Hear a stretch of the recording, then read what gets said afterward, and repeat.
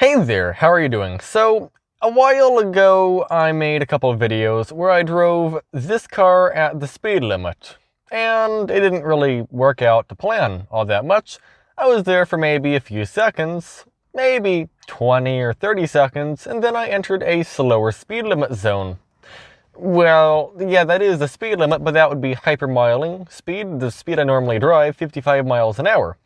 And I figure, you know what, let's just make a video going on a longer drive at speed in the Mitsubishi Mirage so you see how it handles it.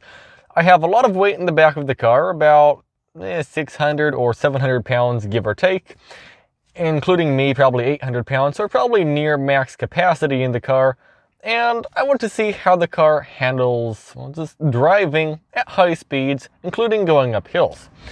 No, I'm not changing how I drive normally. I'm still going to go slow, but I'm just curious for once what are we going to get on a longer drive. Either way, I reset my MPGs and let's go on the drive. And I have a road in mind I'm going to be driving on the freeway. It is a hill on Interstate 15 that is very, very steep. It's not the steepest hill I know of, but it's the steepest hill within like an hour of me, which I think is good enough. It's going to be like an hour and a half round trip, or 2 hours, I don't know. But I'm going that way instead of to the other steep hill I know of, which is on Interstate 8. Interstate 8 is about 150 something miles from me one way versus like 55 miles or something. So I might as well go to the closer one.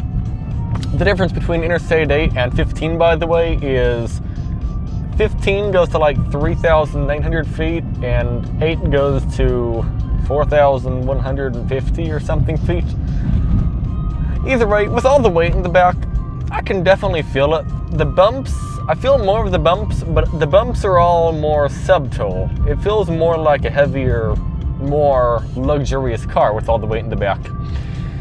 Although it's just over the back rear wheels, which is not ideal, but that's alright.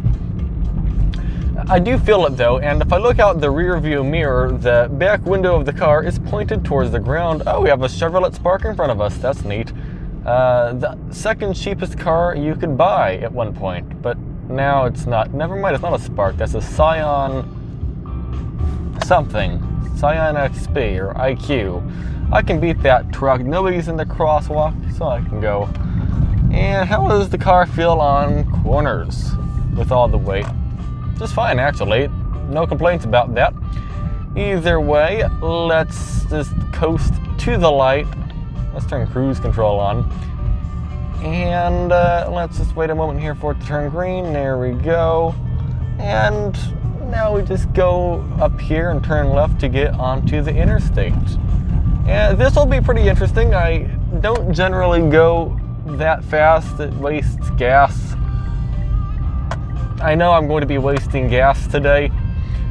What I'm thinking of doing is just not counting this tank as a normal tank. It's an experiment. Maybe. We'll see.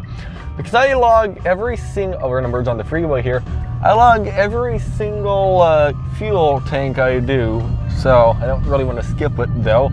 Either way, I'm going to merge at, I don't know, let's see, we have a lot of weight in the back, so maybe I should give it some more throttle, and some more throttle, and some more throttle, and some more throttle, and some more throttle, and I think that's probably good actually, right there. That's probably plenty to reach 70 miles an hour. I mean, we're already up to 60.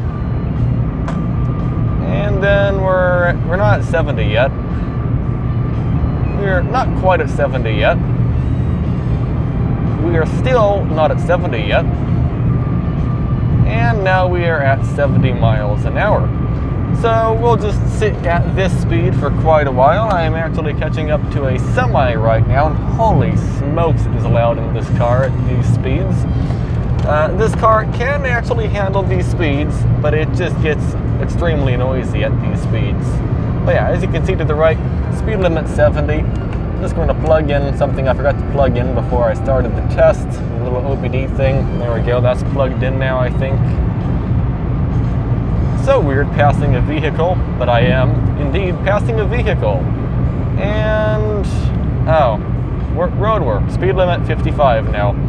See, that's what I mean. This is approximately what I did in the last video. I gotta slow down. Keep slowing down. I'm actively speeding. Keep slowing down. There, okay, we're going 55 now.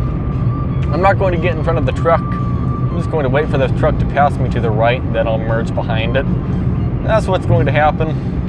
Because, well, I just passed the truck, but now the speed limit changed, and I know the truck is going the exact same speed, so essentially I'd be going in front of the truck and then slowing down, which is not my goal. So, yeah, we're just going to wait a minute here, or more than a minute.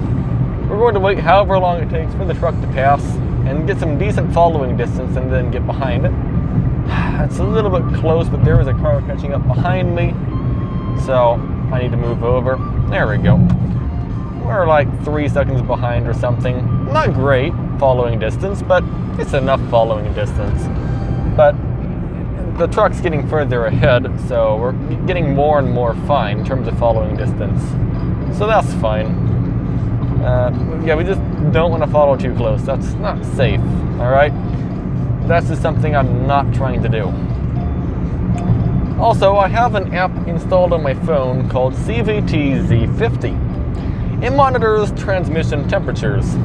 And because I'm going to be pushing the car a lot harder than I normally would, I'm going to be having that app just stay open to monitor the transmission temperatures. This car doesn't have a transmission cooler, which is my worry. It's perfectly fine going 55, but I know when you go somewhat fast, it starts getting quite toasty. So we just need to like be aware of that. And right now the transmission is at 129 degrees. It's as cold as it's going to be on this drive. I can almost guarantee that. What else is going on? Engine 198. I do not have the climate control turned on, by the way.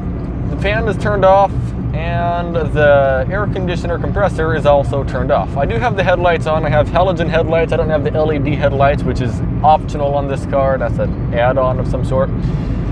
So that uses more power. Although the power the halogen headlights use versus the LED headlights, halogen will never pay for itself. Also, that Dodge or something, I don't know what it is. I don't know what it is. Maybe Dodge Charger. They are greatly exceeding the work zone speed limit. Yes, I know there is no actual workers around, but that doesn't mean the speed limit's not 55 miles an hour. I didn't see a end of roadwork sign. Actually, I might see it up here. Is that red sign saying end of roadwork? I think it might. If it does say end of roadwork, I'll speed up. I am pretty sure that says end of roadwork, but it's so far away from me I can't read it. Oh yeah, end of roadwork. So that means that the speed limit is back to 70, so let's speed back up once again. We have a downhill here to help us out. We're actively catching up to the Dodge. That's fine with me. Again, this feels super wrong. That's alright. This is completely normal driving to most. And there, now we're rapidly catching back up to the semi-truck again. Actually, I'm going one over the speed limit. I should slow down. There we go. And how does the car feel at this speed? Perfectly fine, really. I mean, there's nothing wrong. But I am actively catching up to that vehicle in front of me again. And there are cars slowly catching up from behind, so I'm just going to merge left for like early to pass the truck, and then I'll move back to the right. I'm not going to wait till I get up close because I'm pretty sure other cars will catch up to me, because I'm moderately certain I'm the only person who's following the speed limit. Most kind of ignore it and go way over. So no, this isn't really a realistic test of how the car handles going fast. because this isn't fast to like 99% of people. Most people go a lot faster than this, like that car that's going about 100 miles an hour that just passed me. Yeah, actually, I think they are probably going 100. It looks like if I was sitting on a road going 30 miles an hour, it looks like they are going a lot faster than 30 miles an hour. There's another truck rapidly passing me. Yeah, they're probably going 90 right now, because I'm going 70, and I'm being passed like that. That's fine, I guess. MPG is not too happy, but that's alright. We're going the speed limit. Well, actually, we're going 69 miles an hour. The speed limit is 70 miles an hour. And actually, I shouldn't have the brights on. There's a car in front of me. I had them on for a moment. Actually, I'm going 68, not 70. Let's speed up 1 mile an hour. I just cruised up 1 mile an hour, and it just revved the car to 3,000 RPM like that. That's fine, I guess. It's fine for it. I mean, we're up to 147 in the transmission temperature now, so we're still within good, reasonable temperatures. By the way, having the air conditioner on will significantly reduce our MPGs. Well, okay, it reduces this car's miles per gallon by 15%, and that's about normal, actually. Most cars is about that amount, even a V8. So just keep that in mind. Whatever we're getting, if you have the AC on, minus 15% out of it. I don't know what that would be. I mean, we're getting 45 miles per gallon right now. Either way, yeah, I mean, we're doing good. We're being passed still by, I'm not kidding, almost everyone. Doesn't matter if I go 55 or 70. Seems like almost every car is going to pass me at one point or another. But I guess that's just how that is. Our MPG is horrible right now. I normally would be about 65, and I'm only at 45, and I'm pretty sure we'll be in the 30s by the time we get to the top of the hill I'm going to. I'm expecting the car to be really high in RPM up that hill. I'm talking probably we're going to be in the 4,000 range in the RPM. Maybe not. I don't know. By the way, when we hit a bump, the car like bounces twice. So I guess that's how we know we have a lot of weight in the back. For some reason, I feel like I can see more going 70 than I can going 55. Like in front of me, I can see further down the road. And I think that's false. I think my view down the road is actually about the same. It just seems like I can see more. Does that make any sense? It's an illusion. But I wouldn't say going 70 is... Okay, let me just start over. I was going to say, statistically, going 10 miles an hour under the speed limit is actually less safe than going 10 miles an hour over the speed limit. So, if I were to be going 10 miles an hour... No, if I'm just going the speed limit, I'm not kidding, every vehicle besides one has passed me so far, alright? So I don't see how that would be any less safe than going 55, because either way, every single vehicle is passing me. I don't know. Yeah, I have no idea. 55 might be safer though, okay, because there might be a slightly higher amount of crashes at 55, but at the same time, at 55 miles an hour, there goes a motorcycle going about 80. Going 55 miles an hour, you're also crashing at a lower speed versus going 70, where things can go wrong a lot faster than at 55. Don't get me wrong, 55 is still pretty fast, and things can go wrong pretty quickly at 55 as well. But what I'm trying to say is going 70, things can go wrong quicker than going 55. By 25 miles an hour quicker. I guess I should use my brights. Also, it says road work ahead, doesn't it? Road work in the next 2 miles, alright. And yeah, the car's handling going 70 just fine. We're at like 2,200 RPM or something. I'm sure going up some hills later on, we're going to be really high in the RPM. By the way, engine's 196, transmission is, what is that, 163. It's pretty fine. Instant MPG is 66, but that's because we're going down a hill. Although we're in a work zone or close to a work zone, we aren't in the speed limit yet of, ooh, that did not feel good. That bump, holy smokes, we're wobbling. Okay, the car does not like how much weight is in it. Oh my. To be fair, we are at maximum capacity almost, and that truck almost looks like it's standing still. Oh, it is standing still. Can I move over to the left? No, the BMW doesn't want to go any faster. They passed me, but now they're just staying the same. I'm just going to be really close to their right side. There. For some reason, I am currently passing a BMW in a Mitsubishi Mirage. I feel like that's something that doesn't happen a lot, but I guess today is happening. So that's moderately exciting, I guess. I don't know. Things are coming really quickly, though, at these speeds. Another bump. The car handles going this fast perfectly fine. There's no problems with how it's handling this. What I do have a problem with is its gas mileage at these speeds. We aren't even in the 50s. Another thing I have a problem with at these speeds, yeah, again, things come so fast.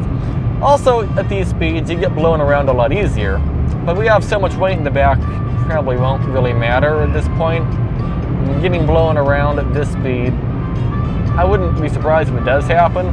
But we weigh probably 3,000 pounds right now. Normally the car weighs 2,000 pounds, so I think we'll be fine.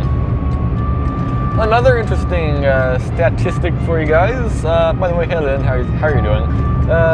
We're at 0.52 gear ratio, meaning we're in the, what is it called? We're the most fuel efficient gear ratio you can be. It starts at 45 miles an hour, and I don't know what speed it ends being in that gear ratio, but it starts at 45. Transmission is getting warmer, but not too bad. 169. When it starts getting bad, it's like 205. 205 is getting pretty warm. I expect we'll see probably 215 or 220 on this drive. I am changing my transmission fluid somewhat soon, so I'm not too concerned about it. Oh, as you see, the speed limit is 70, so that's good. That means we are actively going the limit of what you can go. That BMW just, I guess, gave up with the whole thing called speeding and tailgating. They aren't doing either one of those things, which is weird. I don't know why. They're supposed to be doing that. They're in a BMW. Okay, not really. At some point, I probably should turn my brights off because I'm catching up to the truck. And I don't want to make them blind. That truck is going really quickly, considering its speed limit is 55. Alright, I can change lanes to the left one and get in front of that BMW as my car wobbles all over the place as I hit bumps. It does not feel happy right now. This reminds me of when I drove, oh dear. Reminds me of when I drove back from Florida. I went 70. Had to move over and change lanes a lot. And I didn't even get there that much quicker. By the way, I have a timer, probably somewhere in this video. I don't know where exactly, but I do have a timer in this video, and I'll time this to going 55 on this drive. Going 70, we'll see how fast it is, and then going 55, we'll see how fast it is. I feel like the speed probably is going to be about the same, but maybe not. I think we'll get there 15 minutes faster at 70 miles an hour and use quite a bit more gas, but we'll see. I'd like to say 70 feels like we're going a lot faster, but it kind of doesn't. It doesn't exactly feel fast, it just feels normal. It feels like going 55 for some reason to me. I do prefer 55 though, because it gives me more time to react to things. And like turns and stuff come up slower at 55. Alright, Let's see. But, I mean, we're doing it. It sounds like a hurricane in here, though. Really, really loud. I wish that truck was going fast. Well, no, I mean, it's going to speed limit. I don't want the truck to speed. But, like, I wish I was going slower, because that truck would be down the road now, and I could turn my brakes back on and see further. But he's not that far, so I can't really turn my brakes on. So I'm just sitting here mildly blind. Okay, I'm not blind. I can see. All right, his headlights are helping light the road up down the road. But like, if he was going 75, he'd be further down the road, and I could turn my brights on. Or if I was going 65, he'd be further down the road, and I can turn my brights on. I can turn them on now, though. If I was going 55, he'd be way down the road, and I could have turned my brights on a while ago. Either way, how are we almost at 70 miles per gallon? 49 miles? How are we almost at 50 miles per gallon? I don't know. Considering we're, there we go, 50. Considering we're going, well, however fast we're going, 69 miles an hour probably, I think we're doing really good. I do think there are some lower speed limits coming up though, so I'll have to slow down to probably 65, which I'm perfectly fine with. I don't really want to go 70, but that is the speed limit, and that still is a completely normal speed. Everyone's target, almost, is the speed limit, or faster. Well, everyone's target's like as fast as they can go without getting pulled over by the police. That's most likely everyone's target. What can I get away with? I think I can go 84 miles an hour in the speed limit of 70 and not get stopped. That's probably what most people do. Or something. But, I don't know. That's just not really what I'm trying to do. The most realistic thing for a highway MPG test would be to do something like that, probably, because that's what most people do. But that's not what I'm trying to do. I'm trying to go the limit, not trying to get any tickets or go any faster than I need to go. There is a vehicle merging to my right, so I'll move to the left one lane. And am I actually, they're already up to 70 somehow. Am I going to have to pass them to the left? No, I don't. Okay. Oh, the car's probably going to rev up a lot for the first time. Please don't get in front of me, Toyota. You are. I can't get in the left lane either. Please, can I do something? I can't. Okay. And I guess I can go. Oh, actually, Toyota's going, or Honda, Toyota, whatever it is, went back to the right. Thank you very much, Toyota, for moving back. And I can't really accelerate that much right now. The car just doesn't want to go any faster. But we'll just keep giving it throttle. I'm sure at some point it will go faster. We're gaining some speed again. Oh, the speed limit now is 65, so I gotta just let off the throttle and coast. And set cruise to 65. Alright. A slightly more comfortable speed. Not that 65 is normal for me, it's absolutely not normal for me. But it's a more normal speed, if that makes any sense. It's closer to what I'm used to. Even if it is way faster than what I'm used to. Does that make any sense? Probably not. That truck should move to the right. But then again, they're going 65, but they aren't passing anyone, so they really should move to the right one lane.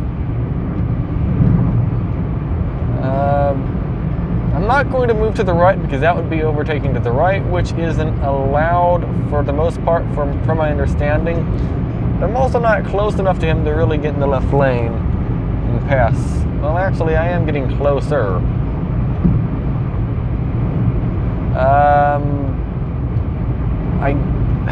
What do I do? I mean, he is slowly slowing down. But why is the truck going 10 over the speed limit? That's a good question I should ask. I don't want to be that close to the truck, but I don't want to go any faster because I'm going the limit. Actually, I was going 64. I guess I can go 65. There we go. And there is a car quickly catching up behind me. That seems fine. Either way, hopefully the truck moves over or something at some point. This is a very tight area. Well, not tight, but like, I don't want to be next to a semi for this long, but that's alright. I mean, the semi is not trying to merge into the left lane, I think. I don't want to be here, though. I'm in the wrong lane for me. I'm supposed to be in the right lane, and I'm in the left lane. There goes that Toyota that was behind me.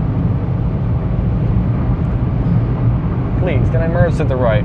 I have cars behind me. Sorry, Semi, I'm going to have to get way too close to you. There's a car way too close to me as well. I don't want to be that close. I'll just say, sorry, Semi. There. Alright, that works. I don't like changing lanes close to anyone, but I was not... Well, okay. I wasn't... How do I explain this? I was super close to the truck, but the Toyota was closer to me, and there was literally nothing to have to slam on the brakes for in front of me, so I just merged in front of the semi. Should I have done that? No, probably not. I should have kept going and waited to get a very good distance before doing that. But at the same time, there's a car following me. I don't want to use the word dangerously well, no, it flat out was dangerously close. So, there's that. One thing, when you're driving this fast, you do have to deal with more impatient drivers than if you drive slow, which is a downside, but it is what it is. By the way, we are at 52 miles per gallon. The reason we have to deal with more impatient drivers, by the way, is because the impatient drivers tend to be in the middle or left lane. The right lane people are usually more calm. So when I'm in the middle or left lane, people get pretty close and frustrated at me because I don't want to go over the speed limit. I'm going to just go maximum the limit because that's the limit. I'm not going to ignore the limit and go over the limit because, well, it's not a suggestion. That's the maximum speed you can go. So that's what we're doing here. But like the people in the left lane, they ignore the whole word of limit, and they just see 75 miles per hour like it's a turn sign and this is like a suggestion, and then they go way over. Like that Jeep that is passing me. I thought Jeeps weren't very fast vehicles. Apparently they are. And okay, my lane is ending and I need to do something about that. Oh, I'm getting behind this semi here. And I can't merge left yet. Alright, we are merging to the left. I'm going to wait a moment here for the car to get further ahead. Once the semi and the Honda are similarly in front of me, I'll change. Alright, we're probably safe to change at this point. And I'm pretty sure we are still at a speed limit of 65. I have a bad habit of not watching the speed. Okay, there it is. Well, okay, I was going to say I have a bad habit of not watching the speed limit on interstates. But it really doesn't matter to me what the speed limit is because I'm always under it regardless. Oh, the speed limit's 55, it's a work zone. I'm already going 55, it doesn't matter. Oh, the speed limit went from 75 to 80. I'm not going to like to take advantage of it. I'm going 55. The chance of a speed limit being lower than 55 on the interstate is outstandingly low. I'm not saying it's impossible. I have seen lower speed limits. There is, for example, El Paso, Texas, which is supposed to have higher speed limits, but they don't. In El Paso, there's a Interstate 10 going through downtown or something, or through the city. Well, it was a work zone when I was there. The speed limit was not 75 or 80. Some said the speed limit in Texas is 85. It wasn't that either. So, okay, it wasn't 85 or 80 or 75 or 70 or 65 or 60 or 55 or 50. It was 45. Yes, you heard that right. The speed limit in Texas was 45 on Interstate 10. Although almost everyone was ignoring the whole speed limit 45 thing. I was probably the only... I was literally the only person... Well, okay, I guess I wouldn't know if I was the only person going 45 because I wouldn't catch up to any other car going 45 because they'd be going the same speed as me. I was probably the only other car going 45, and there were cars passing in every direction you can possibly think of, including on the shoulder. I got passed on the shoulder by a semi-truck. Yes, a semi-truck passed me on the shoulder, even though I was going the speed limit. Figure that out. No, I'm asking you to figure that out. I don't understand. I mean, I do understand what happened, but I don't know. That just doesn't seem like the right thing to do. For a commercial driver's license user, this doesn't seem like a very good move. Either way, 53 miles per gallon. I'm kind of impressed in that, but we've been losing elevation. This is going to be a round-trip drive, by the way, so on the way back we are going to gain elevation instead of lose elevation, so it's going to even out to probably like 40 or 39 or 38. By the way, transmission is up to 181 degrees currently, which is getting quite warm, but we're fine. Road work ahead, use caution! Alright, I will use caution. Although, I try to always use caution because there's always things that should have caution signs on them in the road. And that's alright. Let's have some coffee.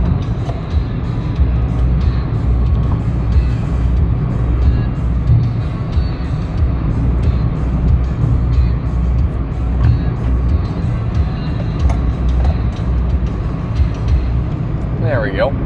Coffee is acquired and drink. Let's see. Still 0.52 gear ratio. 181 degrees for the engine. No, transmission's 181, engine's 198. Oh, we're in Jurupa, California. Nice.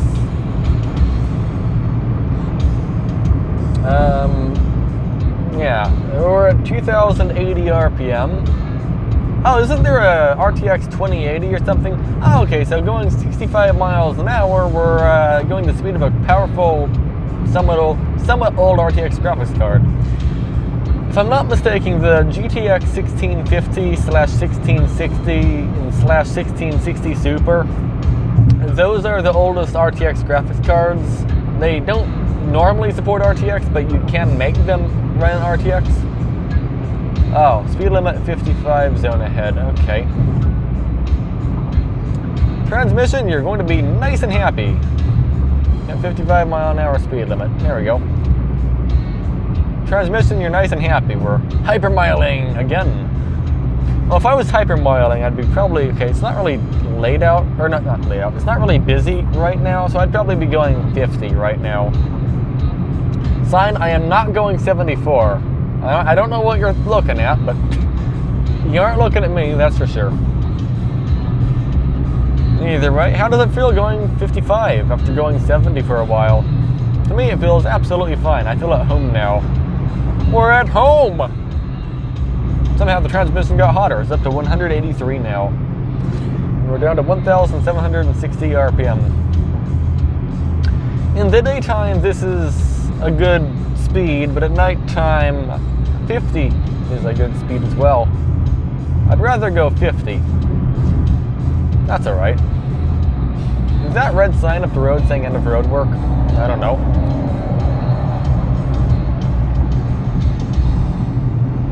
Can't read it, it's too far. Doesn't matter. Why is everyone going faster? That's not the speed limit. Either way, I don't know what this sign says. It probably doesn't say end of road work, but I can't read it. I still can't read it. Oh, okay. California 60 to the left.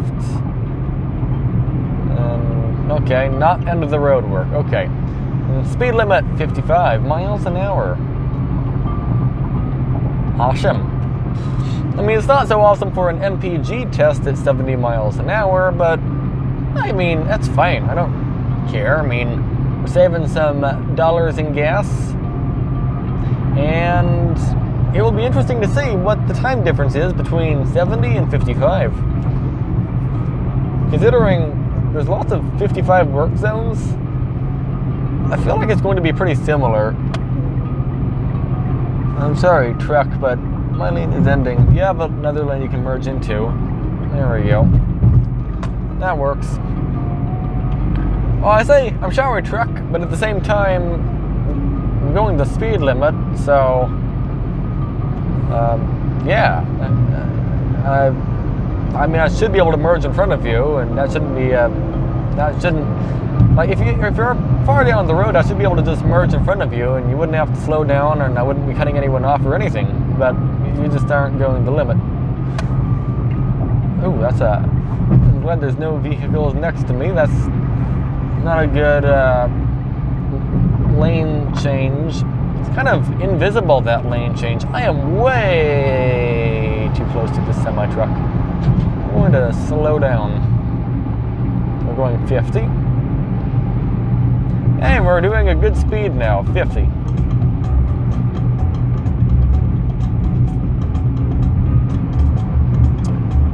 And I'm sure the truck's going to speed up. Actually, I think that sign to the right says end of road work. Can't read it though.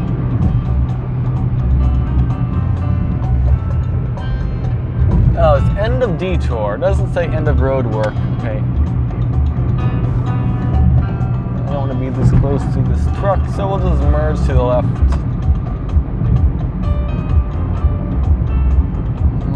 I have a feeling we're not going to be able to pass the truck though. It's going downhill now, so it's probably going to speed up. But my intention wasn't to be so close there like I was. My intention was, oh, I'll slow down so they can get further ahead, but for somehow I still caught up to them. Is that car going to merge to the right of me? No, that's good. Or not right of me. Is it going to merge in front of me somehow? No.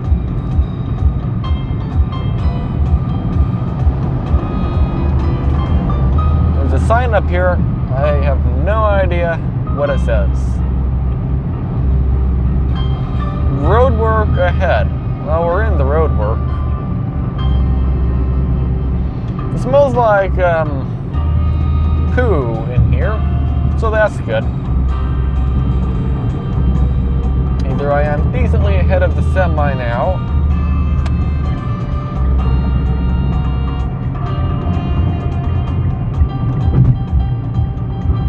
and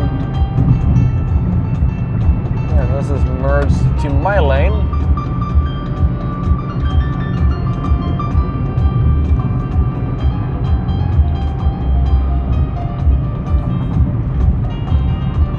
Car doesn't like these bumps even at this speed with all this weight. It likes to bobble around or bumble around or something. Shake. Shake it, shake it, shake. I don't know. Isn't that a song? Oh no, it's spin me right round or something. Yeah, that's what I'm thinking of, that song. Spin me right round, baby, right round, like a record player, right round, round, round. It looks like me and the truck need to merge left, so we'll do that.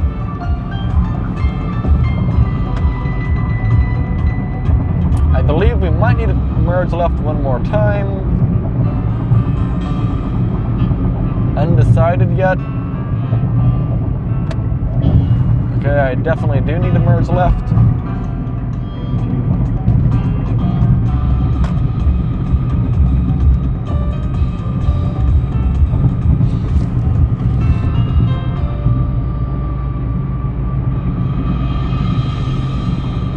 The benefit to doing a test like this, like now and not like 2 p.m. is 2 p.m.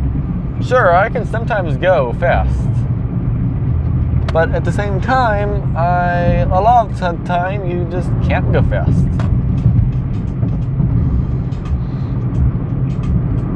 A lot of the time you can only go like 55 or 45 or 20 or not the speed limit, is what I'm trying to say.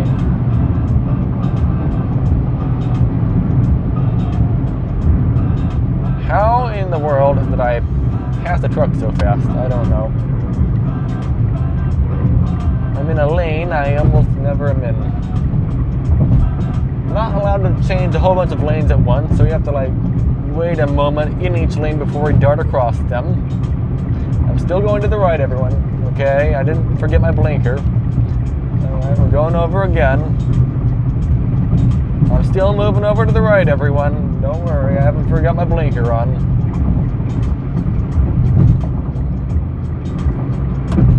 There we go.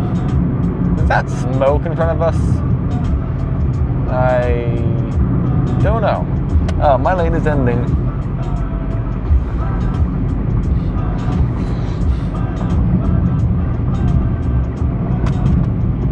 Can't see all that much because of all the smoke or dirt.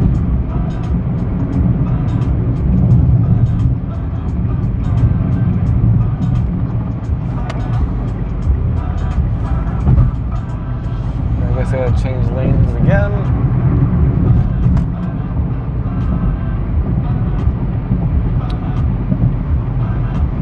Trying to go fast. There's a lot that goes into it. It's a lot of work having to go fast. So many lane changes.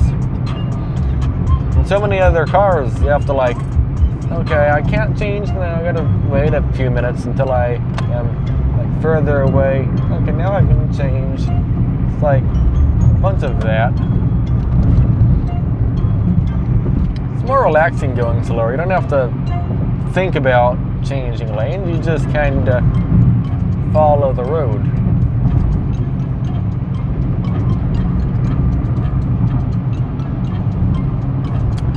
I say that, that's probably why a lot of vehicles just choose a lane and stay there. Like, most cars just stay like in the far right lane for, not right lane, almost no cars drive to the right lane.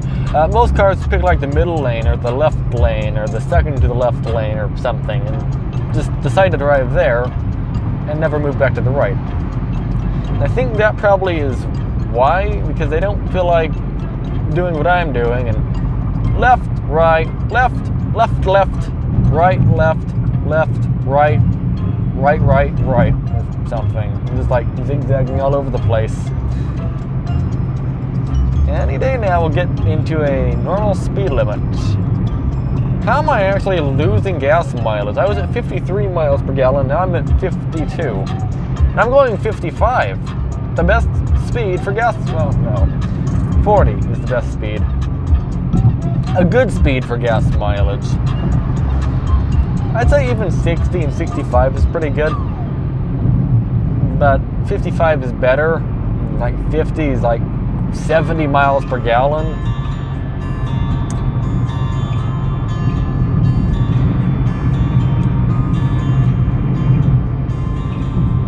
Watch it be 55 miles an hour for the entire drive. I mean, that's the speed limit. So, okay, whatever. I say that's the speed limit, but cars seem to have not slowed down really for it.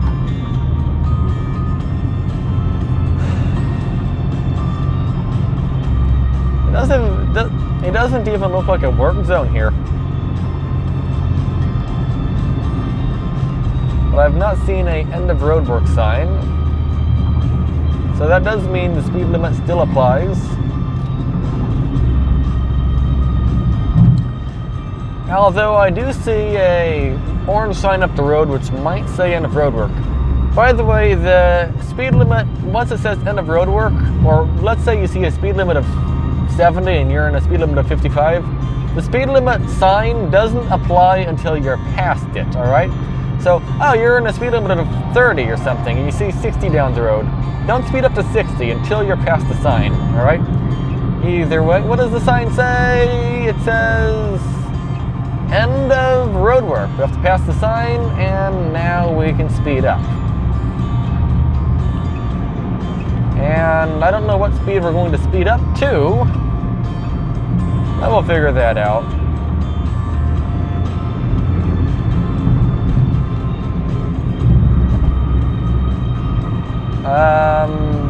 Probably 70 miles, no, 65 miles an hour. I think 65 was the last speed limit I saw.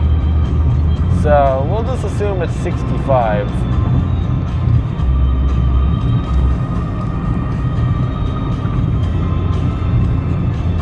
I think. I don't know. I have no idea what the limit is here. I know it's not 60. I've never, in my knowledge, seen a 60 mile an hour speed limit. It's usually 70 or 55 or 65, but never 60. And if you're going to ask why, I can't answer. I have the same question. But I am sure there is a 60 mile an hour speed limit, but like I said, I'm not very observant when it comes to the speed limit. Either way, you can see the car is revving up quite a bit. Transmission's at 187. By the way, do you see how the RPM's bouncing? Some people think that's because the transmission's broken, but no, it's fine. It's not broken. Oh, do you see that up here? Speed limit 70. Oh dear, we might have to go 70 up the hill. Again, speed limit is not going from 65 to 70 yet. It's only going to go to 70 once we're past the sign. Alright, now we can go to 70. I said we can go, okay, if I give the throttle too fast and it's like downshifting or something, we can go to 70. Nice. Come on, car. Okay, we'll give it more throttle.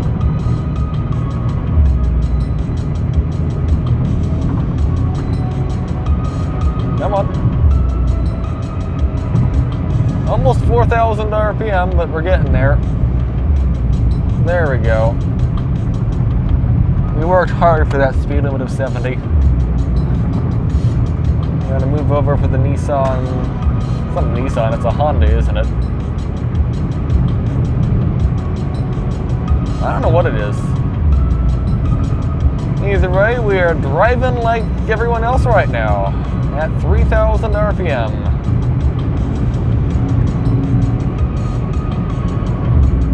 We aren't even in the steep part of the road right now, by the way. We're just in the normal flattish area. Oh, I just messed up cruise control. That's cruise control accelerating like this, by the way.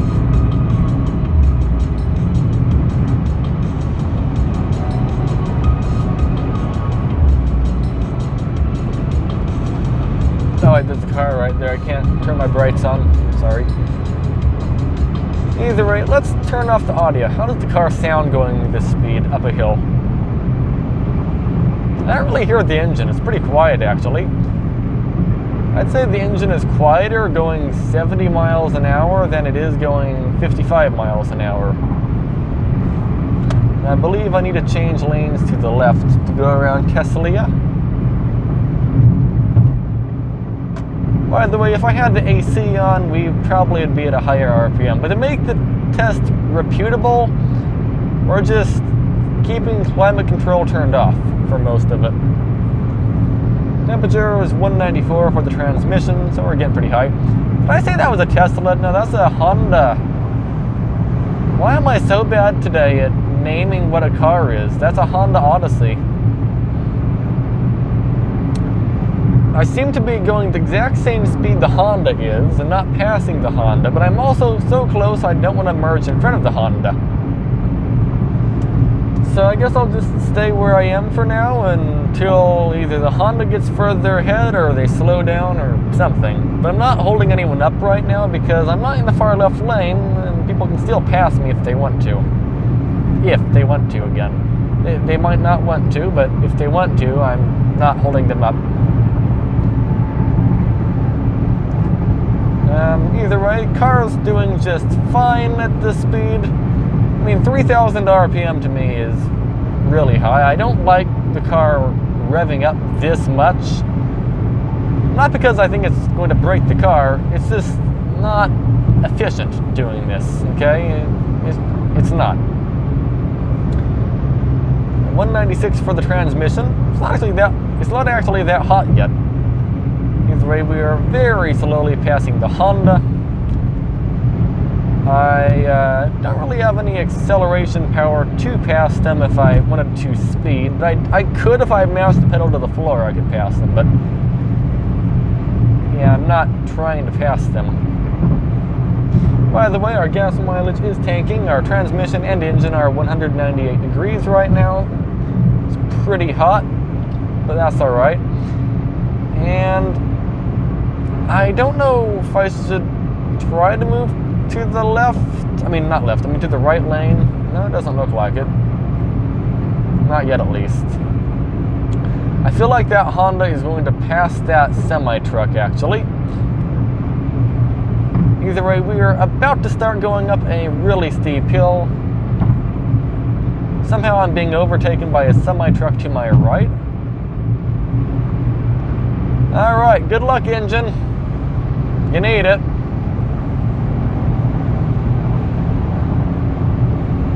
$3,500. This is a fine RPM, okay, to be honest. With the manual version of the vehicle, the manual Mitsubishi Mirage, going 70 miles an hour, we would be at about 4,000 RPM. So it's not like we're pushing the car excessively hard.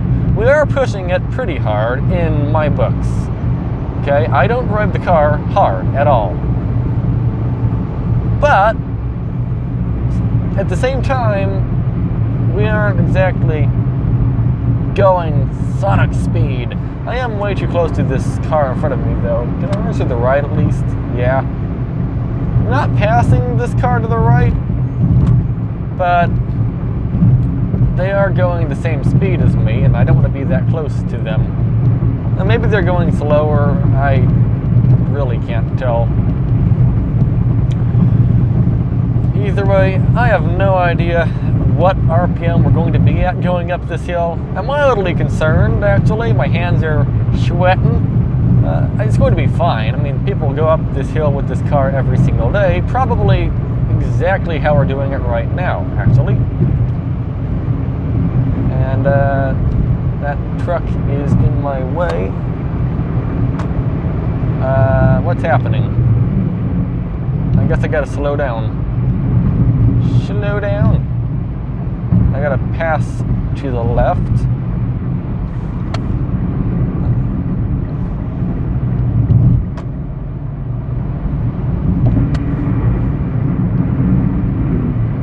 Alright. And let's just try to get into the throttle here. I don't know what throttle to give it. Well, somehow they're going faster than me. I thought they were going slower than me, but now they're not. By the way, cruise control is doing 4,000 RPM right now on this hill. That's not me doing that. That's cruise control. Sorry, transmission. But it's doing it.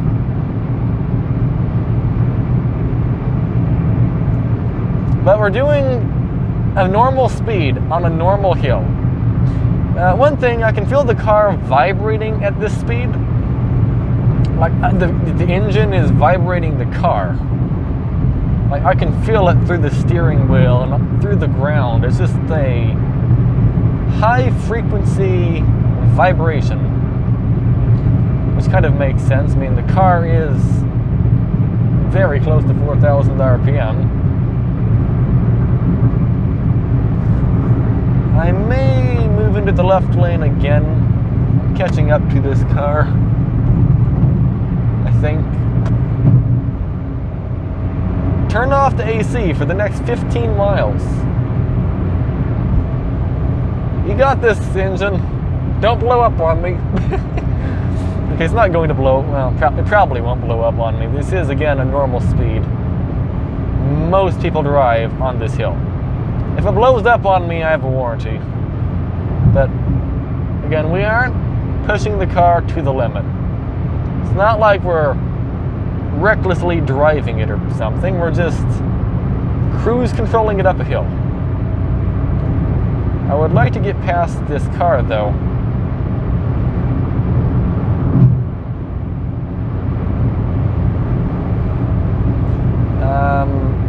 I think I am catching up to it very slowly.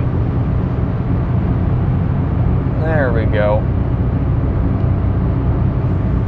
Engine is like 205, transmission is 205, so they're about the same right now. Oh, this is a Toyota Camry, okay.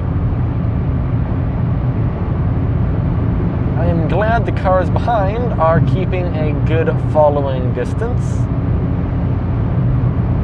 But I would like to move over to the right. I am holding up the left lane, but this car is...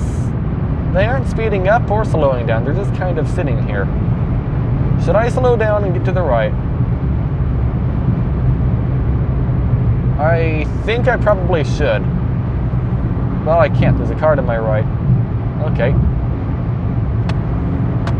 Well, we'll just give it a moment here. There's a Toyota Corolla hatch behind me. Right to my left. Alright, let's just slow down and let everyone by because we have failed our goal of passing. What we'll do is we'll just slow down. Okay, I'm slowing down. I'm down to 65 and they aren't really gaining a distance on me. Okay. Transmission is 205. Okay. Either way, I guess I'll speed back up here. Oh, slow down. I didn't notice that car was trying to merge. Okay. There is a semi-truck coming in to pass to the left.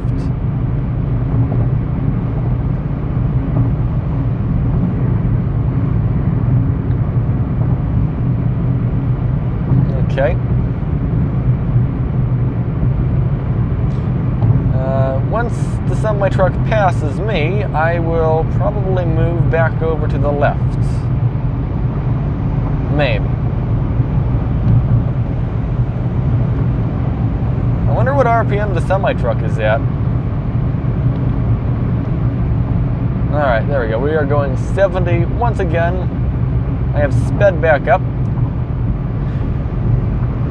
But going 70 is a pretty normal speed up this hill. Transmission is still 205. It's actually not getting that hot, surprisingly. I'm kind of surprised that truck is in the left lane. I'm actually being tailgated right now, though, which is kind of funny. Actively being tailgated. Okay, I can probably move to the right and get by. Go ahead and pass. I have a little while I can be in this lane.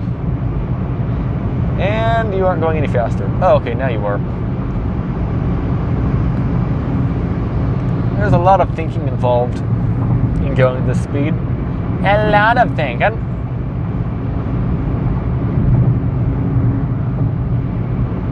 There's so much thinking involved. I need to merge back to the left in a moment. But I kind of can't. So maybe we'll be fine here. I don't know. I have no idea. Well, I think we're doing pretty good though. I mean, we're at 2,000 something RPM right now. The transmission's not warming up. The engine cooled down actually. We're not at the top of the hill though. We still have more to go up. Oh, by the way, if you have the AC on, yes, it will rev the car up higher, but not much higher. Because when you're at 4,000 RPM, like we're almost at right now, we're using like 40 horsepower, you're not going to be at the car's limit, if that makes any sense. You can still go kind of faster-ish. There we go. And the air conditioner, although yes, it does put more strain on the engine, it will not like max it out. Like instead of being at 4,200 RPM right now, which is bonkers, or 4,096 to be exact, 4,160. Instead of being at that RPM, we might be, well actually I was going to say we might be a little bit higher. But no, if I'm not mistaken, cruise control will not go over this RPM. So we'd be at this RPM, actually. We just might not be going 70. We might be going like 68 or something.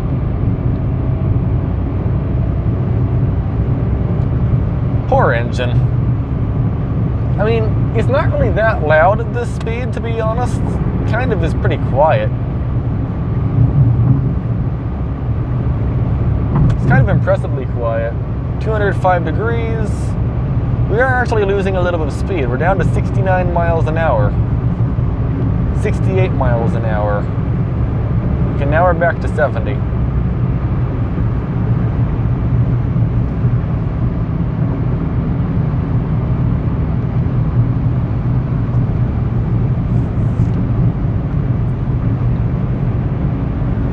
You know what? Okay. We're going to do AC set to 61 for the next hill, just so we can see how the AC handles this kind of situation.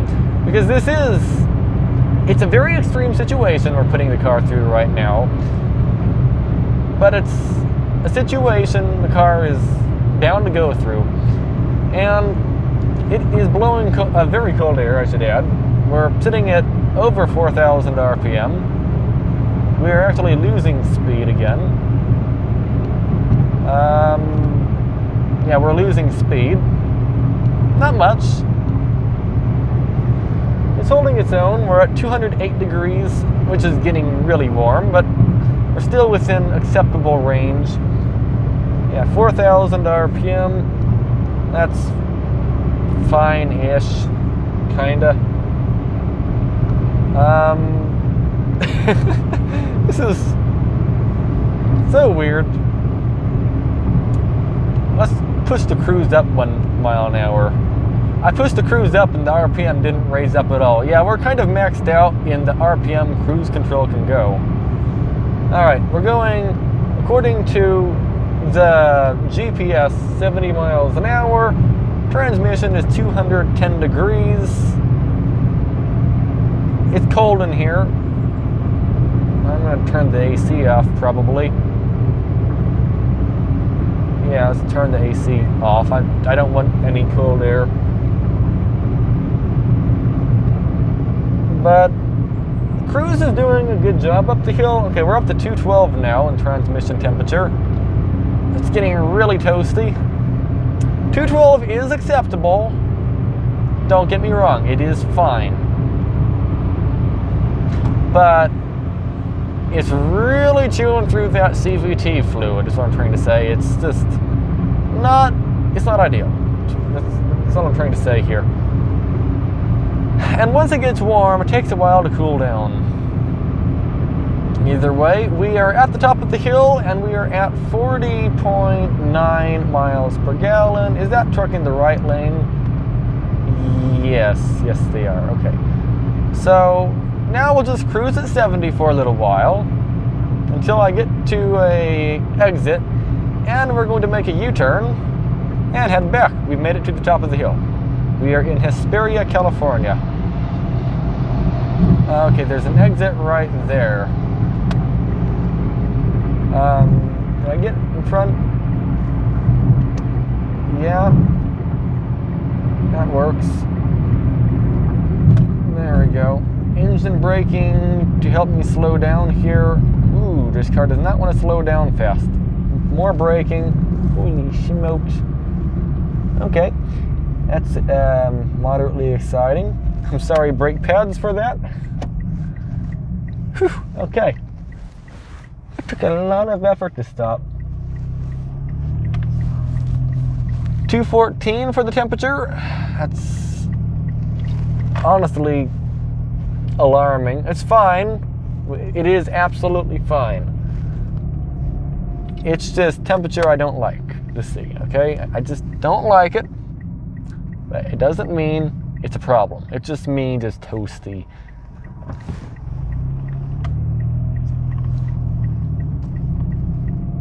Transmission actually kind of feels a little bit different right now. It feels tired. That's what it feels like. It feels tired actively. Which, I mean, it makes sense. I mean, we just drove it really hard up a mountain.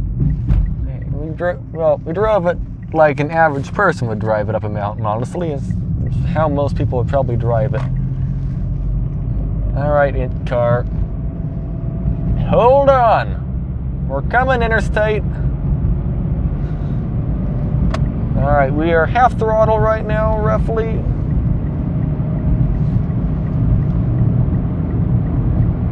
Yep.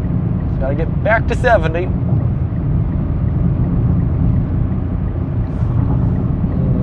We're only up to 50.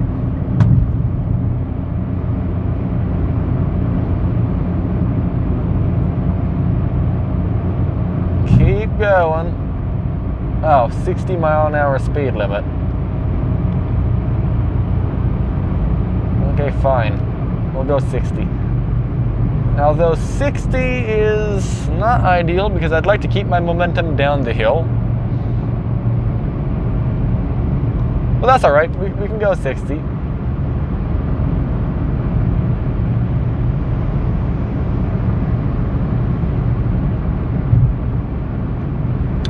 So I am actively catching up to some vehicles, so I need to change lanes to the left at some point.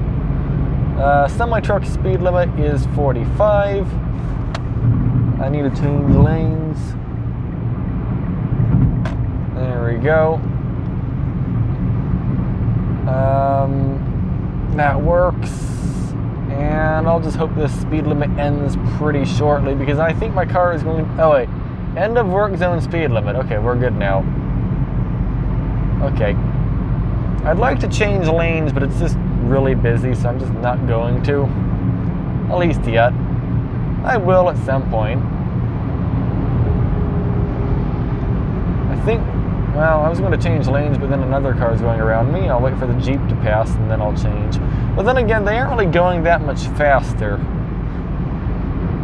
But if the Jeep is a normal driver, I'll assume I should change lanes. I'm going to wait a moment here for them to get further ahead.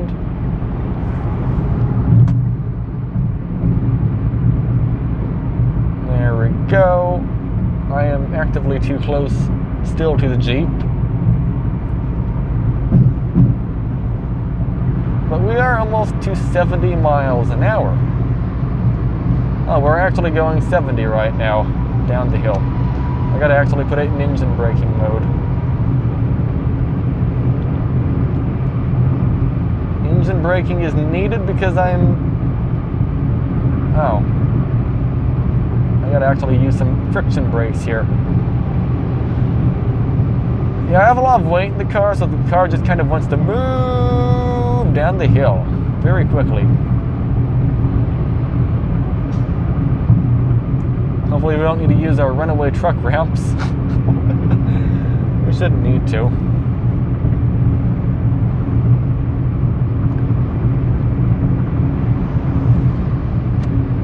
There we go. Turn engine braking off for a moment. We should be fine.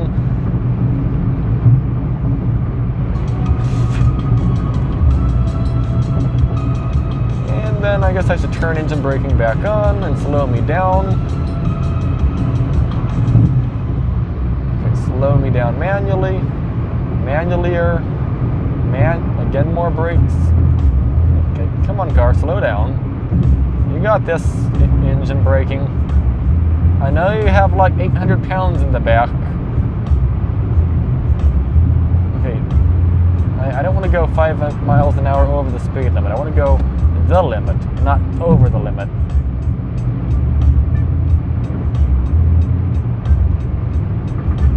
Okay.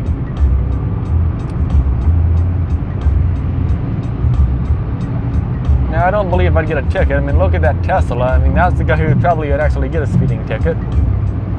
But I'd still like to not speed. And also, that Ford probably would be the one getting a ticket as well. By the way, you might notice it says speed limit 45. That is for semi-trucks, not for me. I have 2 axles, not 3, so my limit is 70.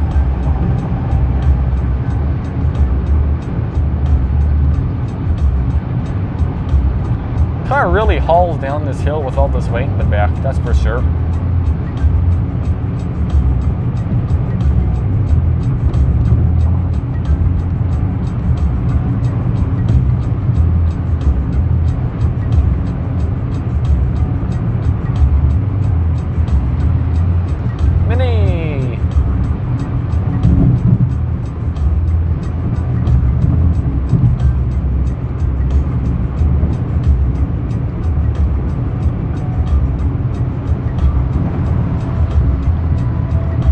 By the way, the reason the RPM is again so high is I'm engine braking.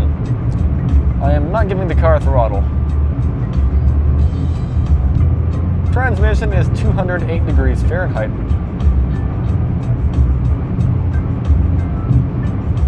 Scales closed. Good, I'm overweight, so I don't want to go to the scales. Well, okay, I should clarify. Me as a human, I'm not overweight, but the car might be. Maybe. I kind of doubt it though. But also, 2-axle vehicles don't have to go through the scales anyway, so we don't need to do that. Either way, we're going down in elevation. We're down to 3,000 feet now. We were near 4,000 feet before, so that's good. I have cruise control set to about 69 miles an hour. The reason why is 69 miles an hour, I don't really need to brake all that much. What I mean by that is, like, if the car speeds up a little bit because of a downhill, I'm not going to be immediately over the speed limit. That's my goal here. Just don't go over the limit. 69 miles an hour is fine.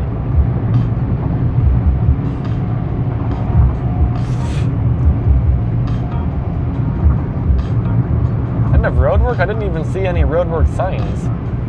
Well, let's just ignore that.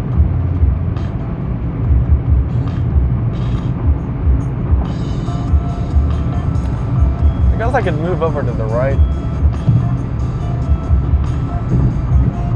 I'm not passing anyone.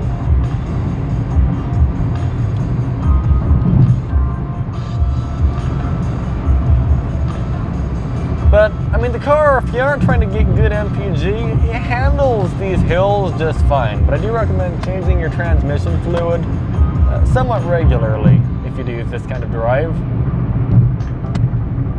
If you drive mountainous, I'd say change it every 20,000 miles. If you drive it like on flat surface, like we did like earlier in the video, pretty flat, 30,000 is fine, but I do recommend 20. 20 is what I'm doing. 20,000 mile fluid change plus filter oil, like transmission fluid change intervals.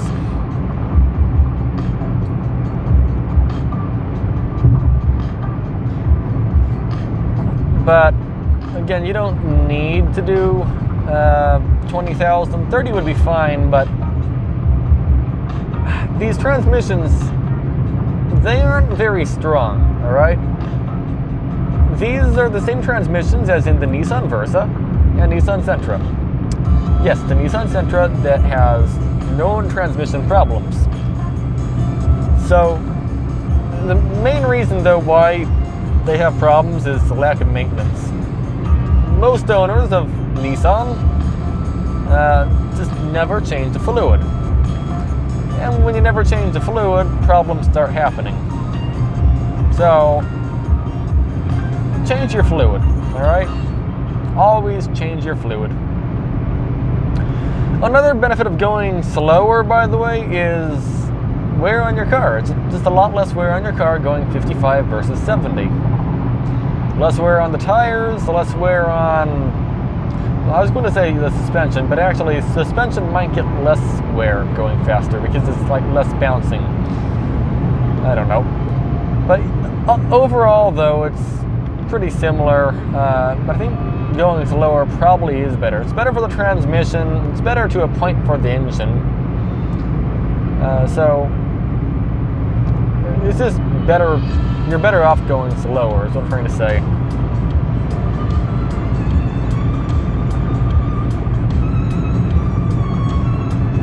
But either way, I mean, I'm kind of impressed with how the car handled going 70 miles an hour up that hill.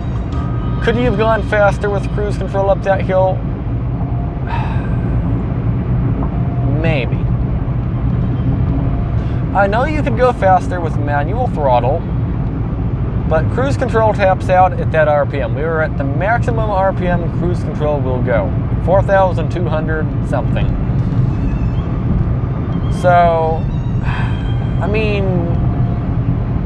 you might be able to. I mean, if you don't have this much weight in the car where your back end is slammed down to the ground, yeah, I think you could probably go 75 up the hill with cruise. You could probably have cruise set to 80 and go up it, but you probably won't be maintaining 80. It'll probably be at like 75.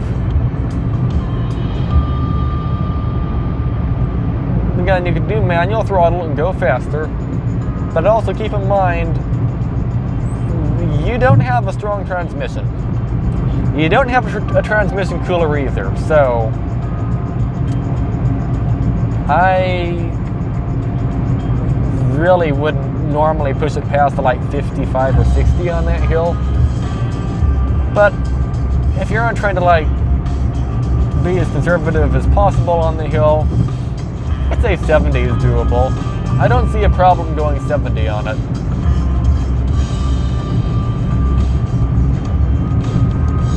The RPM 4,000 seems fine, I guess.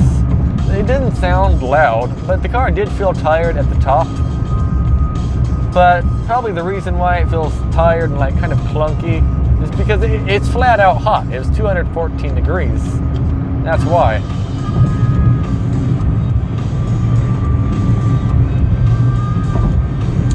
What I would like to test out someday, though, is Interstate 70 in Colorado. Interstate 70 has a speed limit of 65, but instead of topping out at like 3,900 feet, it goes, I'm not kidding, up to 11,800 feet. So like 3 times as high. At the top, I'd have about 50-ish horsepower, okay? We were using like 45 or 48 horsepower up that hill. So I don't think my car would actually be able to maintain 65 miles an hour. I think we probably would be a decent bit under the speed limit on that hill. But I've never been to Colorado in my life, so who knows? I have no idea how to handle it.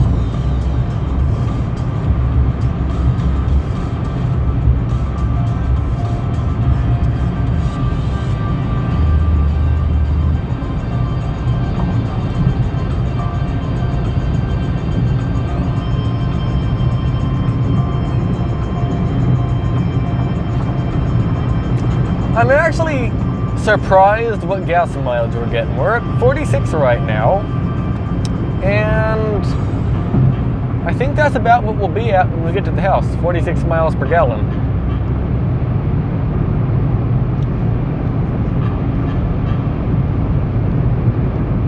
I was expecting to be in the 30s.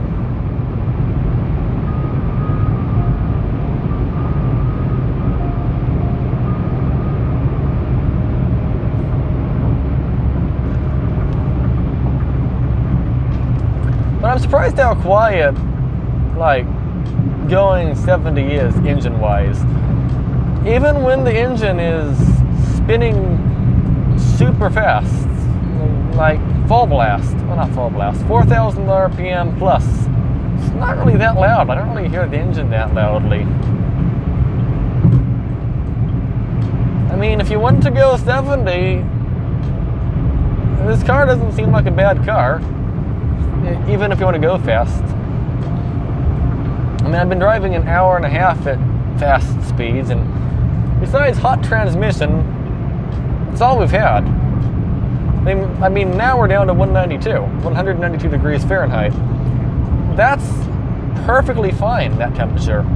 Sure, it's probably 60 outside or 58 or something, so it's not really hot outside, but I mean, car handles driving like this just fine.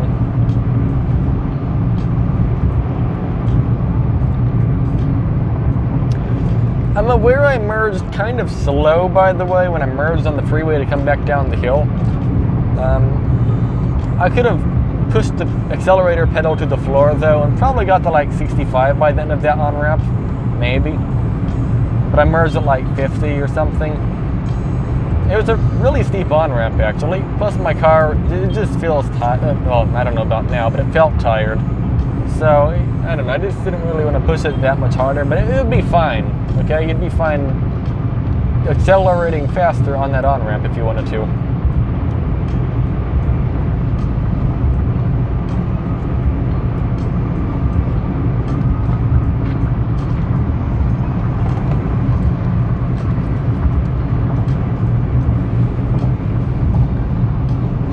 I should move to the left lane and then left lane again to overtake the semi.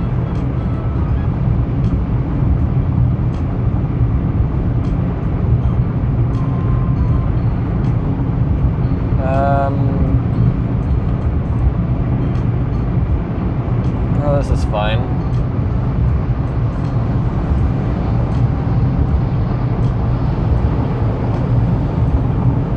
Yeah, it's fine. Either way, I think we're going to have a speed limit change up here. It says shoulder work, but I haven't seen a speed limit sign, so we can still keep hauling. But I feel like soon it's going to change.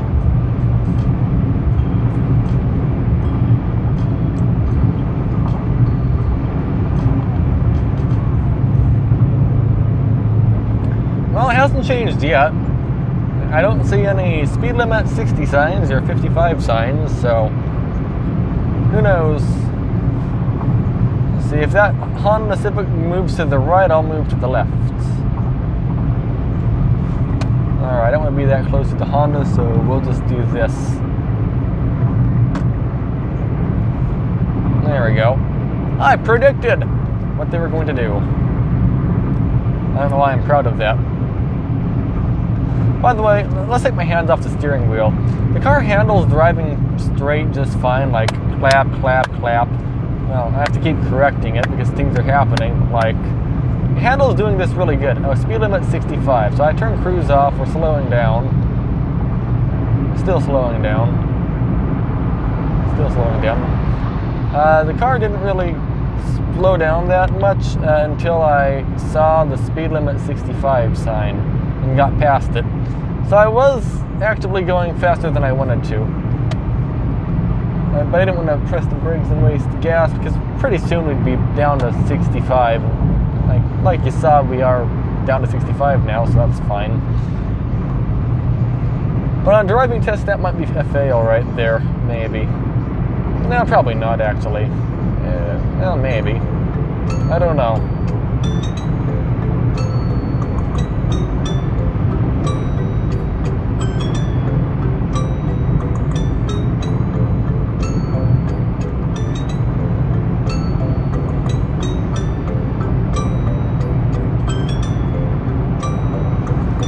temperature for the transmission is 187. Perfectly fine. Absolutely fine. It's perfectly happy. We have a speed limit change coming up here. Speed limit zone ahead is 55, so I'll just turn cruise off and start decelerating. Just my goal is not using the brakes. This car slows down so slowly with all this weight in the back. It feels like the Cadillac. It still slows down faster than the Cadillac. In our Cadillac, you can like be going 30. The light turns red up the road, like a mile ahead. You turn cruise control off. You end up at the light at 20 miles an hour. It's absurd how slow it slows down. I did a 70 mile an hour to 0 mile an hour test in that car just to see how long it would take. It was out in the Salton Sea area. It took like 1.9 miles or something to go from, those cars are really excessively speeding, aren't they? It took like 1.9 miles to go from 70 miles an hour to 0 miles, well not 0, like 5 miles an hour. Absurd. Or bonkersly absurd. I have like a scab on my head, I just realized. Huh, that's weird. I wonder what that's from. Either way, once the speed limit becomes not 55, we'll speed back up to 65 or whatever the limit is. I don't know what the limit is here. I think 65, isn't it? Probably. But as you can see though, the car handles going fast just fine if you want to go fast. I don't know if I can really recommend this car though if you're always going up the Cajon Pass at 70 miles an hour. Like, power-wise, no problem. But transmission-wise, I'd get the manual. If you always went up that hill, I'd get the manual because the manual is a stronger transmission. You can stay in fourth, it'd be fine. You'd have enough torque, wouldn't have to change gears. Yeah, you'd be at the same 4,000 RPM, but at the same time, going 4,000 RPM up that hill in the manual, it'd be perfectly happy. Here in the CVT, it'll do it. It will. But it's just not what it likes doing. Does that make any sense? Like, yeah, we did it. It felt fine doing it until I got off the freeway, and then it felt clunky and tired for that little bit, which is fine. But for longevity's sake, like once in a while, yeah, it's absolutely fine doing what we just did. But I think longevity thing, even if you change your transmission fluid regularly, do you see me? Okay, now you do. Okay. For longevity reasons, yeah, it'd be fine probably if you change your transmission fluid every 20,000 miles doing that kind of driving. But at the same time, you're still kind of being pretty rough on it. The best thing to do is not do that. The best thing to do is get a manual and you'd be fine going up these mountains every single day. But if it's just like a couple times a week that you're going up that mountain, yeah, no problem. It does it just fine. But again, if you're doing it every single day, I mean, I'd probably either go slower up the hill, 65 or 60 or 55, or just get the manual, leave it in fifth, be at 4,000 RPM anyway, but you aren't getting the transmission super hot and they don't have reliability issues. This doesn't really have a reliability issue either because the car doesn't really weigh that much and it doesn't really have that much power. Again, we have 78 horses under the hood. You know, fun fact, a horsepower, 1 horsepower doesn't actually equal 1 horse. Kind of odd. horse is like 3 horsepower or something, isn't it? How many horsepower is a horse? On the website energyeducation.ca, they say, while it is true that the maximum output of a horse is around 15 horsepower, when you average the output of a horse over the course of a workday, it ends up being around 1 horsepower. Oh. Okay. Over a workday? Well, what? I didn't know horses worked outside pulling things. I guess they were talking about pulling things. The sign is telling me to slow down. Well, I'm not going to. I'm not speeding. I think the sign's looking at everyone else thinking they're speeding. I'd like to move over to the right and get out of the lane I'm in, but there are a lot of cars in it actively passing me quickly. Well, I'm not going to move over there. That lane gets off. Holy smokes, that car is flying. They're probably going like 80 or something.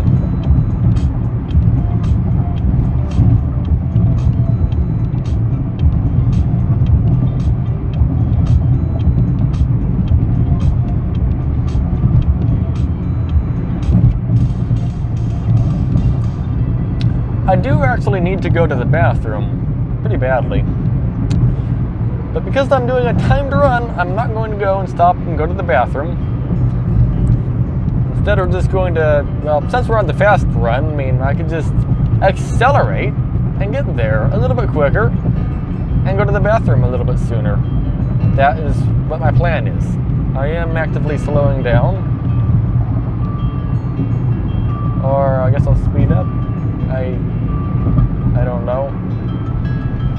I was trying to slow down for the Corolla, but that didn't work as I planned. I'm sorry, Corolla. This is like driving an entirely different car, and I need to remember that. This car does not really slow down that fast with 800 something pounds in it.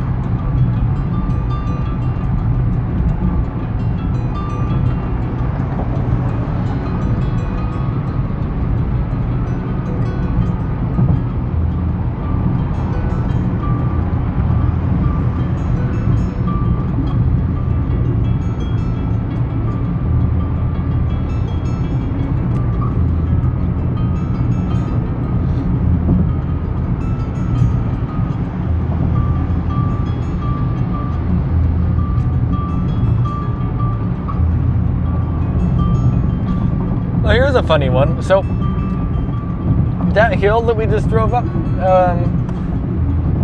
you remember the video I named called YouTube paid me to eat Chipotle? Well, in the YouTube ate me to eat Chipotle video, I drove the Hyundai Sonata around, if you remember that.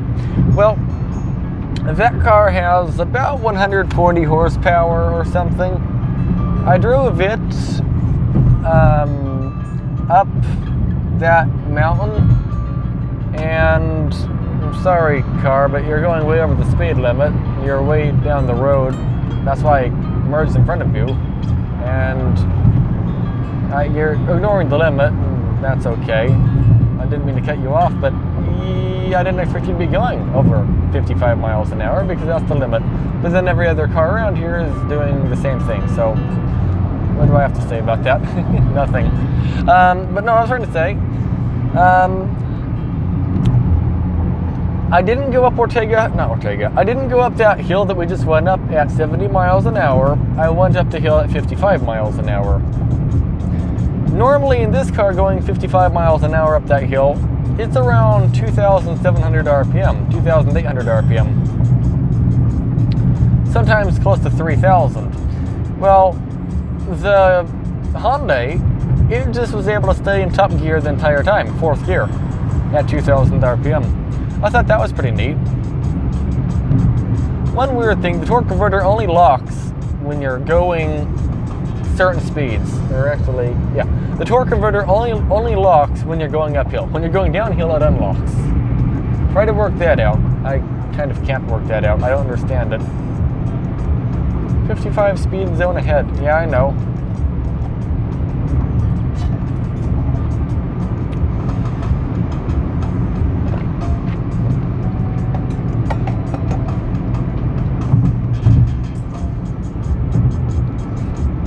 I'm curious to see what it's like to drive in like Canada, where instead of it being like, oh, speed limit 55, now it'd be like speed limit 90 kilometers per hour.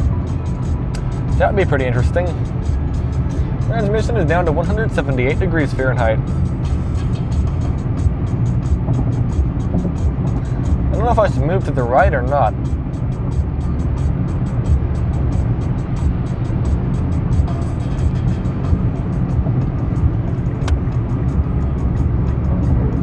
Oh, actually, nope, never mind. That lane moves into my lane.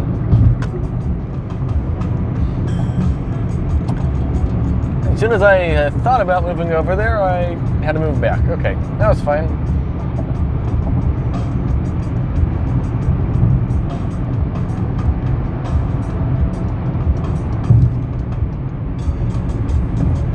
We're actually getting pretty good gas mileage considering how we've been driving.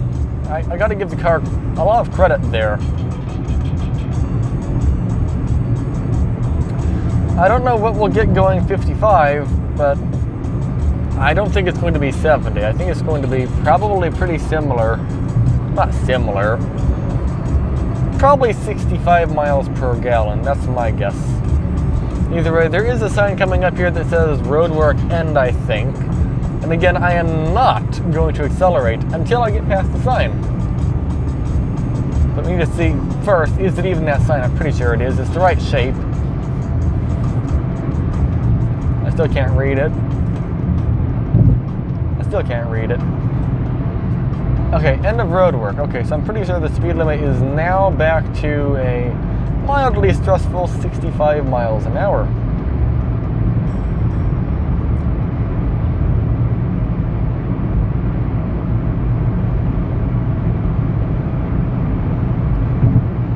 Accelerating somewhat gently.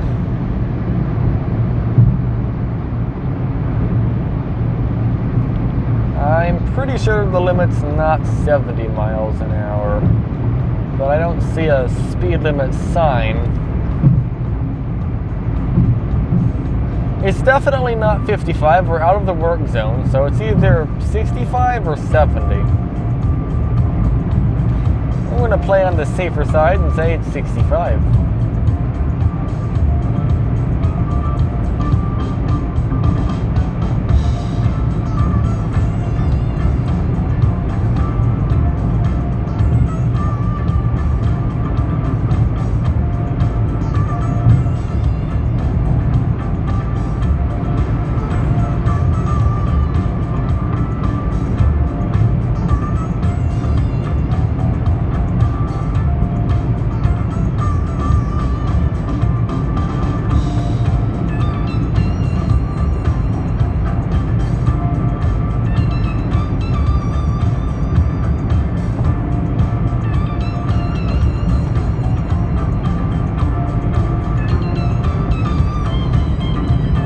I feel like we're flying again. Holy smokes, we're flying. Well, not really. I mean, we're going 70. It's the limit. Not limit. And we're going 65. It's probably the limit.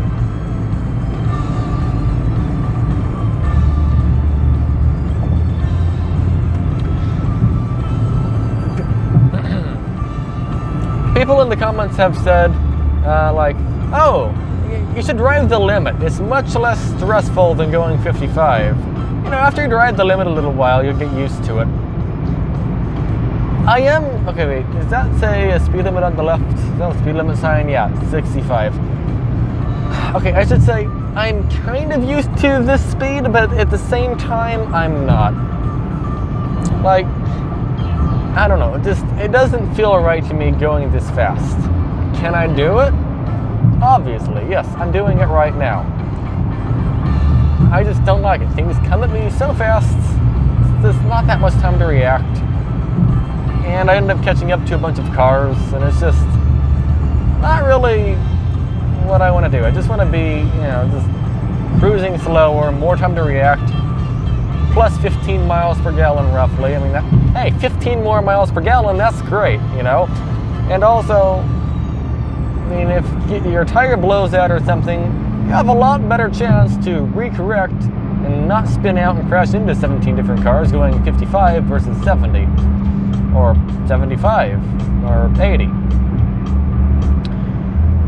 Now, by the way, I guess I should also answer anyone's question. I live in, Texas. The speed limit's 80 miles an hour. Can I go 80 miles an hour? Yes, you could. You could go 80, but on every single one of your rolling hills in, western Texas on I-10, you'd probably be at, 4,000 RPM on every single hill. But it could do it.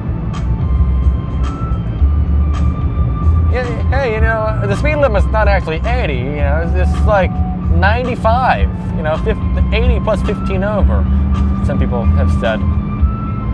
Except, every time somebody says that, they're actually wrong. It's not 80 plus everyone goes 15 over, that'd be, no, it's not 85, there is one speed limit of 80, okay, no, let me start over. Some people in the comments said, you're wrong, the speed limit in Texas is not 80, it's 85. You're right and wrong. There is a singular road in Texas that does have a speed limit of 85 miles an hour. Where is it? Well, it's, I don't know, I think San Antonio or something, and you have to pay money to drive on it. It's a toll road. So I can't really count that as a speed limit. It's a toll road. But then they say, the speed limit's 85, but everyone goes 15 to 20 over. So, we're going 95, 100, 105. You don't know what you're talking about. You've never been here. Which other thing is, I have been to Texas. 4 times, actually. And I've driven there twice. No one, okay, I shouldn't say no one.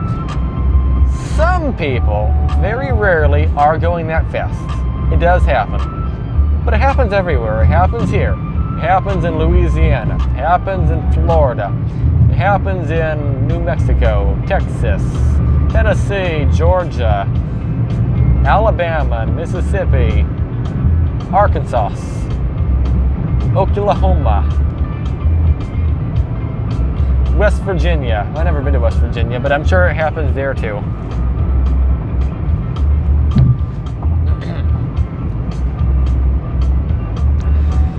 Oh, another fun little thing I noticed. Pretty often I hear people where I live can't drive. People here in West Virginia can't drive. They don't know what they're doing. Or people here in Los Angeles can't drive, and you can't merge on the freeway with your car. It's not fast enough for something.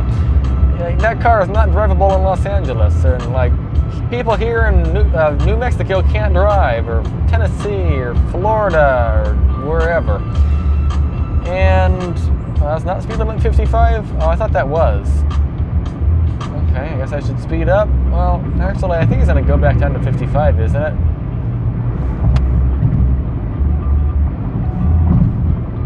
No, it's 65 still. Okay, I guess I'll go 65 then. I thought it was road work. But what I'm trying to say, though, is everyone everywhere, for some reason, says people here can't drive. Everyone's driving sucks, or nobody should have a license, or everyone must have taken their license test blindfolded, or something. I've seen all of those things, and it's okay, it's not just where you are where drivers drive like that. It's everywhere, and it's not just them, it's including you, it's including me. Just whatever you are doing is not what other people are doing. Nobody is driving the same. But then everyone gets mad at everyone because they aren't driving exactly how they want, even though you don't have to drive exactly how everyone drives. So then you end up having a bunch of angry drivers for no reason. Yeah, drivers in California might tend to like not use your signal as much as Texas and stuff. There are differences in the drivers between the states. In general, we all drive the same. We have the same steering wheel. We go similar speeds. It's pretty similar. In Texas and Louisiana and Alabama, Mississippi, Florida, Tennessee, Arkansas, Oklahoma, Georgia, not California. In a lot of states, I have to give every state besides California credit for this. Other states use something called move over or slow down for people on the side of the road. We don't really do that here. Okay, I can't do that, so I'm going to slow down actually. We don't have the move over or slow down rule, which I think is a bad idea personally.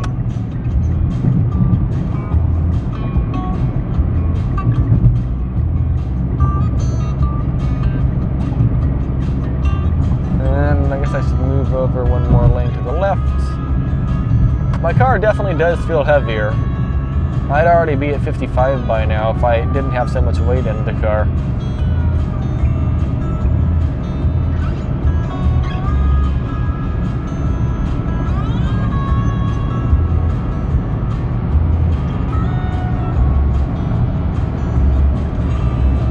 We're over half throttle right now, so we are going pretty quick.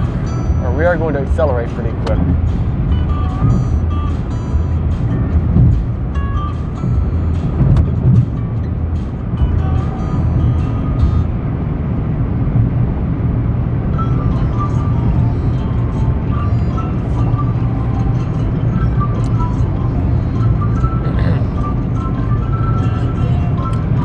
Oh yeah, but what I'm trying to say, oh, that's cruise control doing that, by the way, 3,500.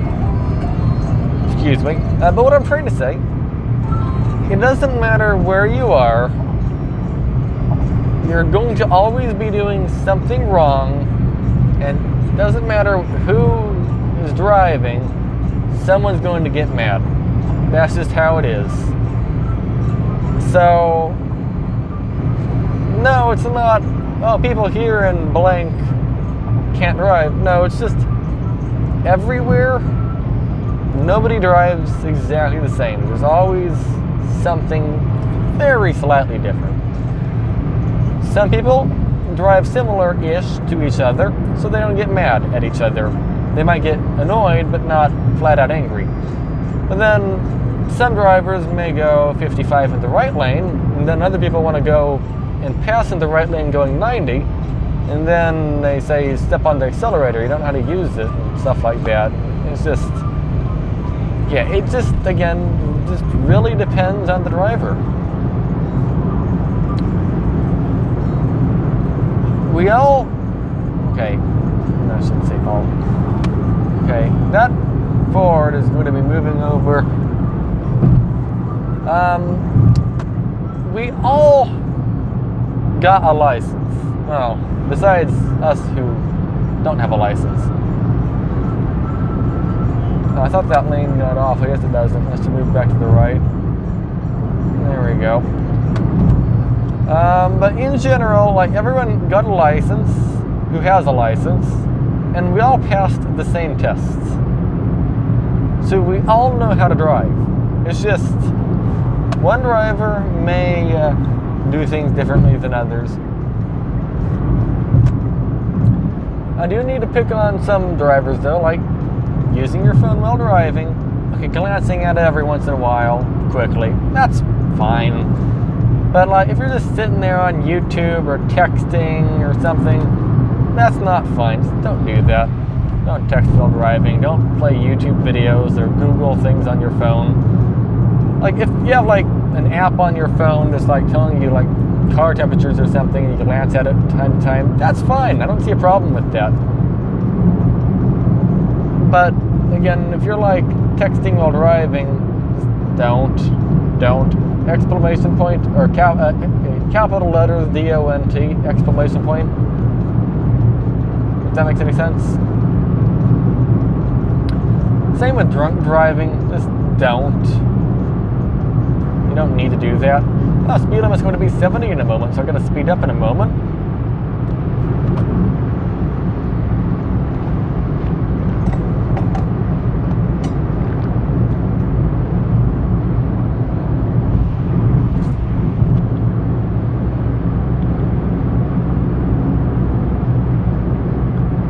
Let's see, I am actively catching up to a truck in front of me.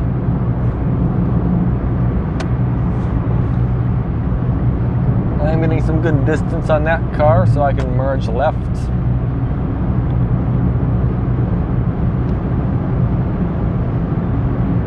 There we go.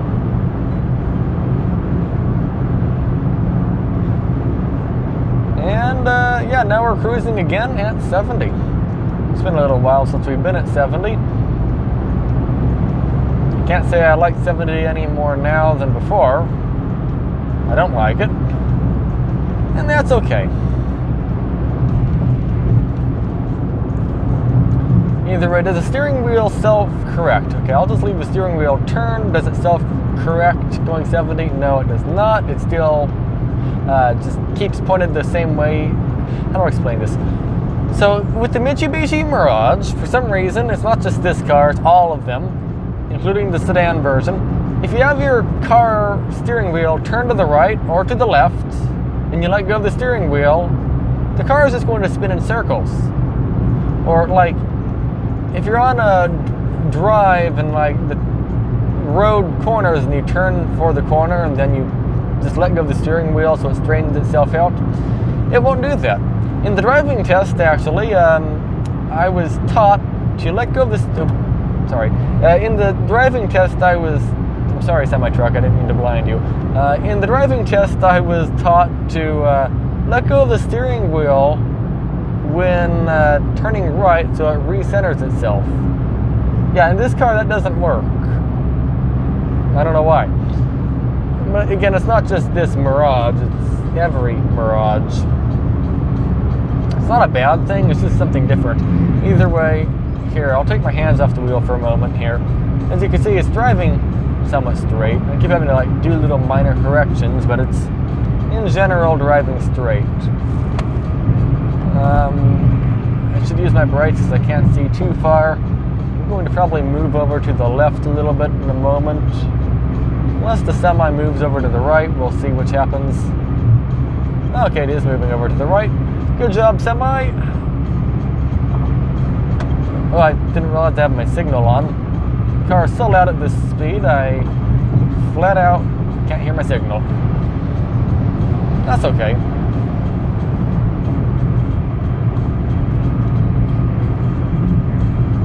Oh, by the way, the loudness, I can't blame it on the car that much. It's mainly the tires. Tires are quite loud. I do actually have new tires, I just haven't put them on yet.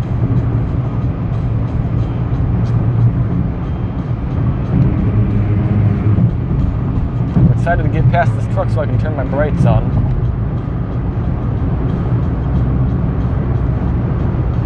Okay, nobody's to my left. If I ever have to swerve, I can always merge to the left. I'm pretty past this truck now, so I'll just turn my brakes on so I can see. Although I still can't see all that much.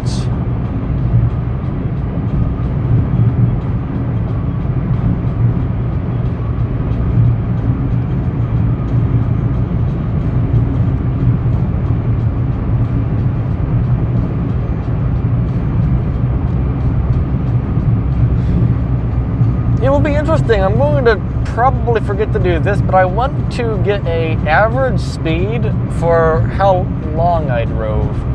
I'm pretty sure that can be figured out with some simple math, can't it? Like 100 something miles divided by X amount of time, like 2.7 or something. I think that's going to be doable math. So I can figure out my average speed for the 55 mile an hour drive and the 70 mile an hour drive.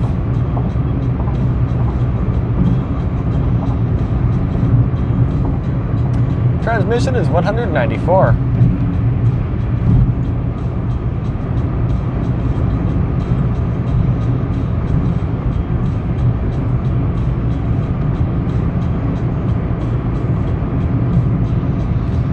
In the going fast speeds, I think it's more happy at 65 than it is at 70.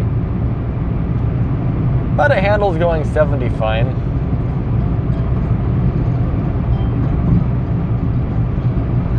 But it just feels like a waste of gas doing this. Yeah, sure, I'm making a little bit of progress over this going 55. But not that much. I wonder if the driver is going to move over to the right. I wonder what would happen if I flash my little brights at him to move over. He's not passing anyone. He's supposed to be not doing what he's doing right now. I'll use that as an excuse to use the left lane, because how often am I ever in the left lane? Very, very rarely. So that's what we'll do here.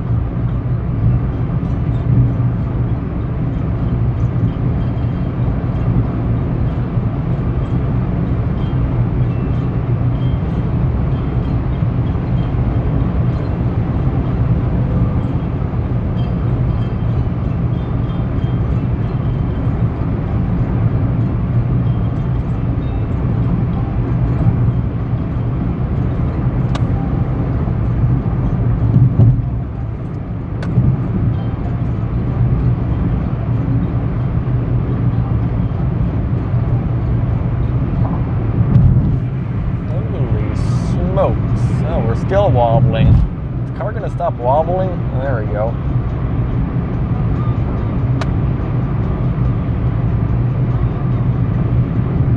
And I can't merge left. There's a car there.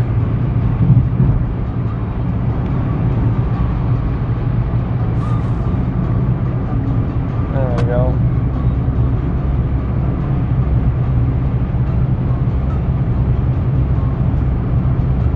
That works. I got a little bit too close to the truck there, didn't I?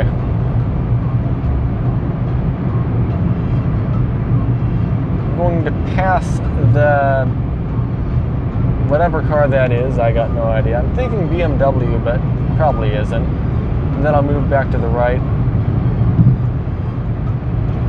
No, it's a Volkswagen, isn't it? Yep, Volkswagen.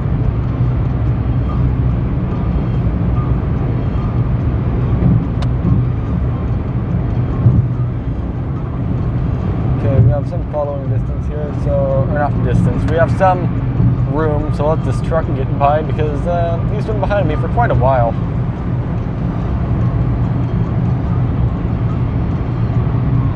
There we go.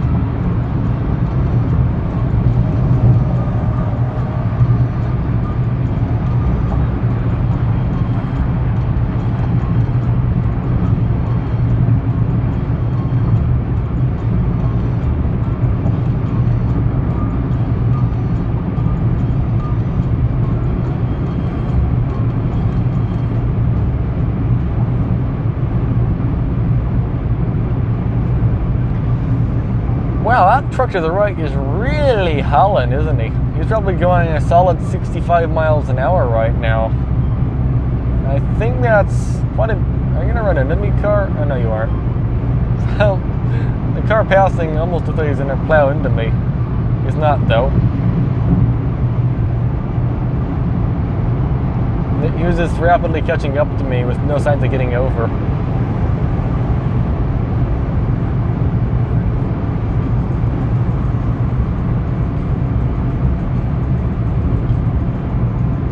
Moment I can actually merge to the right lane for a moment. I can get back to my lane.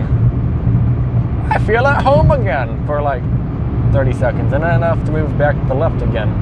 That car is going pretty quick. I wonder if that truck that I got out of the way for is going to get out of the way. Let's find out. I think not, but we'll see. Yeah, he's not getting over. Yeah, maybe he is. Nope, the car's just going to pass to the right.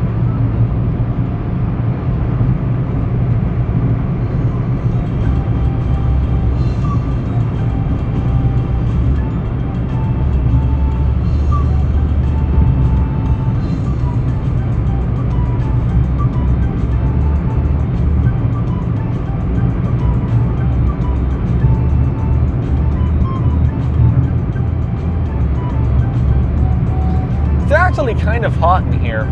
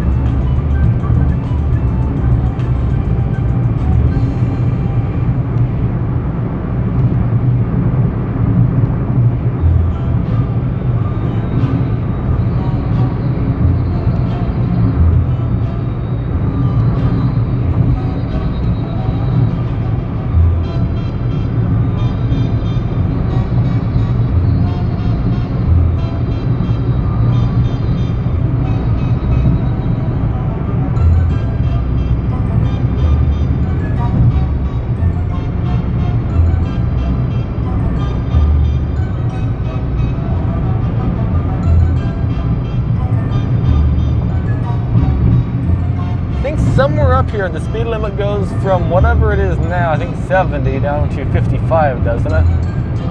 Pretty sure it does. Ooh, there's a lot of cars on the oncoming side, though, for the next test. It's fine, it's just not great. It's fine, but for going 55, it might not be fine.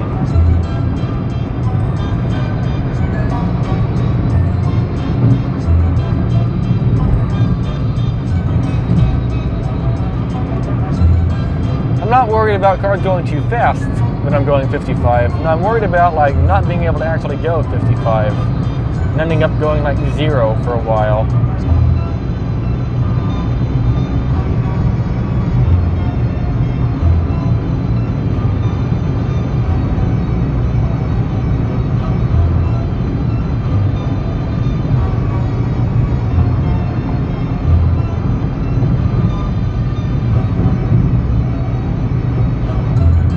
Road work, next 5 miles. Well, speed limit is still the same, so I'll just keep plowing down the road.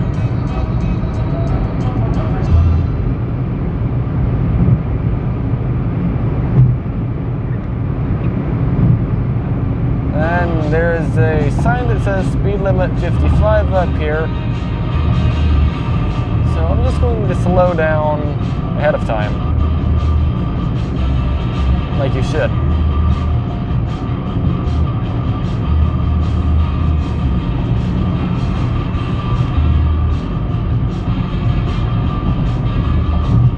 There we go. 55.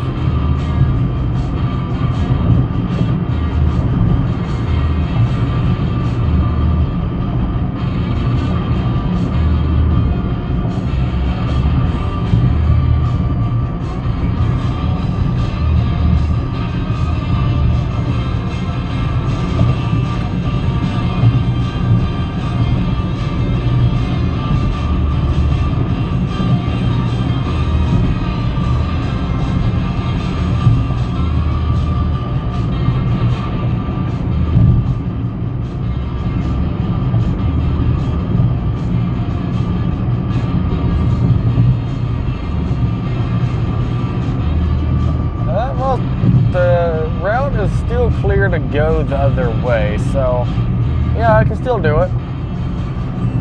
But I am moderately worried about the way down the Cajon Pass though, because I won't be able to maintain much speed, I have a feeling. Like going down the hill, like, okay, my goal for the economy drive is target like 53, 54 miles an hour in that area, like I'm driving right now. But the thing is, if the speed limit allows going faster, and gravity is allowing me to go faster without any throttle input, I'll gladly go faster because I'd be wasting energy to slow down using engine braking and stuff. So, if my car wants to go 75 down the hill, I'm not doing that. I'm only going 70 again. Speed limits exist. But, if my car wants to go 70 down the hill, I'm going to let it go 70 down the hill. But my worry now is how busy the road is going to be. Mainly because it's hard doing perfect tests. I don't think I can do the test tomorrow, so I have to do it today.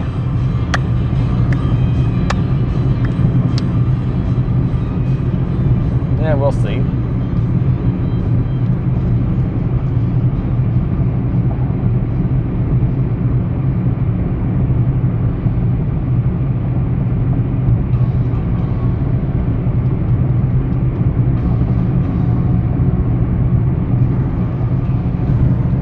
How's my gas gauge doing? It's doing fine-ish, kind of. So that's good.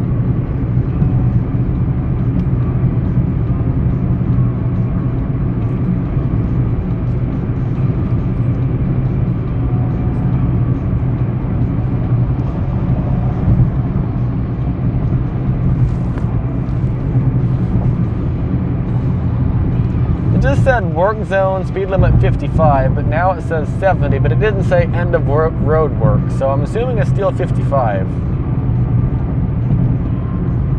I don't know. I have like a mile left. See, if I speed up to 70, that means I'd be either going the speed limit or 15 miles an hour over the speed limit. So I don't know what the limit is currently. Probably it's 70. But at the same time, I can just as easily say, yeah, probably it's 55. So, yeah, I don't know. I don't know.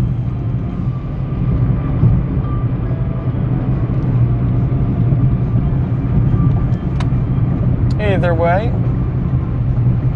it's time to get off the freeway.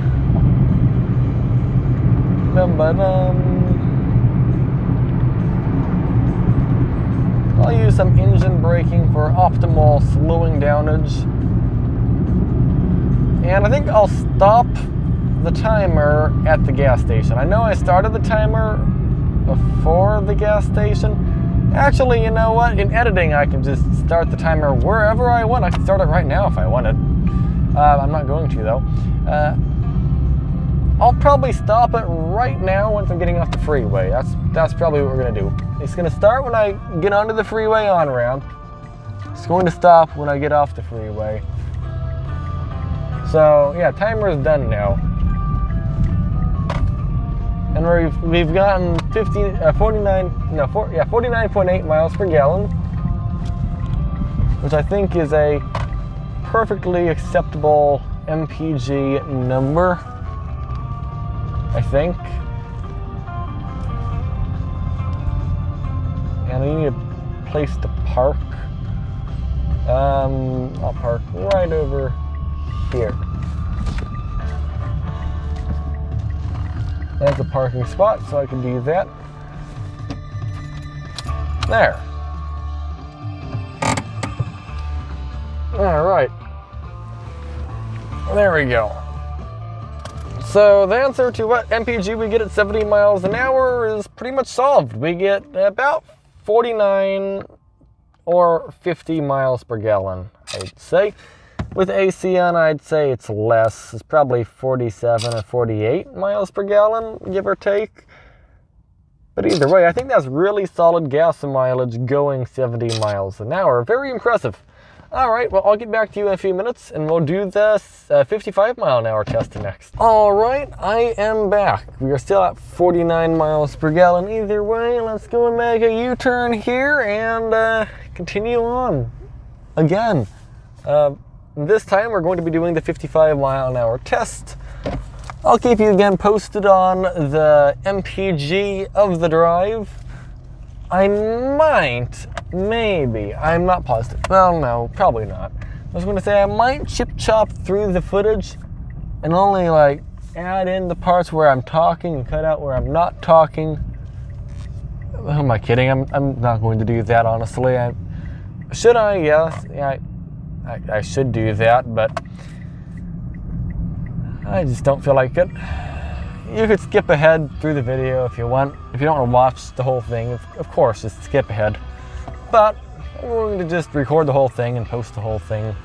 This is about where I reset MPG last time, so we'll do that. Lights turning green. Alright, we are not going to gas it onto the freeway like we did last time. We're just going to gently accelerate. The car still feels wobbly with all the weight in it, to be expected.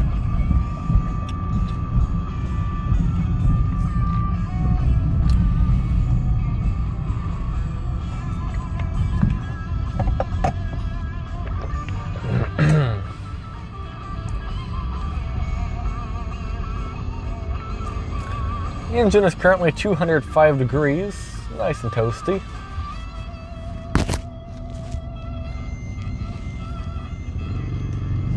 There we go. We managed to not have to use the brakes on that, which is nice. And 53 minutes to go, 60 miles. Yeah, we don't have that much traffic on this drive again. On the way back we probably will, but maybe. I don't know.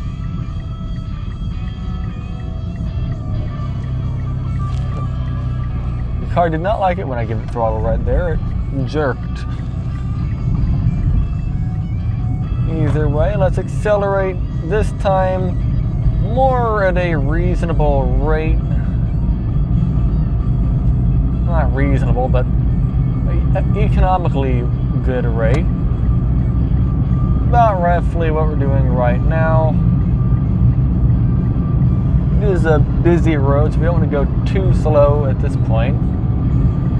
But we're still entering the freeway around 50-ish. Yeah, 50. About 5 miles an hour less than what I normally would enter the freeway at. Mainly because we have so much weight in the back. And because it's so busy right now and it's early in the morning and everyone's in a rush to go to work, we're just going to not go super fast. We'll go, or no, we're not going to go super slow. We're going to go about 54. Perfectly fine. And yeah, now it feels normal. We are back in normal town. And actually, it took almost exactly 2 hours to do the last trip, which, if my brain maths things out right, that's about 60 miles an hour. So, pretty similar, it should be.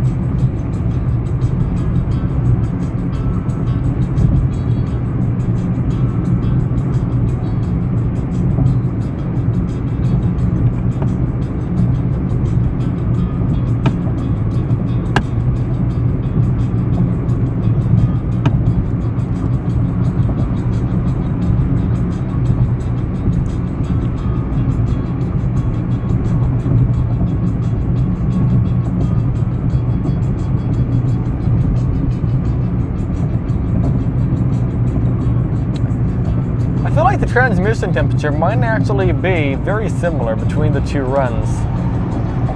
I know going up the mountain, it's going to be cooler on this run, but besides that, I think on the flat surfaces, it might be similar.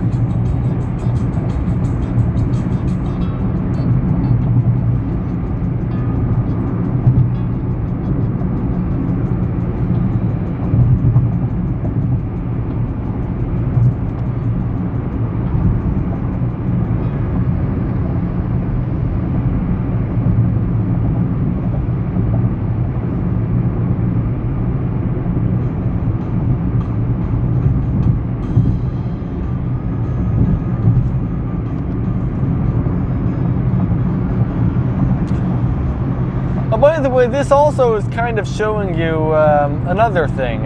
You don't lose that much efficiency with weight.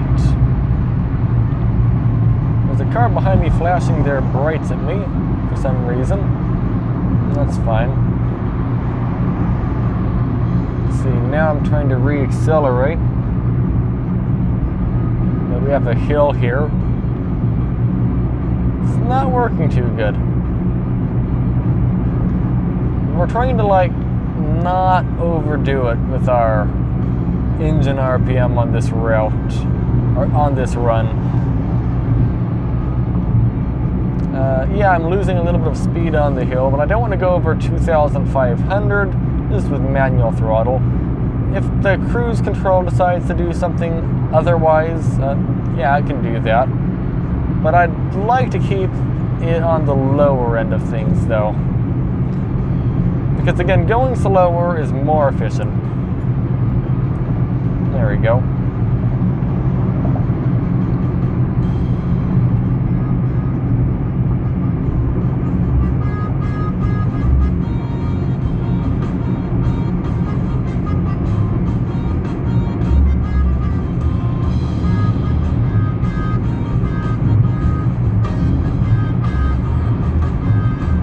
That vehicle passing us is actively going quite a bit over their speed limit.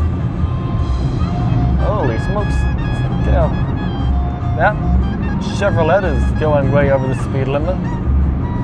Well, I guess everyone here is. The speed limit is 55 here. It is right now, I think, the last day of the work week. So I don't know whenever you're seeing this, it might be months, who knows.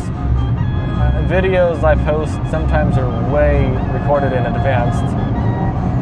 But what I was trying to say is, it's the end of the work week, so cars are probably being driven by people who are a bit less patient. Because it's the end of the week, they just want to get the week over and go home and go to bed or something. So we need to keep that in mind. If drivers are probably more likely to be raging right now. Probably 70% of them are. Okay, maybe not that bad. I don't know what percentage of people are raging versus not raging, but I'm sure out of any day, it's probably today and tomorrow that it happens the most. There we go. I took my glasses off for a moment and wiped them off with the cloth. Oh, by the way, if you're ever trying to wipe glasses off, if you ever have to get glasses and you don't have glasses already, or if you have glasses but cleaning your glasses is a pain, I've had them now for 2 years, and I finally, after 2 years, figured out how to clean them without doing everything wrong. What you need is a microfiber towel, and that's it. It's just a microfiber towel, that's all you need.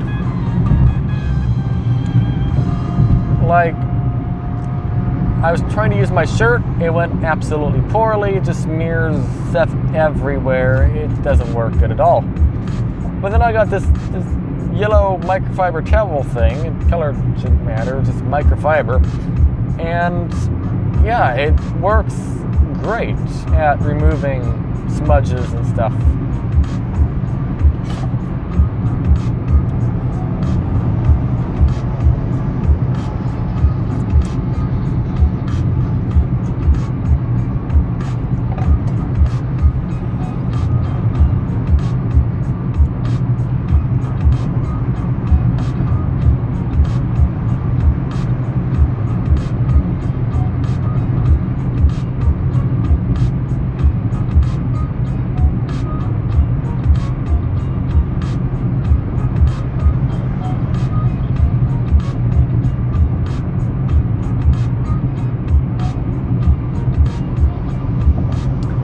a vehicle so close behind me. It's impressive. I saw their headlights, but now their headlights are just gone. Like now they're a little further back. I can just see the top of their headlights. Impressive. And now they're passing. Alright.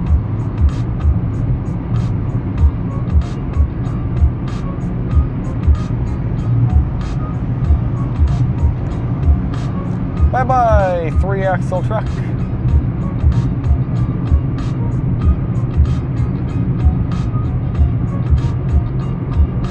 Oh, I know he was following close. He was trying to draft and get some better MPGs.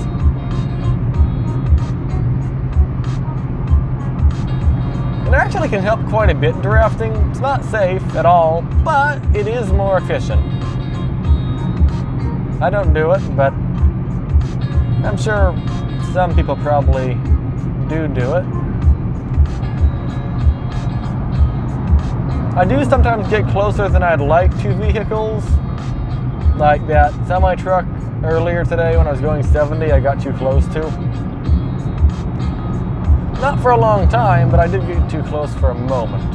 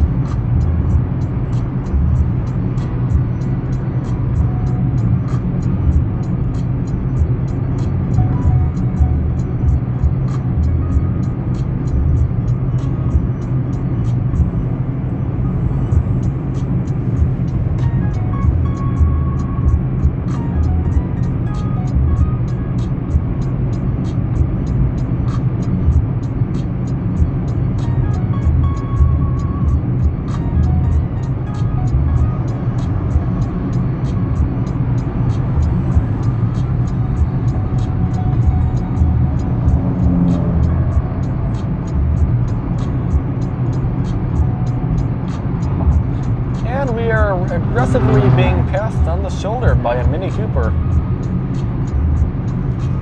I don't even know where they came from because it's not the car behind me, it was just way behind us.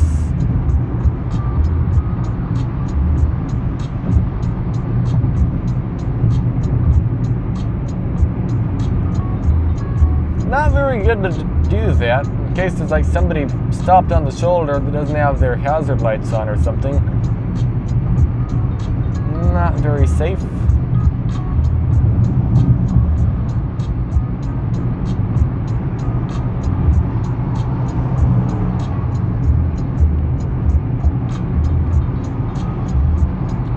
But at the same time, I could probably argue being on the road at this minute probably isn't the safest either. It's how busy it is.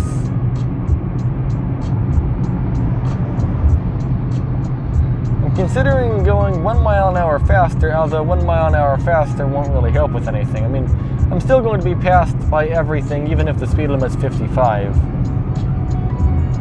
But if I go 1 mile an hour faster, it might reduce the speed very slightly of how fast people pass me, or maybe one person might not pass me. Probably still going to happen anyway, though. I don't know.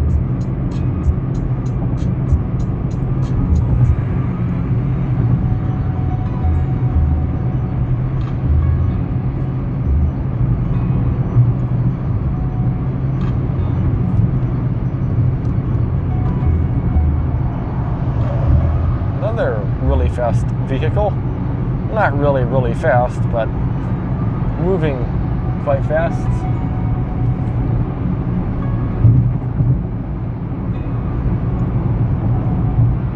Another one.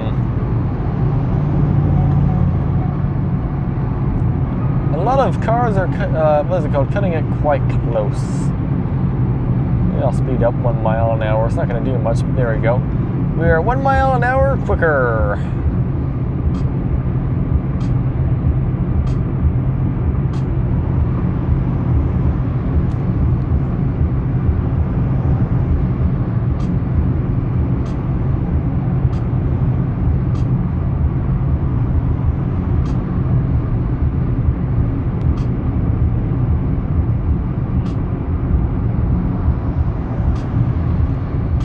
I will not be going any faster than this, though. We're going 55.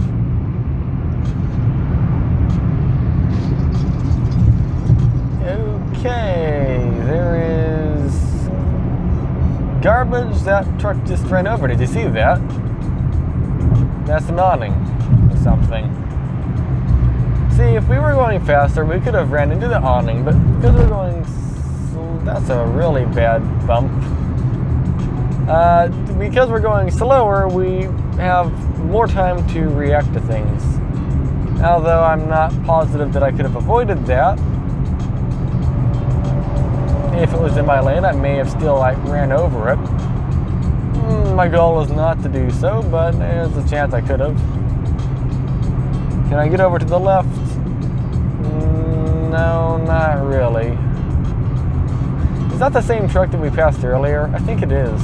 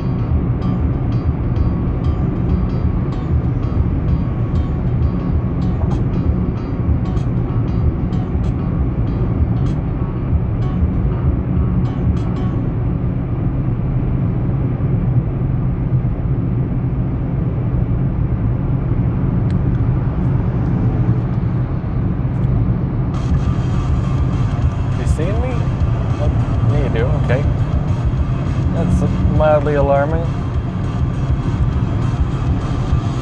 It's only when it gets busy like okay.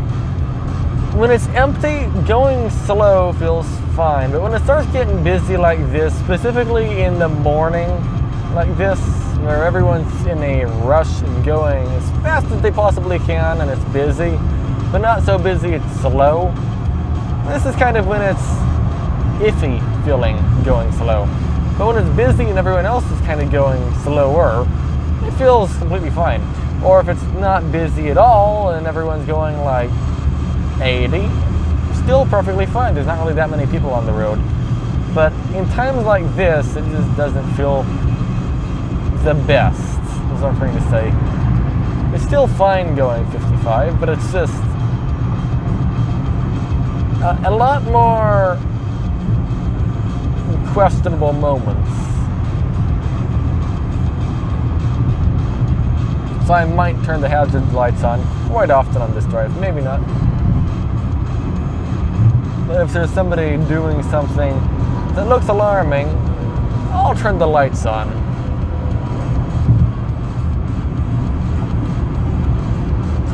Because I cannot out-accelerate somebody who doesn't see me. That just cannot happen, alright? Our accelerator, we can accelerate, but that's about it. It's one of those stickers you see on people's cars. It's like 0 to 60 equals yes. That's essentially what we are. We'll reach 60. Yeah, we will. I don't know when, but we will. So, like, you know, we just kind of need to, like, avoid, if we can, getting in a situation where we need to, like, put the accelerator through the floor, you know?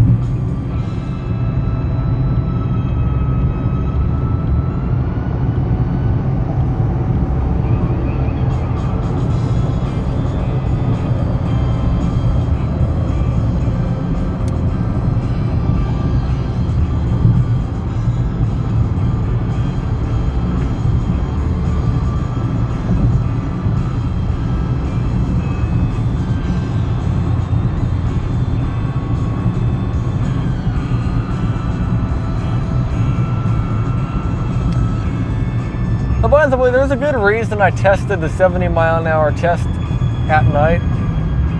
Well, okay, still nighttime. But the reason why is because, as you see, it's in the day now, and this is just how California traffic is.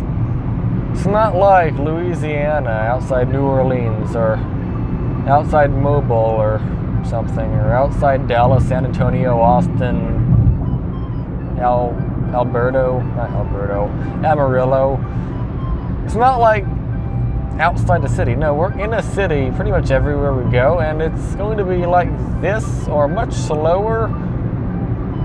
So going on our 70-mile-an-hour drive, it's just not going to work too good.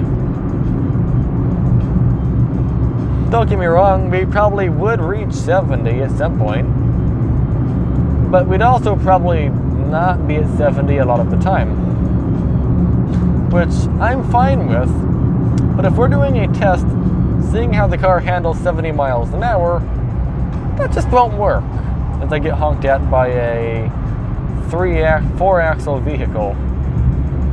Seems fine.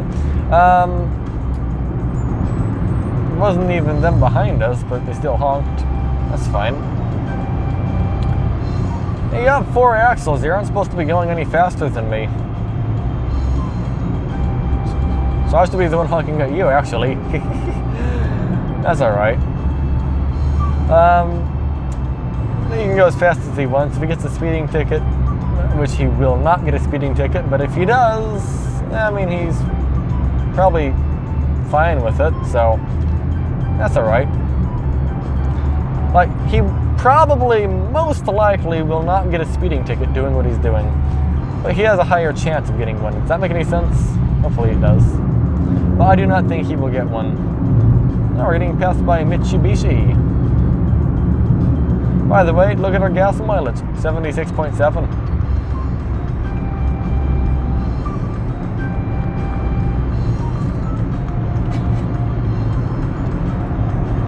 I really wanted to go like 53 or 52, but we just kind of can't.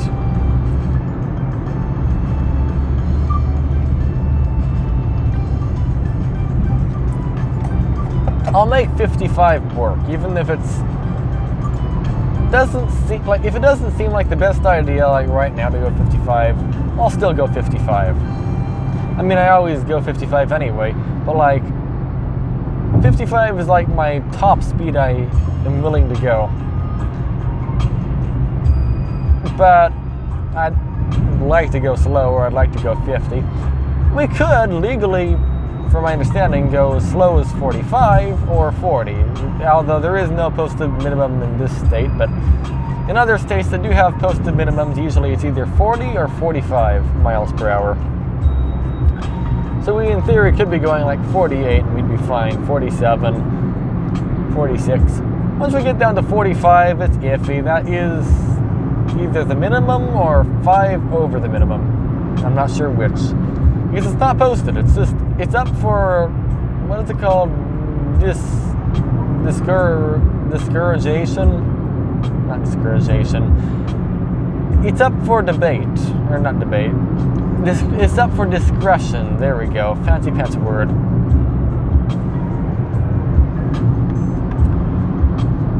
So, yeah, we don't have an actual minimum. I thought it was a lot faster going 70, but it still sounds loud going 55, so maybe it's just similar, decibel-wise. I don't have a decibel, actually no, I lied, I do have a decibel meter. I should probably use it. That's alright, I don't have it with me.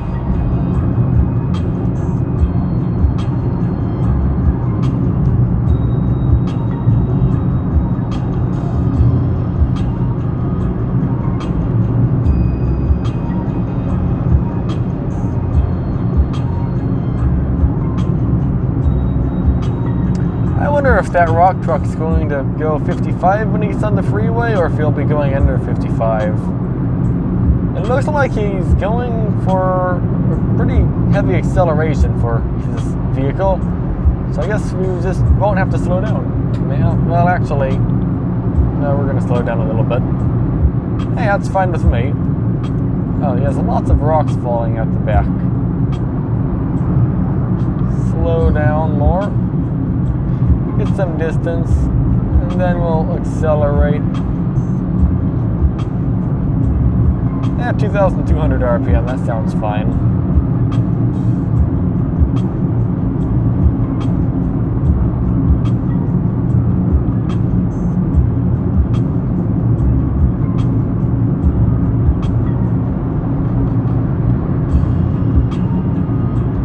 We're 75 miles per gallon. We're doing pretty good.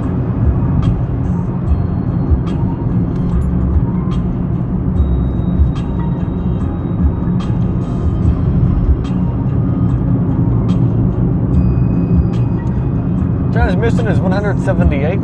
In theory, if you follow a rock truck close enough, rocks just won't fall on you, and you'll be fine. In theory.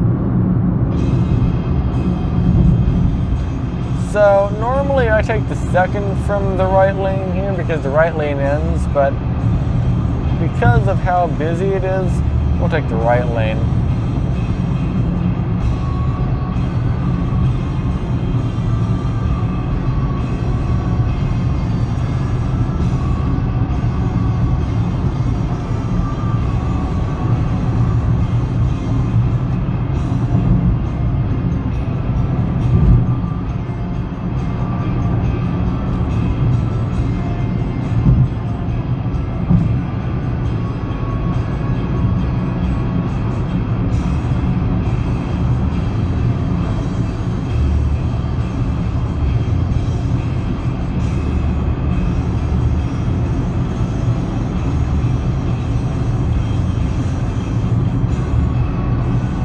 Maybe I should have stayed in the left lane.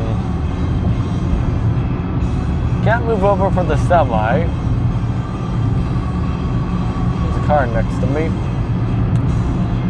My lane is ending and I still can't get over. Okay, I'll merge in front of the semi.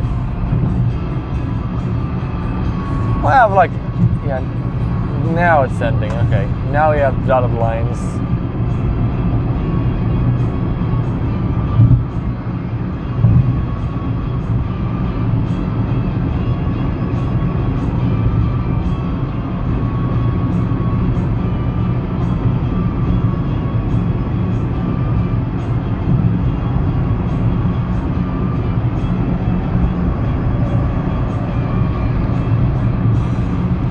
So vehicles are slowing down. I am closer than I'd like to be to these cars in front of me.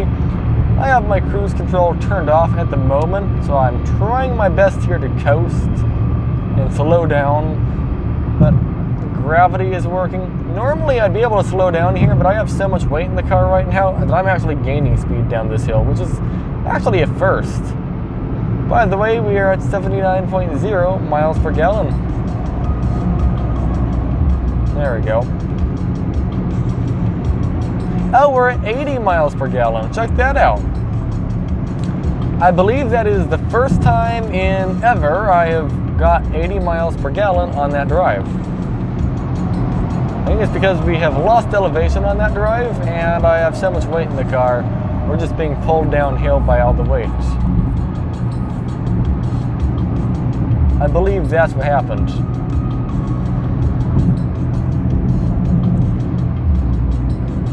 80.9, we're almost to 81.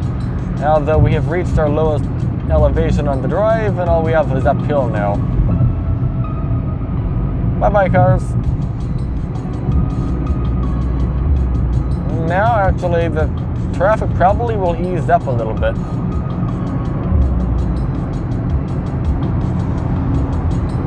Because we're out of like the route everyone takes to go to work. Well, not everyone. Most cars are on that ramp, from my understanding. So we're in the less popular part of the road now.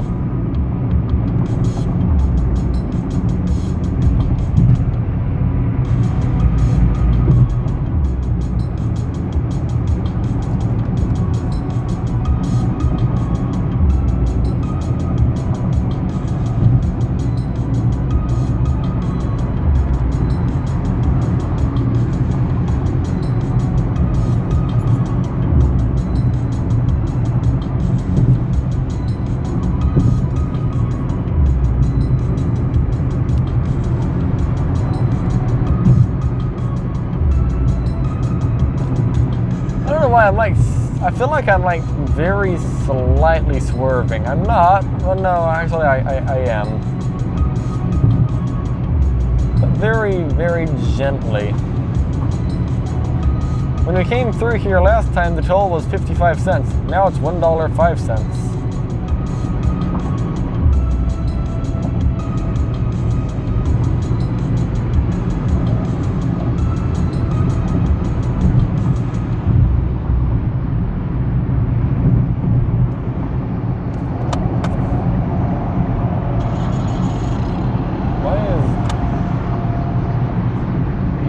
To the right.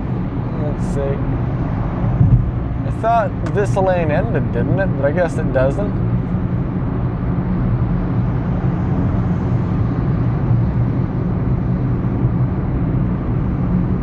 I swore that lane quickly ended.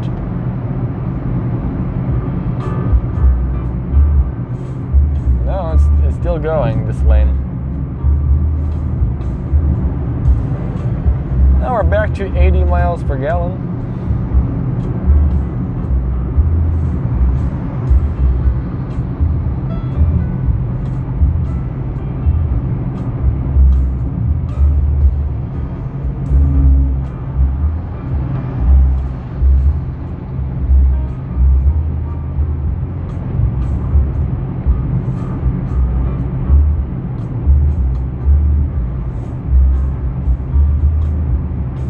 Okay, it is ending now. It'll be a while till I can get over. Okay, the big pick-em-up truck got over, so I can get over. Why do I call pickup truck pick-em-up truck? Pick-em-up truck. It's not actually called pick-em-up truck, it's pick-up truck. I don't know.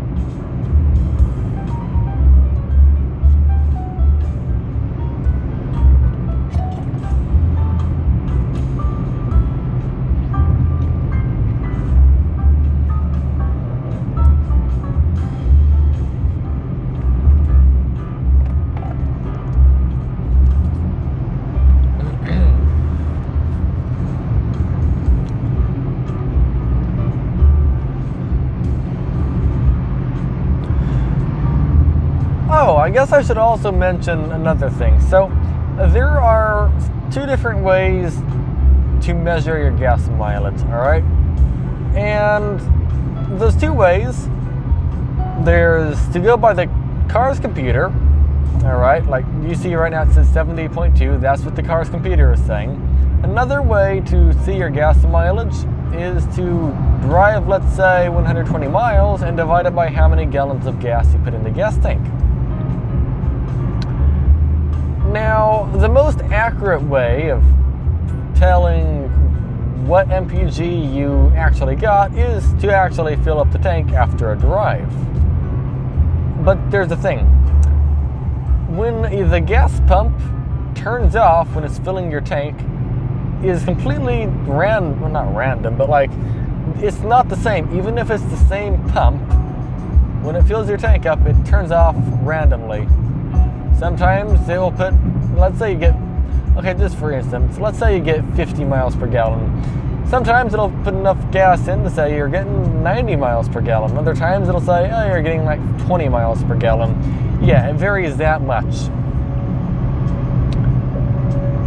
But it does actually work out, okay? Like if you forever if you track your gas mileage long term, let's say over 50 or 100 gas tanks, you'll get your gas mileage through that method. And it will be more accurate than the trip computer.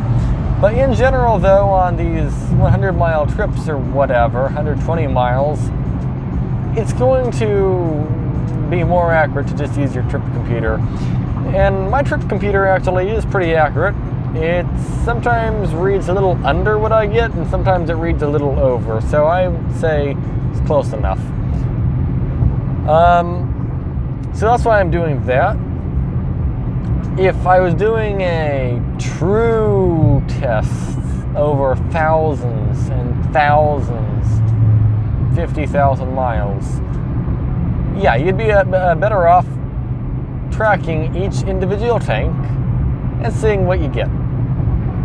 But over a trip, just use the trip computer if you have one.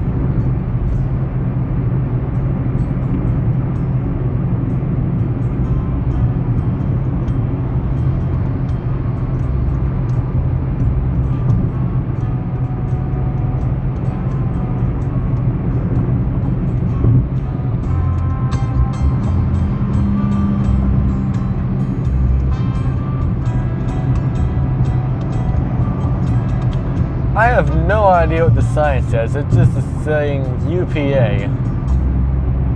If I get closer, I can tell. Jarupa or something? I don't know. Target, Home Depot, Best Buy, Vons. I wonder what the best store there is. I don't know. Right lane ends. Alright, I won't move to the right lane then.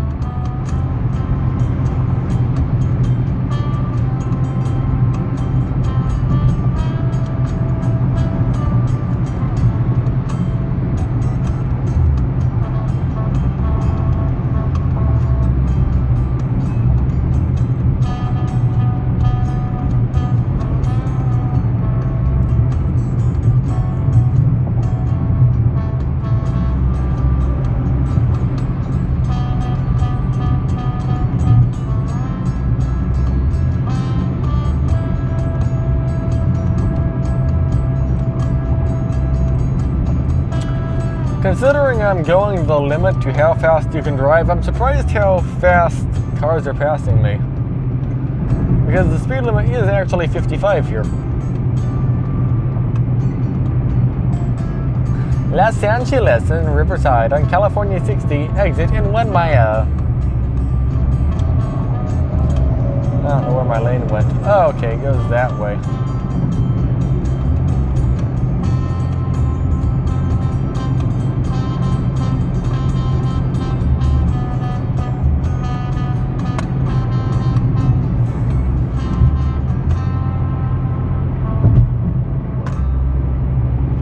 Fine? Yeah, okay. I'll get out of the way.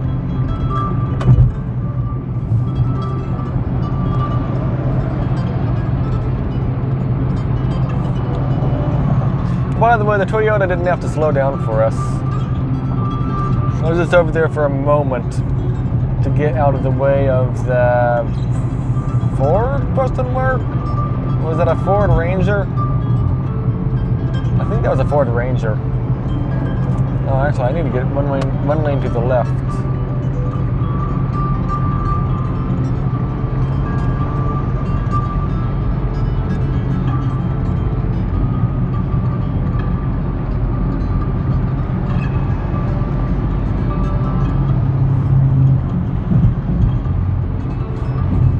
There, I'll just go now. That works.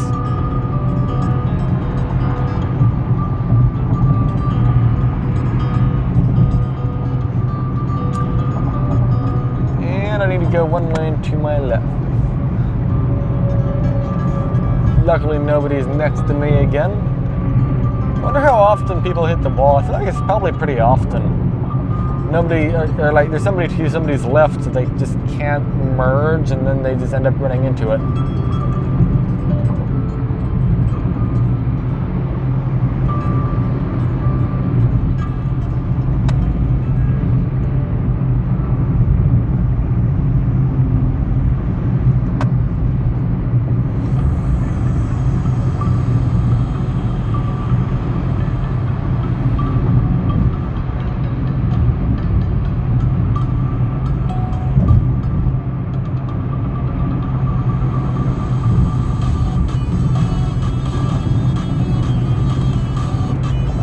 Right lane ends. I don't know if that lane is me though. Okay, it is me. Okay. It applies to me. I need to merge left actually.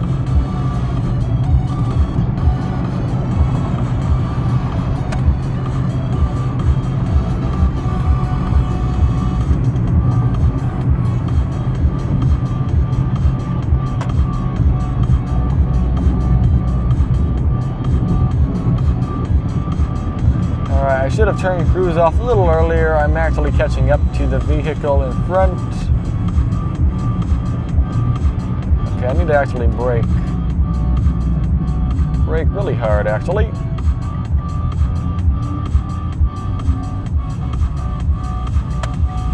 I thought we were going pretty quick.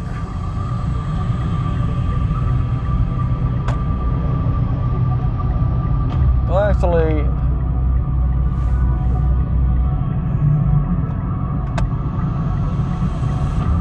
I'll just merge back like that.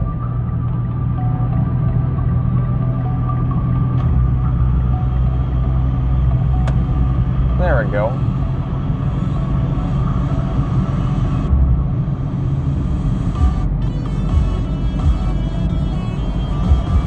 Quite steep. Considering everyone came from a stop, I think it's fine accelerating gently.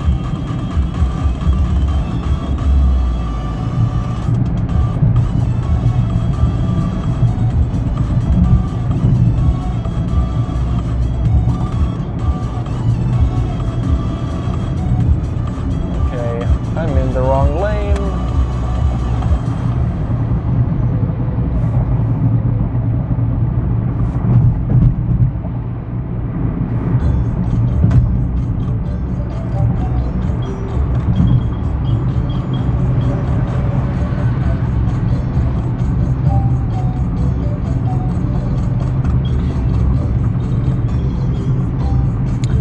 So this isn't a perfect run because the last time we didn't have to slow down for anyone once, but not once. Well, okay, we did have to slow down, but we didn't slow down that much. We went from like 70 to 65 or something, or 65 to 60. But we had to slow down to almost a complete stop. So this is not going to plan. I wanted these to be pretty equal, but they aren't. The only way to make it equal is to do it at the same time of the day. A different day. But I frankly don't want to load 800 pounds of stuff back into my car, so I'm just not going to do that. We're just going to do good enough.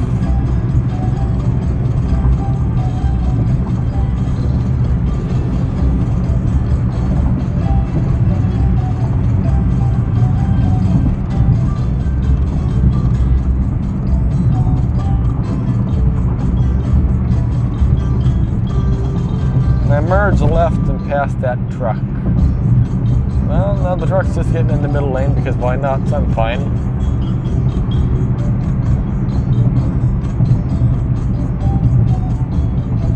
I guess I could probably merge to the right, actually. Although I can't.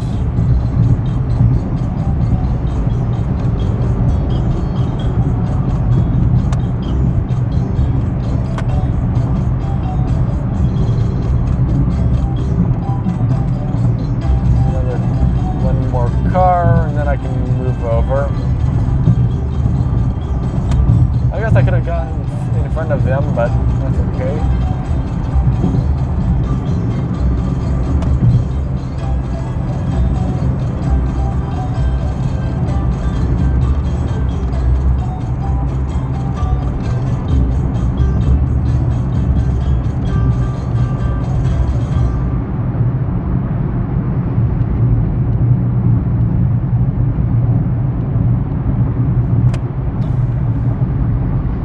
Well, I guess it doesn't matter if I moved over or didn't move over. The lane I was in anyway. Now going up the pass this time might be more of a challenge because it's more busy and there's more trucks and there's more cars. So I have less opportunities to change lanes to the left. We'll see. And I don't want to accelerate hard either if I can help it.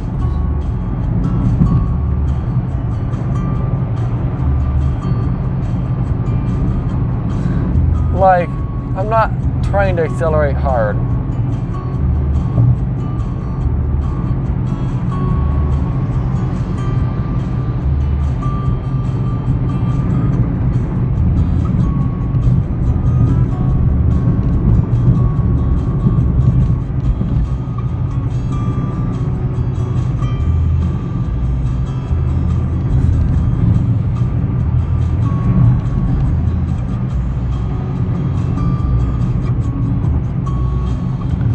Basically, I don't want to slow down because I can't accelerate up the hill economically. That's what I'm trying to say.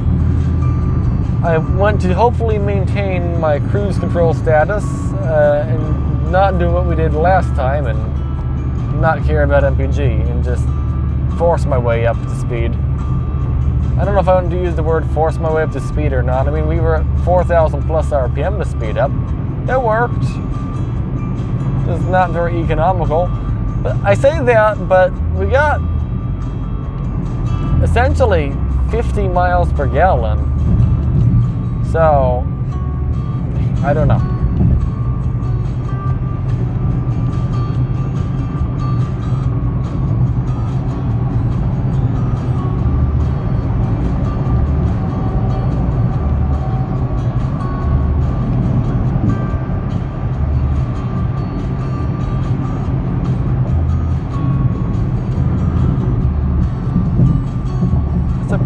Close overtake on the Toyota's part.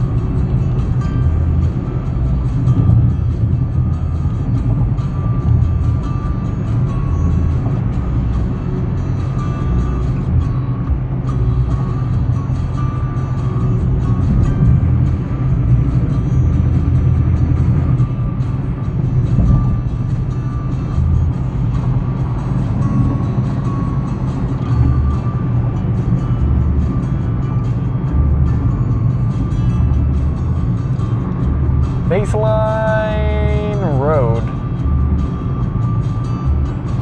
Transmission is 183 degrees. So the transmission temperature between 55 and 70 is essentially none. I think it's exactly where it was when we were going 70. I think it was exactly 183 here at 3,000 RPM roughly. Eventually it warmed up to 185, but then once we started drastically gaining elevation, it went from, what was it, 185 to 214. So it did gain heat, a lot of heat, but only after we rapidly gained elevation.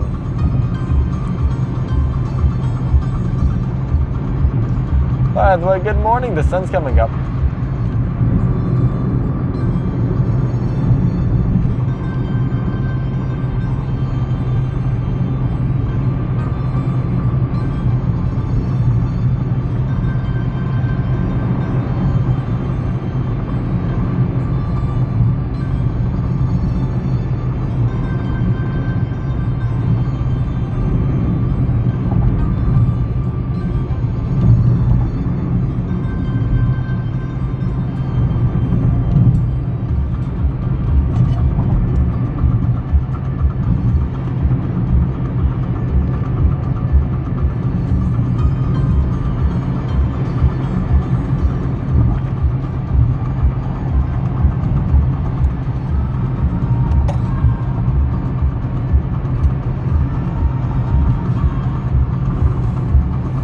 I'm mildly worried about the way down the hill. That's a lot of cars. I want to coast down the hill. I don't want to be riding the brakes going like 40. That's just not what I want to do. But it looks like that's probably what I am going to be doing, which is a lot less efficient. Since there's no cars I can move over. Holy smokes, you see me, truck, and now you're overtaking that truck to the right. There was no cars, but then that SUV overtook a car to my left, to the right, and ended up behind me. And then they overtook the semi. That's just not good. Again, I do think the move over or slow down rule should just exist here. That just seems like the right thing. It's safer, you know. I don't know if it's better to use headlights or not. So many oncoming cars, it's absurd. But I do think move over or slow down is a really good idea to, what's the word, implement. It doesn't exist here. It exists everywhere else, just not here, for some unknown reason. Like, if you're sitting at the side of the... I'm not trying to say they don't know what they're doing. I mean, I'm sure they do know what they're doing, people who make the road rules here, but, like, I just want you to put your shoes on for somebody who's, like, driving a car that might break down.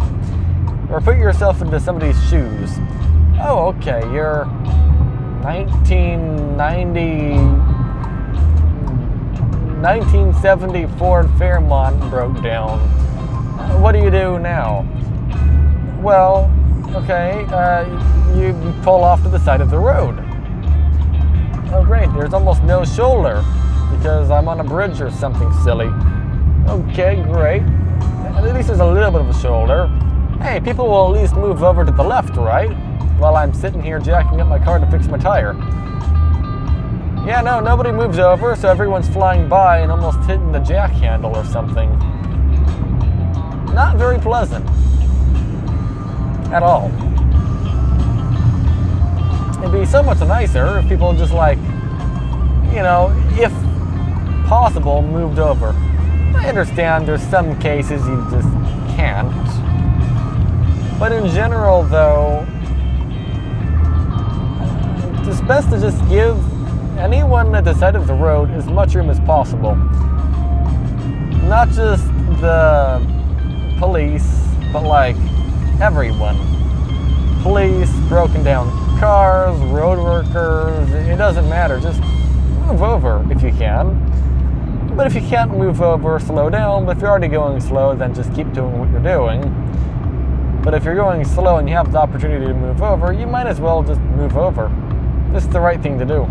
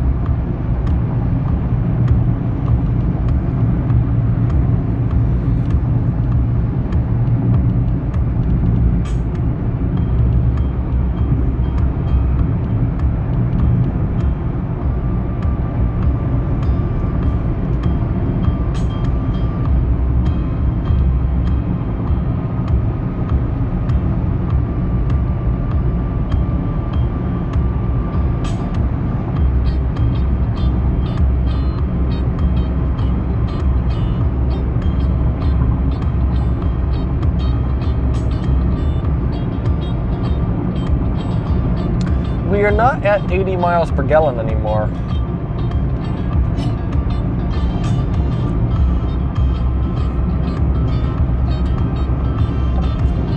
Although I think I see a semi-truck in front of me going very slightly slower than me.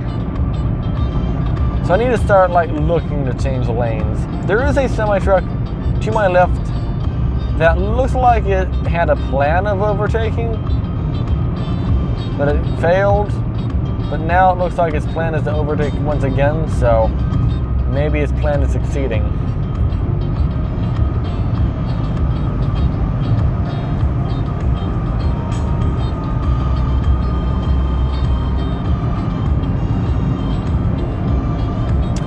In a few minutes, we'll be overtaking everyone here almost.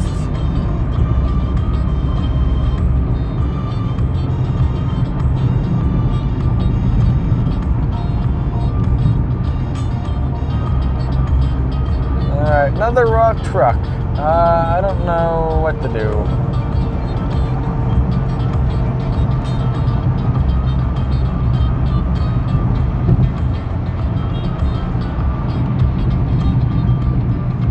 It's not a rock truck, it's a cement truck.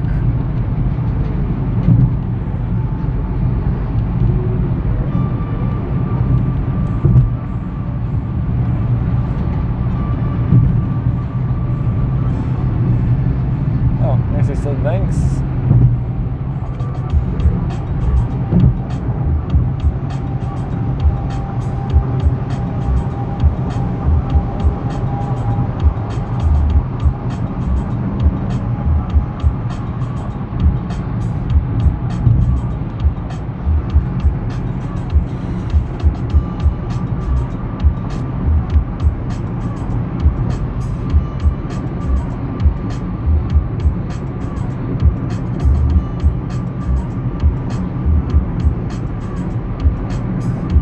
Oh, we're being passed by a Mitsubishi Mirage.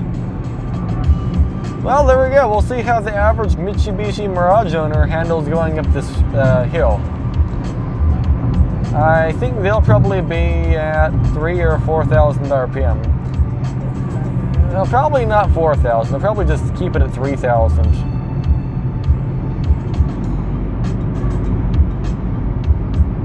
Maybe not. We'll see.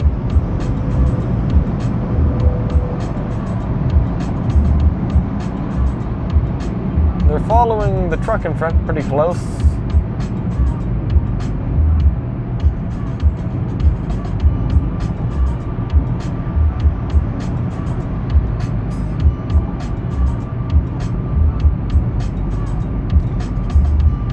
I'm considering moving one lane to the left. It's clear to do so.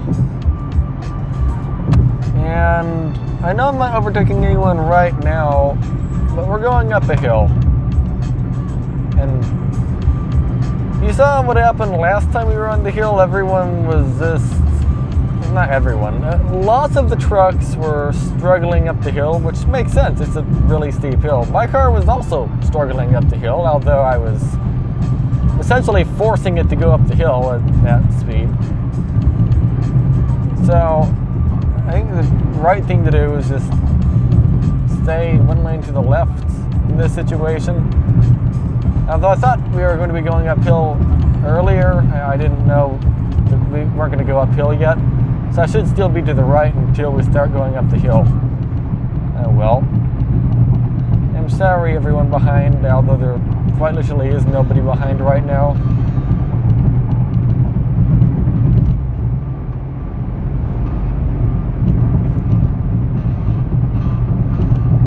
Okay, here, oh wait.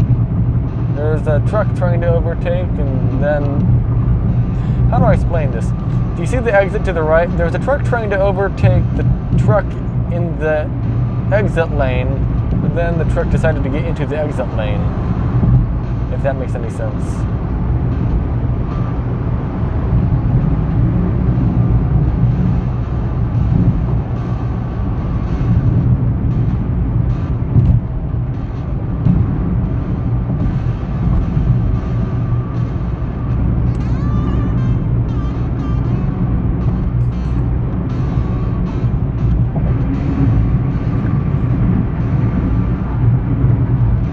Yeah, that is a lot of cars coming down the hill. That is, I think, stop and go traffic actually coming down the hill. Okay, great. No, not really.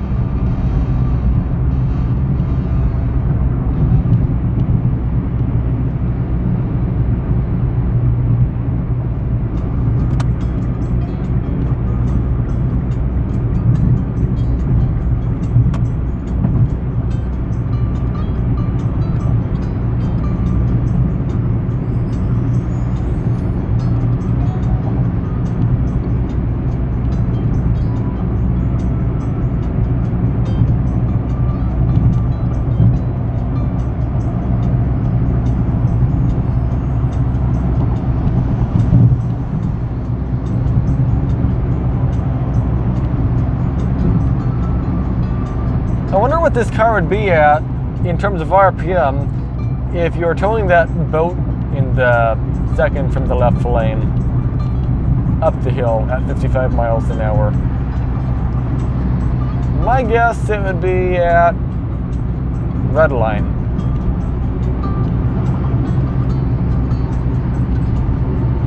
I wasn't thinking red line, but nah. It probably is. I feel like the trucks are probably going to start getting over into my lane if I was there, so I'm just moving over for the time being. We'll assess the situation in a moment. Yeah, trucks are moving over.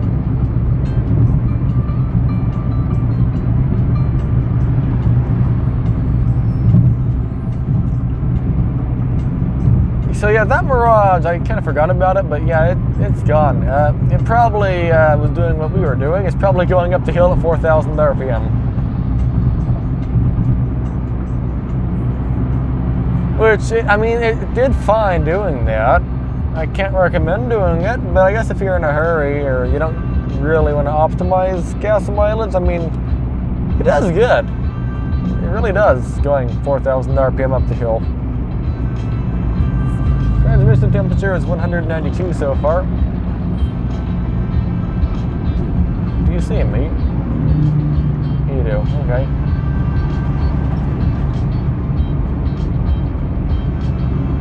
We are getting pretty high in the RPM, almost 3,000 at times.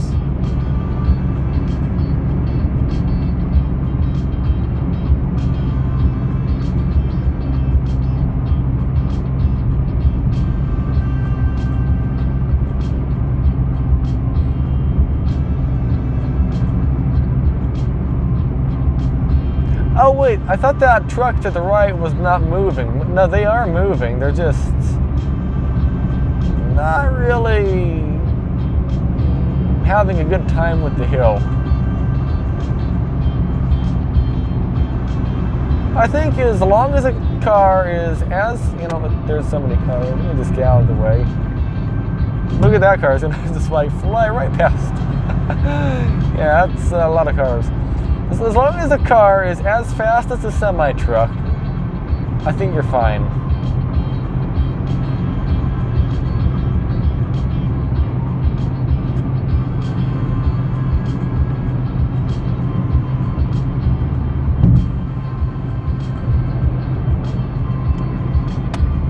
So move all the way to the right and let anyone pass who wants to pass. Oh wait, never mind, I gotta move back to the left. That was a moderate fail. A moderate fail. Transmission is getting a bit warm, it's up to 194.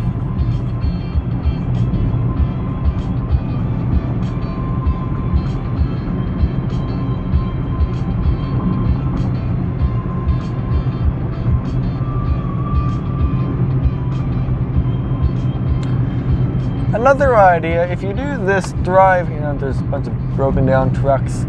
If you do this drive a lot, I do kind of recommend putting a transmission cooler on your car if you don't have one on your car. If you have a Mitsubishi Mirage, you don't have a CVT cooler. That's what I'm trying to say. If you didn't aftermarketly put one on. It's like $100 or something, 100 United States dollars. It's worth it in the long run. I don't have one, but I also don't tend to go that fast. I'm not too worried about it. I have a warranty, but after my warranty ends, I am most certainly going to end up getting a CVT cooler. It's just the best thing you could really do. You service it regularly and put a cooler on it, if there isn't one on it, which, if you have a Nissan Versa, Sentra, Mitsubishi Mirage, I don't think any Kias use this, but like, if you have the CVT J7 or something, that's probably not, you probably don't have a cooler.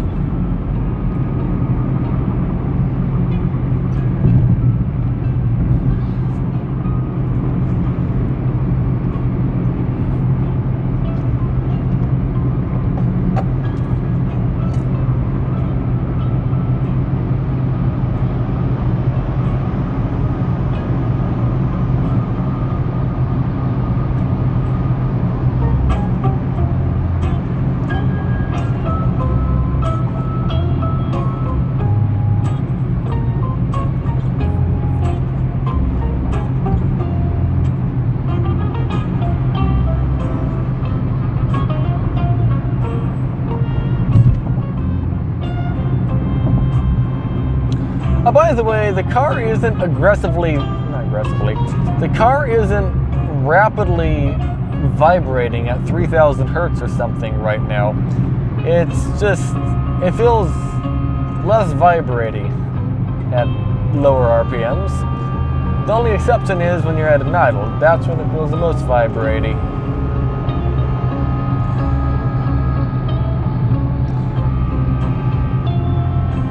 But on the way up the hill last time, it was pretty loud. Not loud, it wasn't loud at all. It was pretty vibrating. You could feel the engine just like,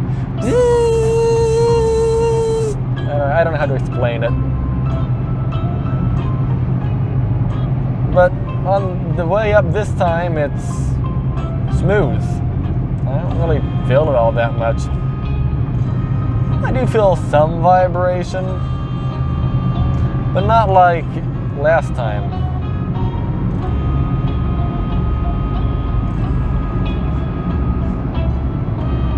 But wow, look at the left lane. It is really, really busy. We are not going to make our time back very good. I'm hoping we get to the top soon and turn around. The reason why is I'm hoping I can beat the worst of the traffic. I'm hoping. I don't have high hopes, but I really don't want to sit in stop and go traffic.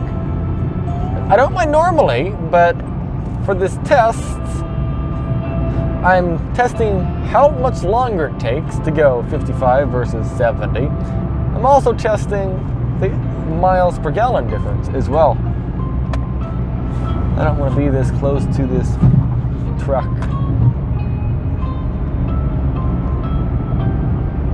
Miles per gallon difference, it doesn't matter if I go 50, 40, 30. I mean, it doesn't really matter. But what does matter is, like, the time in this case.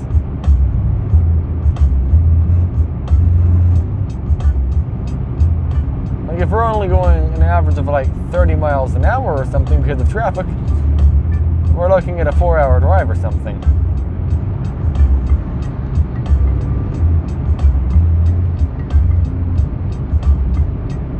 I'm trying to show under like good circumstances, not much traffic. Going 55 isn't much slower than going the speed limit, time-wise.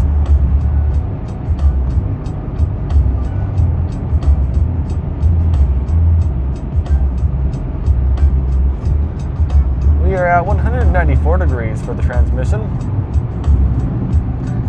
which is a little warm, but it's fine. Although the 214 we had, that's pretty warm. I should add, I do not think, let's say you have the AC on, alright? I don't think having the AC on, being at a higher RPM, would cause it to get much hotter. That's just more engine load. It's not really taking any more power to move the wheels going through the transmission, from my understanding. So I think you'd be fine. It wouldn't get much hotter. Actually, it could be slightly cooler because you might have the fans running more. But then again, you're going 70 miles an hour. You have 70 mile an hour air blowing into the radiator. So I don't know. I'm surprised how fast that truck is moving.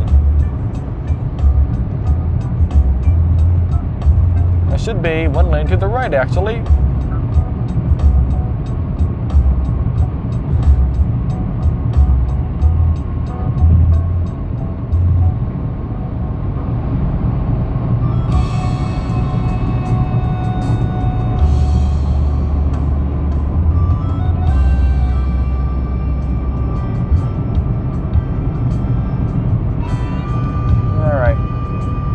I can probably move one lane to the right.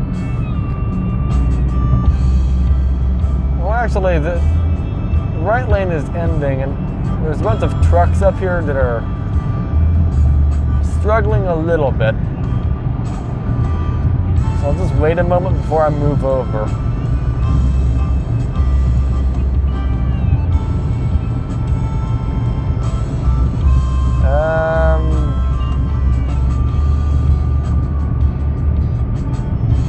Okay, once this car passes me to the right, I'll move over. Oh wow, look at the sky, it looks neat.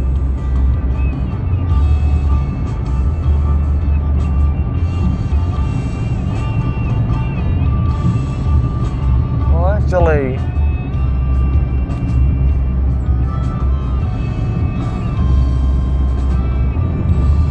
I thought we were to the top, but I guess we aren't. Maybe I'll just stay here. Temperature is 199.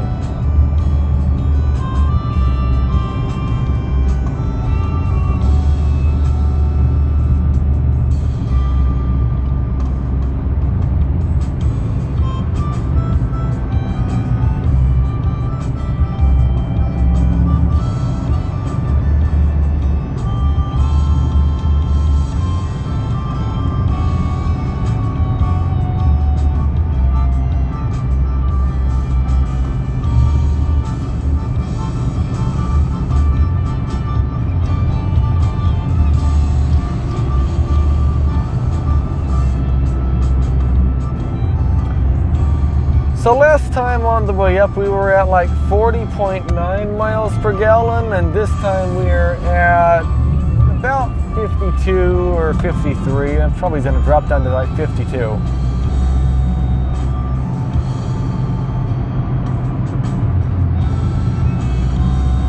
There we go. Elevation 4,190. Oh, okay, so it's similar to the other road. It's similar to I-8. What did I just say? This road is similar to Interstate 8. That's what I'm trying to say. Temperature at the top is 199. And then I quickly merged to the right and slammed on the brakes last time. I turned cruise control off. Okay, we're going to do a more gentle braking this time, is my hope.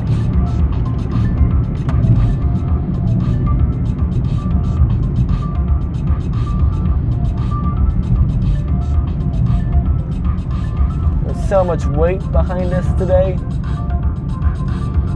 I'm glad I have engine braking on. I'm using a lot of brakes to stop.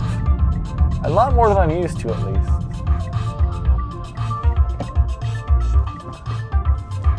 Let's creep forward a little bit.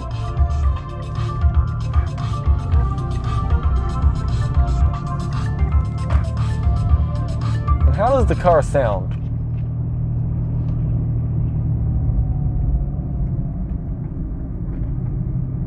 Before it was making a bit of a whining sound. Okay, I shouldn't have gave it that much throttle, though. That was kind of a waste of throttle. We don't have any fans on.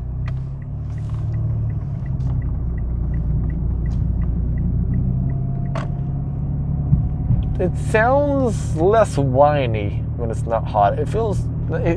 we're only at 199 degrees. Before we were at 214. So temperature-wise, we are doing much better. And sound-wise, I know sound doesn't mean everything, but sound sounds fine.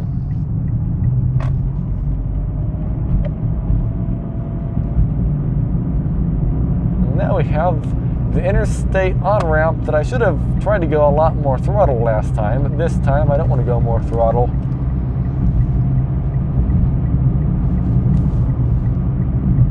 Yep.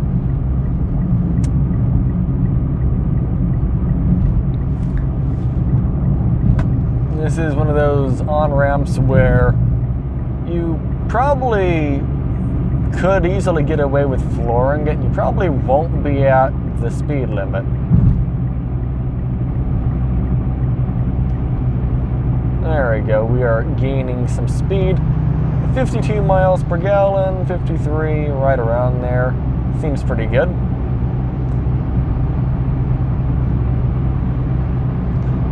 We are at like 51.5 miles an hour or something. It's good enough.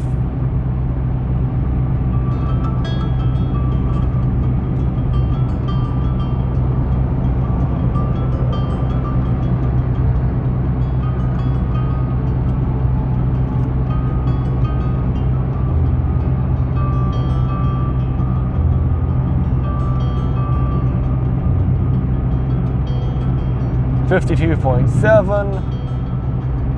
Alright, I'll set cruise.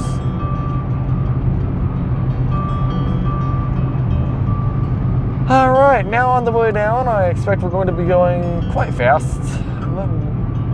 Maybe not, though. We'll see.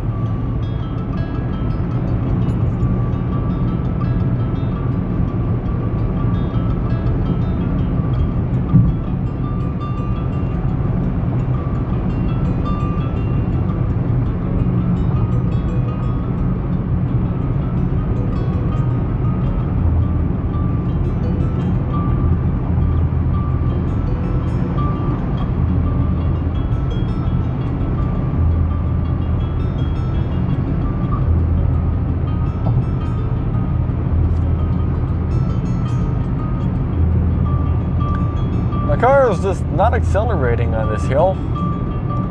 Cruise control is turned off, by the way. I'm just coasting.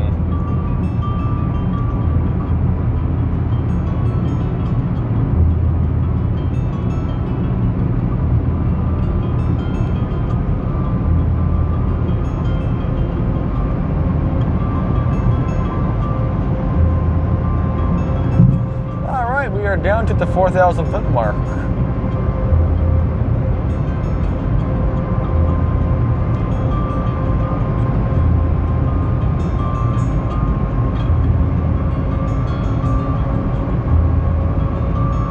That truck is really screeching. Are you okay, engine in that truck? I didn't know the RPM in a semi could do that. Do you hear that? They're like, whoa! Also, we're going the maximum speed I can go.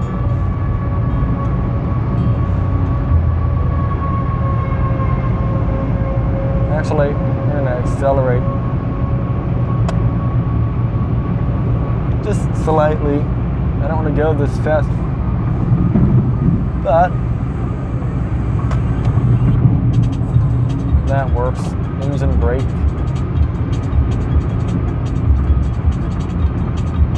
More engine braking.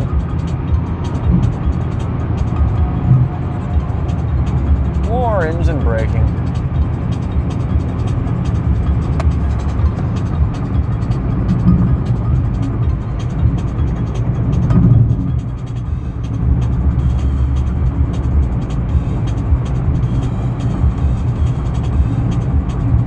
Actually, can that truck get to the right, and then I'll just merge behind it.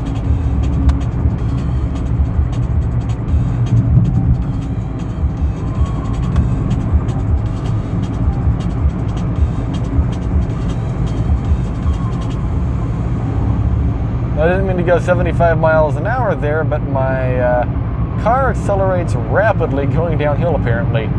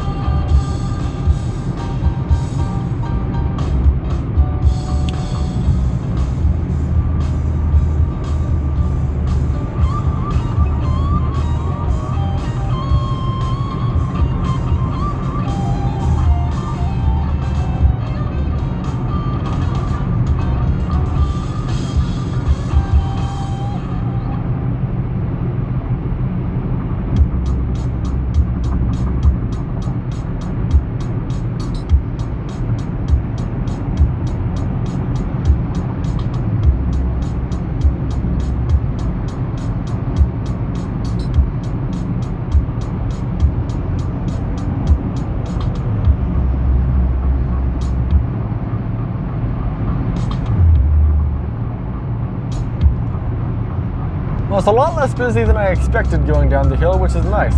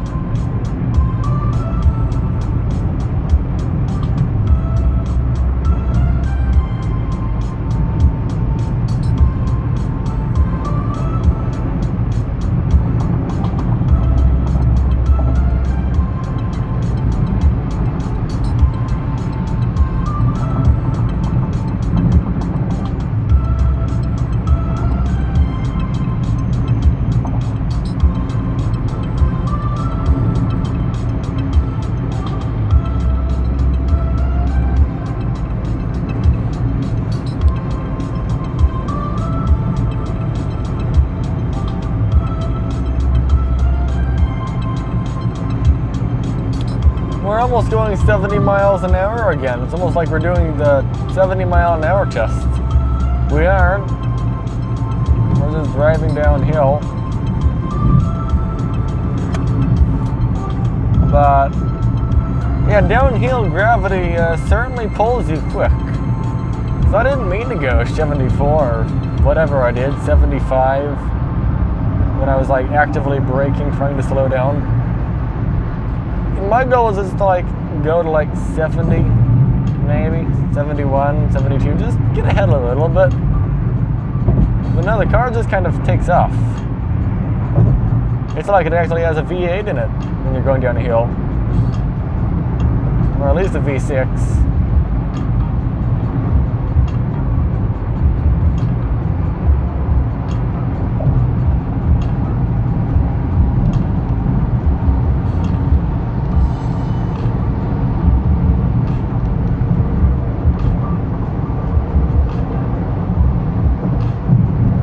Semi, you're going to probably not want to overtake me to the left. You're just going to want to go ahead. I'm going to go 55, so it's better if you just pass.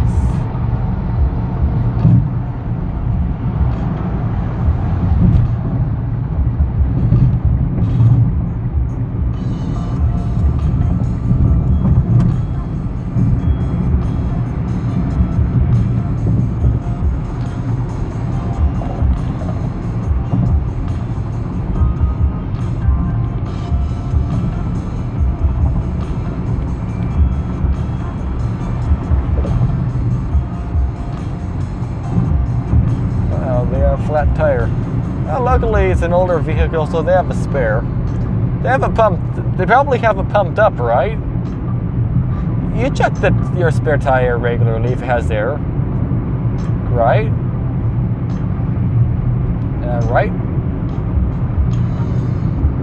Like once a month or so, you check it. Well, what do you mean you've never checked your spare tire? So you've always had a spare tire, but what you're telling me is you've never checked at any time recently if it has air in it. Well, yeah, I know, you haven't drove it, so you shouldn't have punctured it, but air still leaks out of tires, very slowly, but it does happen. So you really should just check your spare tire. Just make sure it has enough air in it. Oh, okay, you have an air compressor in the car, like I do, so then it doesn't really matter. You could have a completely flat spare tire, but if you have an air compressor, it doesn't matter.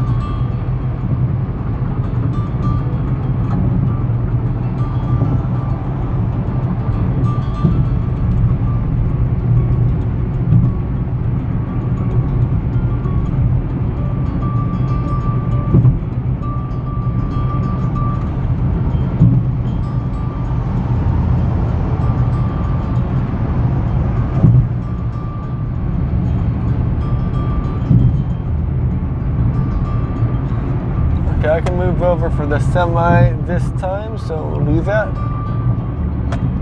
Although the semi truck behind me is not,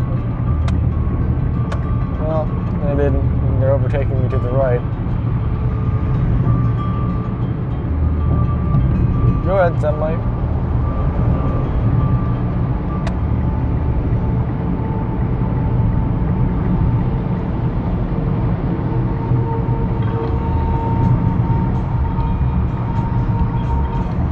It's clear to move over though. Oh well.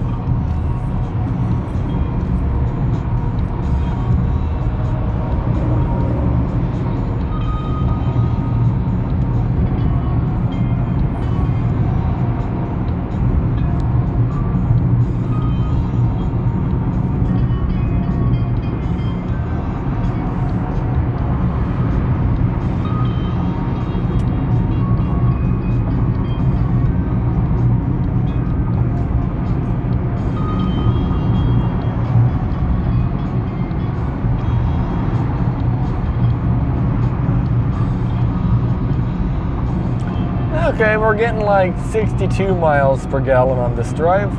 So a little bit less than normal. I think we'll be about 62 when we get back to the house. So we've lost about 3 miles per gallon for having about 800 pounds in the car. I think that's pretty good. This car is essentially 3,000 pounds now with 78 horsepower.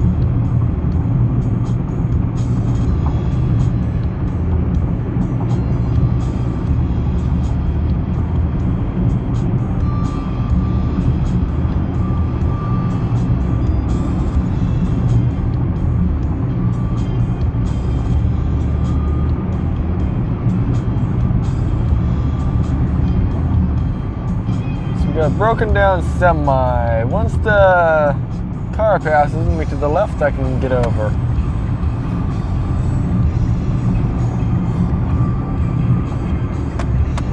And then I can move back over to the right.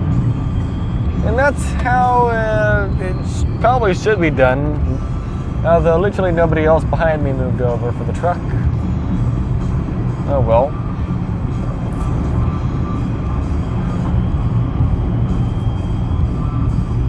In every other state I've ever been to, though, everyone moves over for the truck. It's just, for some reason here, I appear to be the only one who does.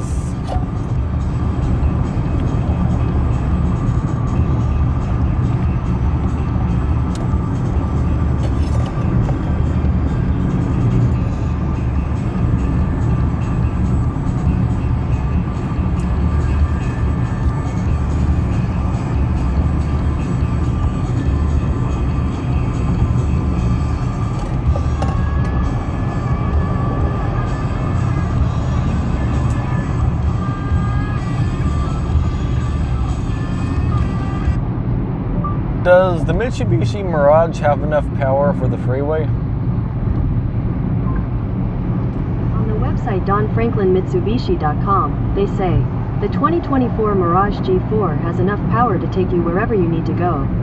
It comes with a 1.2-liter, 3-cylinder engine that makes 78 horsepower and 74 pound-feet of torque. The engine is mated with a CVT and standard front-wheel drive. The average fuel economy is 37 miles per gallon.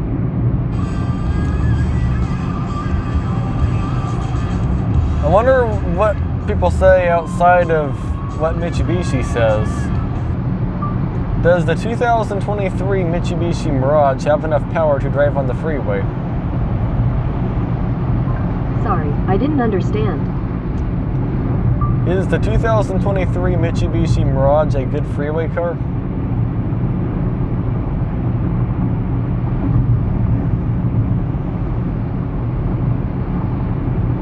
Hello? Is the 2023 Mitsubishi Mirage a good freeway car? Cars.usnews.com, they say. The Mirage's weak engine struggles at highway speeds, the ride is harsher than many rivals, and its cabin is filled with hard plastics. Additionally, it comes with few features and it has a lower safety score than most competitors. This Mitsubishi is a tough It is on the slower end, but at the same time, yeah, it's kind of struggles to go the speed limit up a hill. At the same time, it's going the speed limit up a hill. And you have 2,000 RPM left, so I think that's doing pretty good, I think. Considering it's, I think it's currently the second cheapest car. Although the cheapest car actually has 42, I think it is, more horsepower. It's 120 versus 78. But they have the same transmission. This is probably better for the transmission though, because it's got less power and it weighs a decent amount less. No, I don't need to move over. I thought I had to, but I don't. I'm wrong.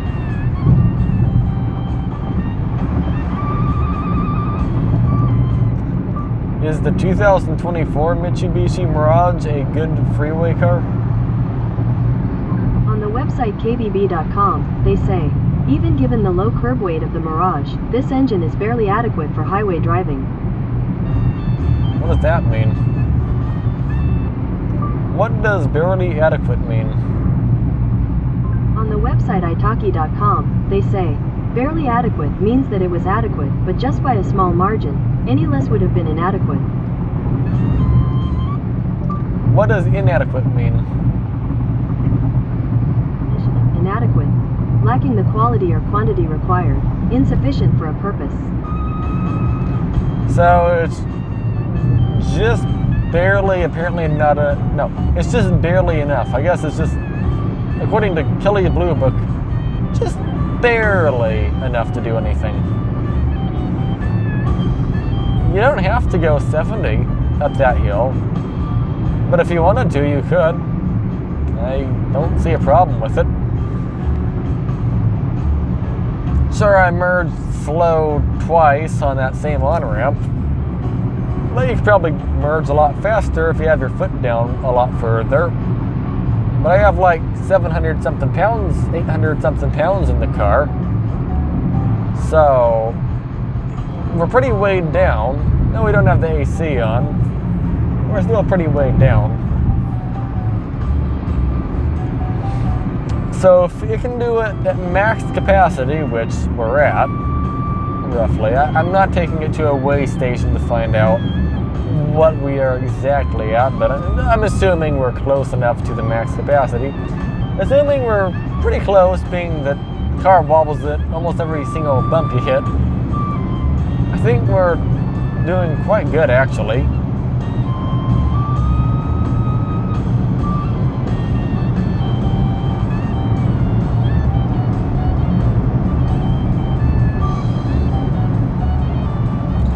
There's a truck directly next to me that probably doesn't see me.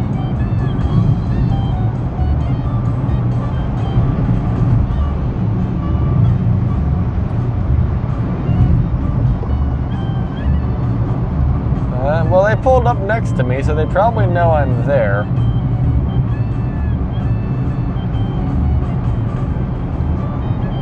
Although I am quite literally lower than their hood by like twice. Okay, good, they're moving to the right. They do know I'm here though. Their hood is like twice as high as my car.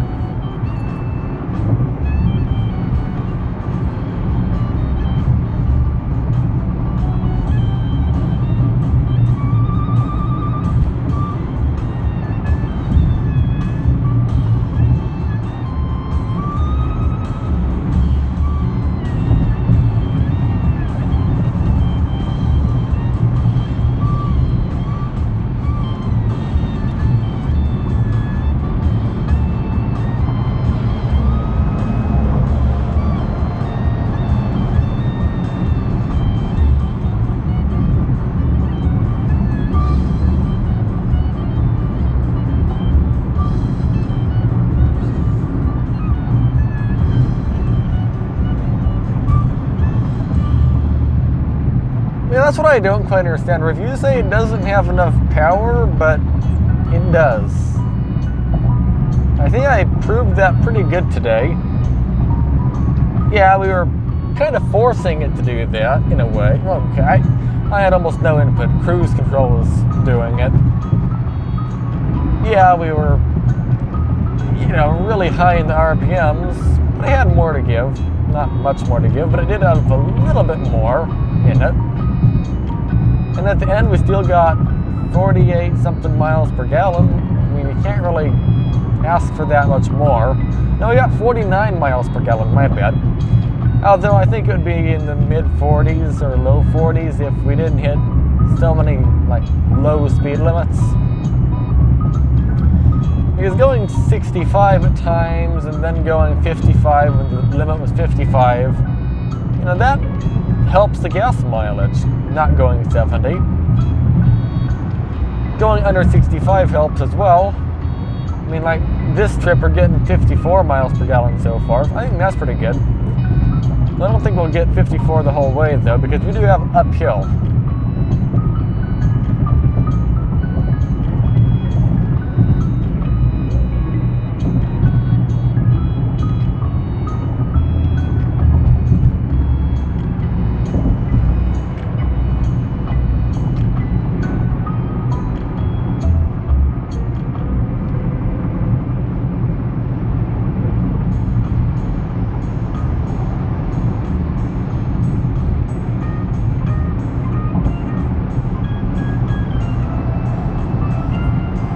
I'm being overtaken to the right again, I think.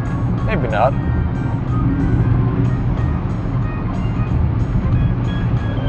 No, I guess not. I thought the two-door Chevrolet was.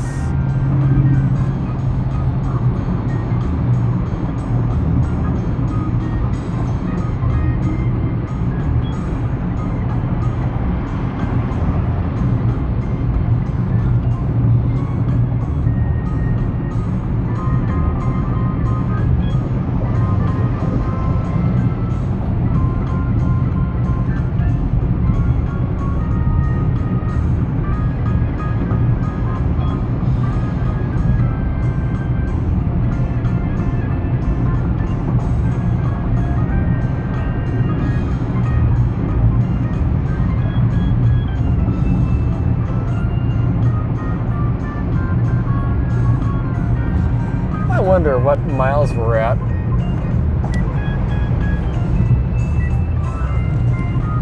Oh, all right, almost 57,000.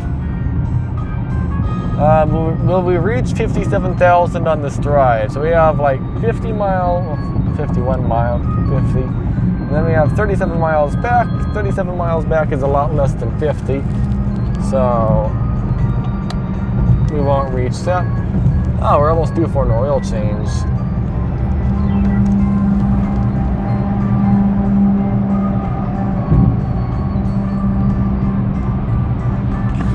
Oh, actually, it's possible we are overdue for an oil change. May I get over, please? No.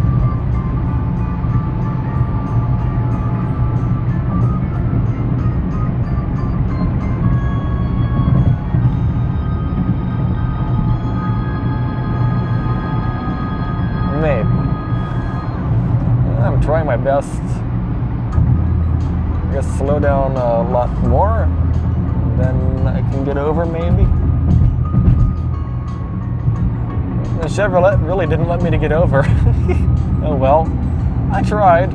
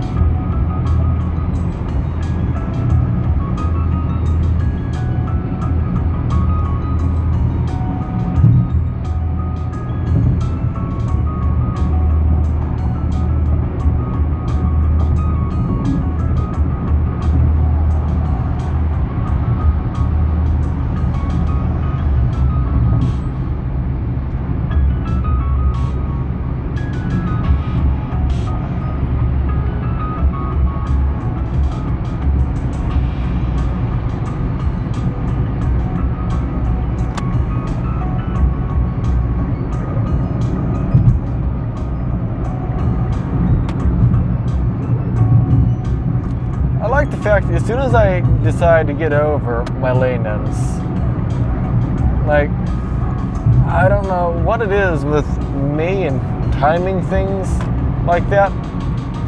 I'm like an expert at it. Whenever I sense, hey, you know what, I think it's a good time to probably move over to the right. You know, the lane's been there for a while. As soon as I think that, start moving over, immediately, okay, twice, it decides to just end.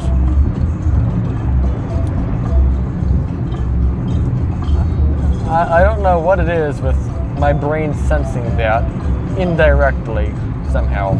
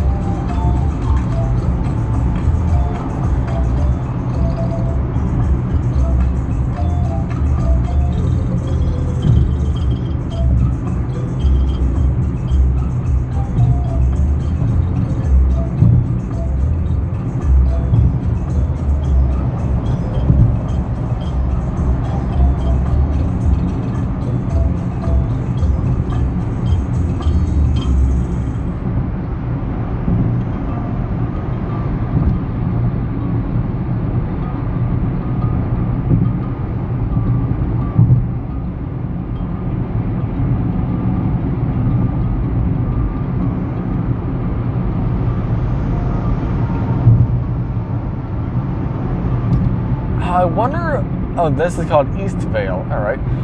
I wonder if I should use low gear to merge me down in speed. I mean, low gear, it gets the transmission kind of warm and has to like shift or unlock the torque converter or something. But that would probably stop me quite a lot better with all this weight in here. But at the same time, I feel like that'd be hard for it. I feel like it's probably better to shift into that at a stop versus while moving.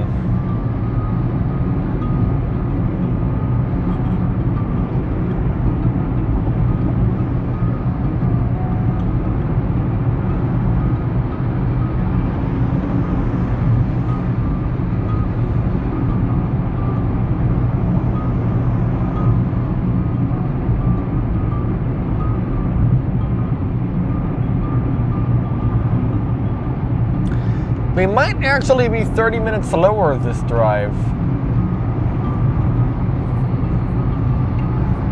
I'm not too sure, but we're almost at the 2-hour mark. And I think we stopped driving around the 2-hour mark last time.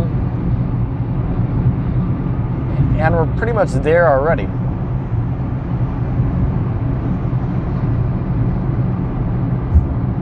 From here, I'm 31 miles to my mom's house and 31 miles to work. The difference is 30 miles to work. No, 30 miles and 30 minutes, 31 miles to work. 48 minutes and 31 miles to my mom's house. So, it's significantly more busy going to her house.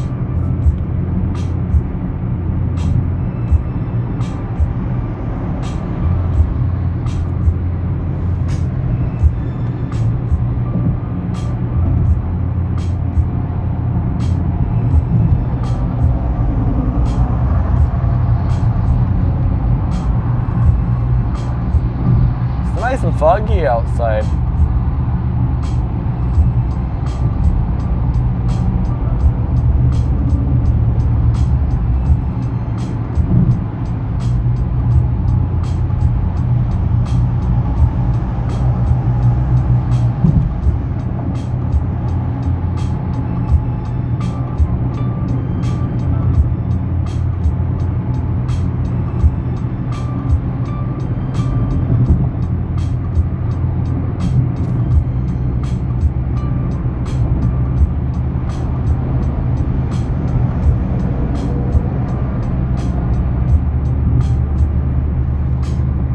Transmission temperature is 171, by the way.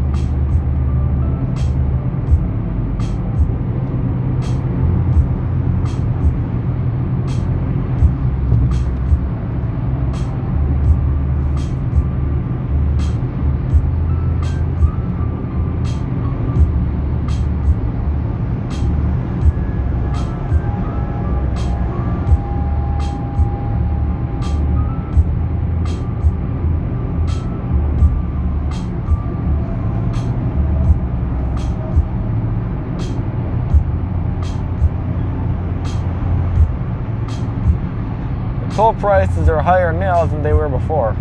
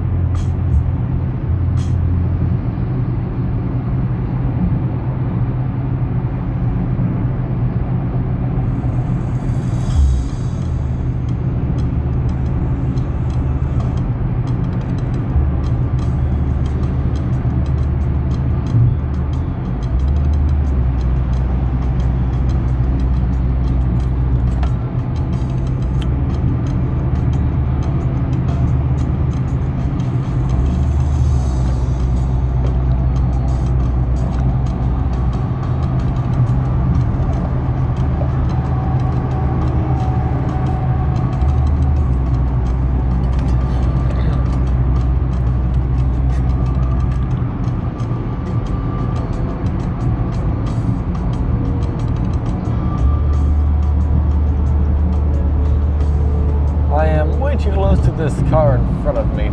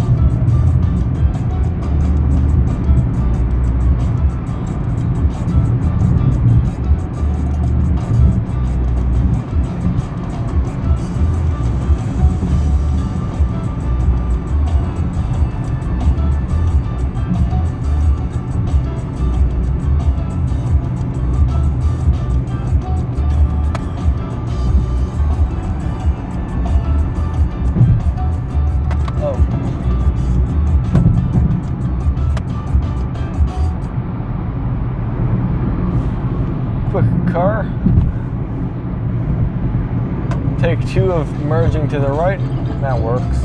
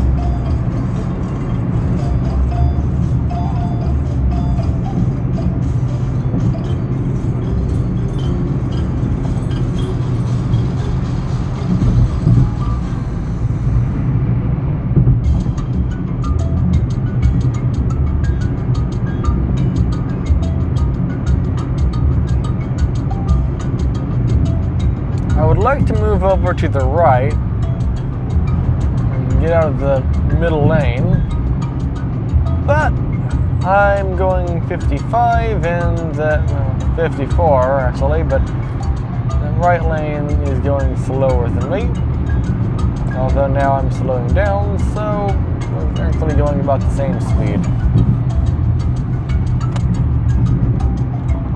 And I'll just change lanes to the right. 2 lane changes in a row.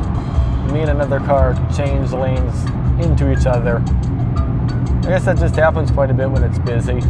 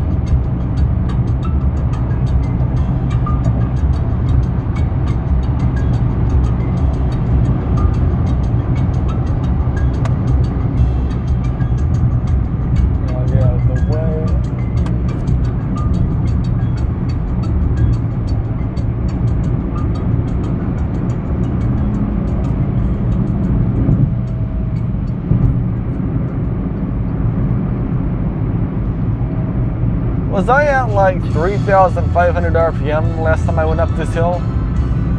I swear I was. Now we're like 2,000.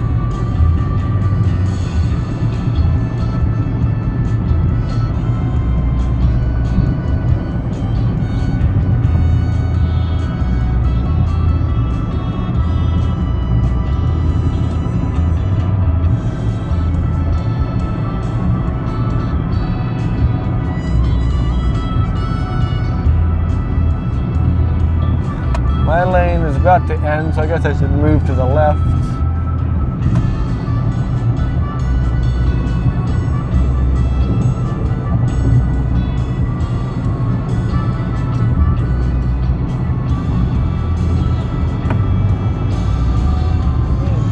by the way, update on the rear view mirror. All I can see is pretty much everyone's bumper.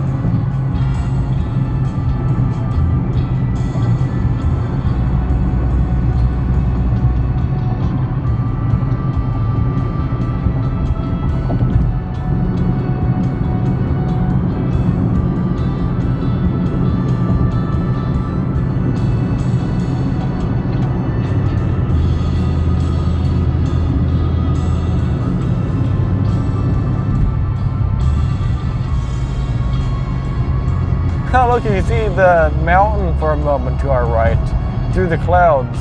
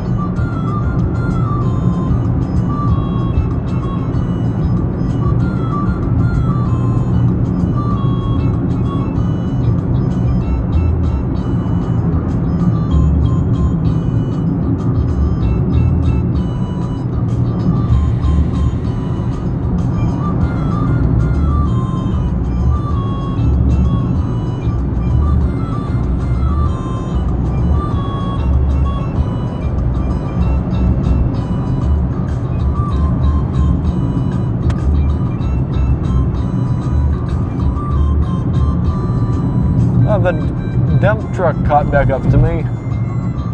Or the trash truck.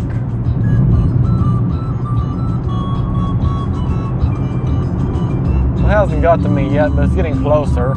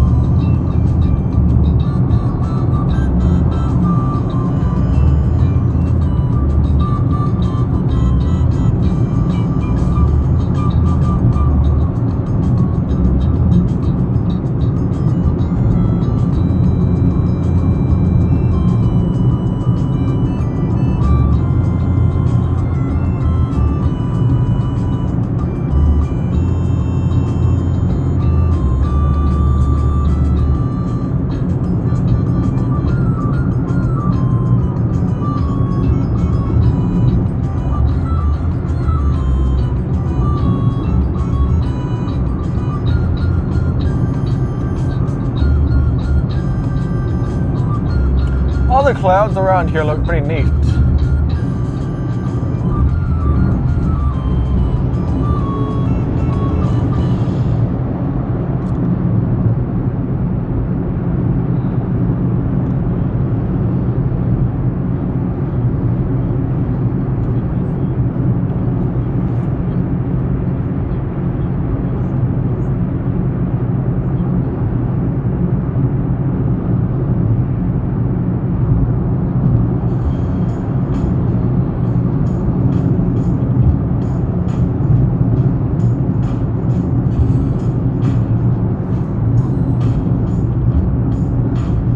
A bag flew out of the trash truck. Another bag flew out of the trash truck.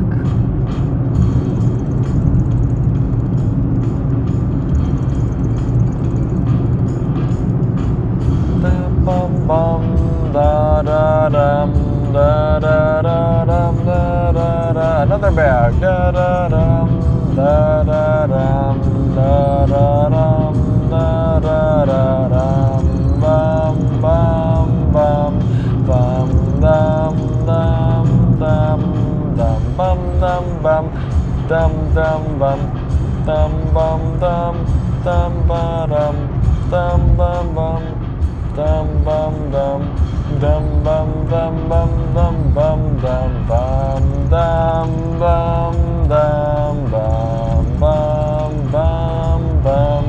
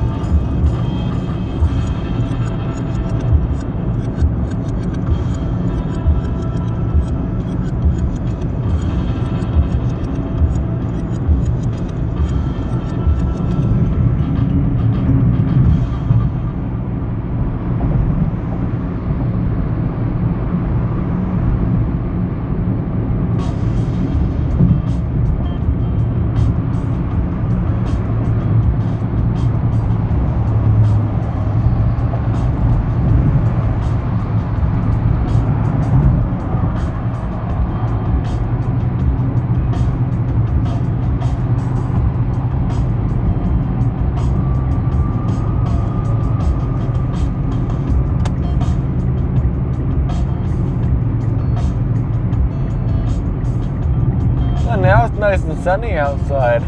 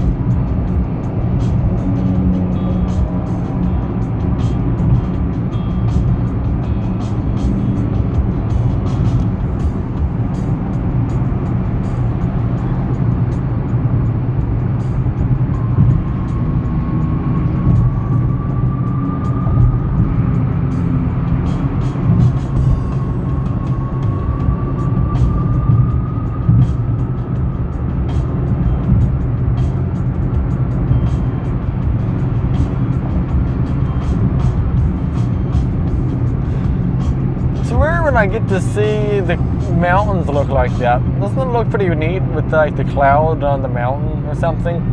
Why does that only happen early in the morning? I don't understand that. It doesn't happen like around noon or any other time of the day, just early morning, not even afternoon.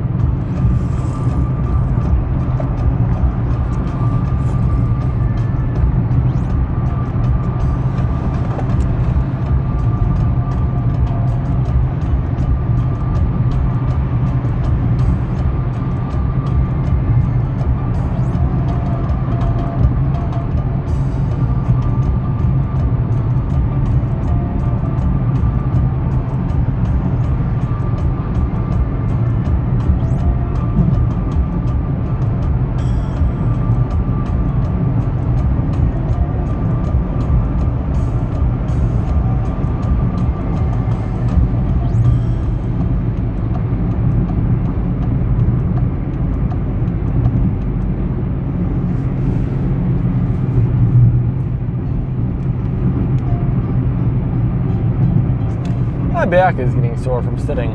Maybe I should adjust my seat somehow. Oh, there we go. I'm leaning way back like some people do. That's kind of odd. There we go. Sit back upright.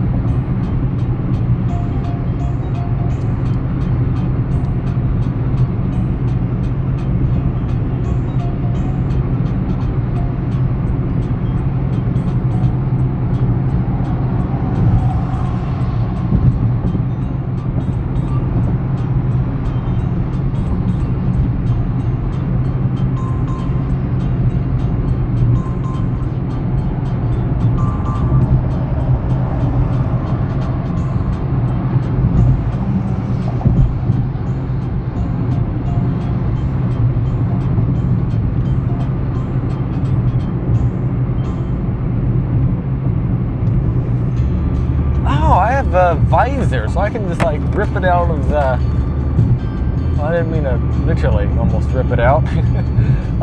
Pull it out and just aim it in a good way. There we go.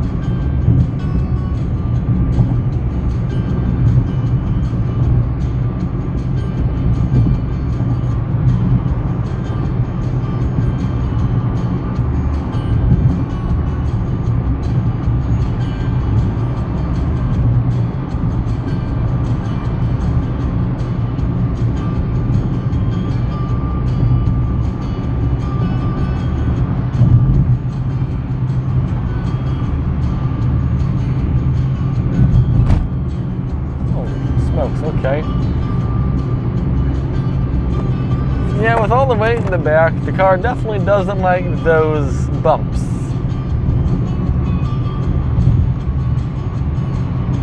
I think that one completely bottomed out the suspension this time, didn't it? Sounded like it. It made a big bang sound.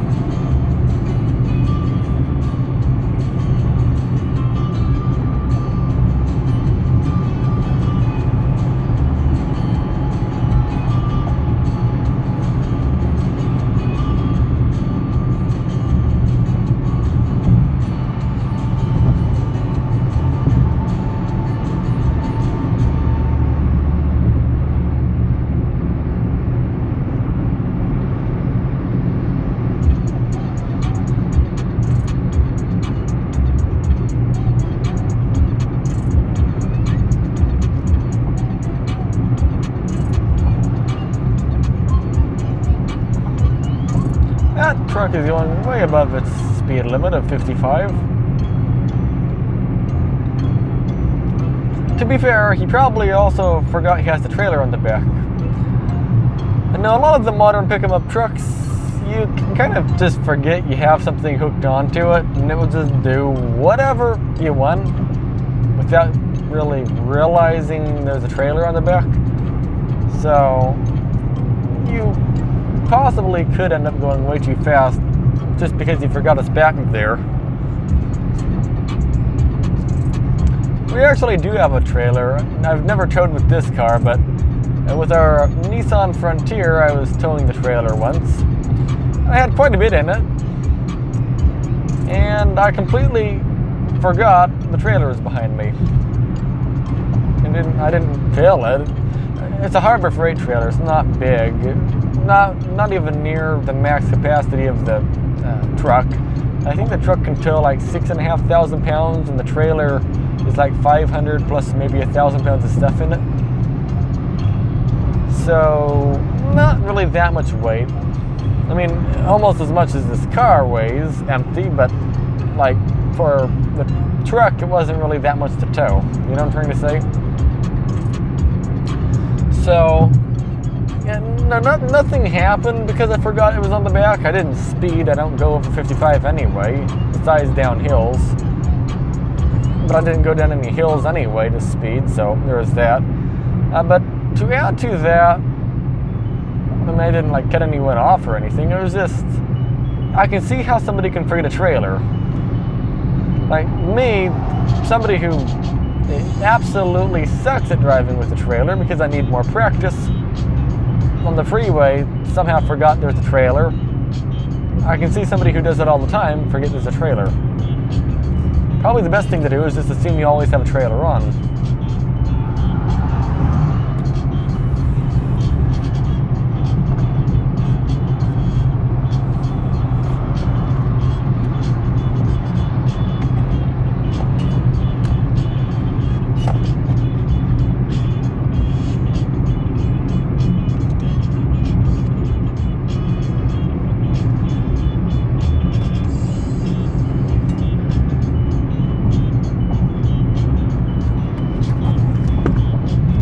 Are you ready to get blinded? Looks like we're gonna get blinded here. Yep.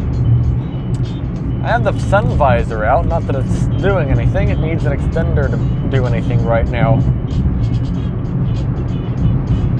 Why do some cars have like sun visor extenders, but then other ones like this don't?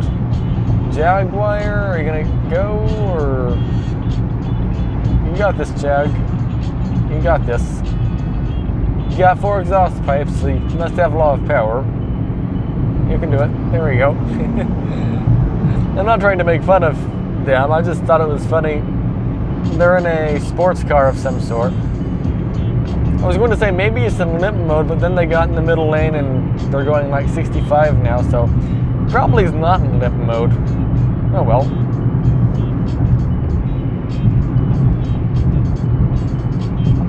But I think Jaguars are pretty powerful, aren't they? Is Jaguar a performance brand?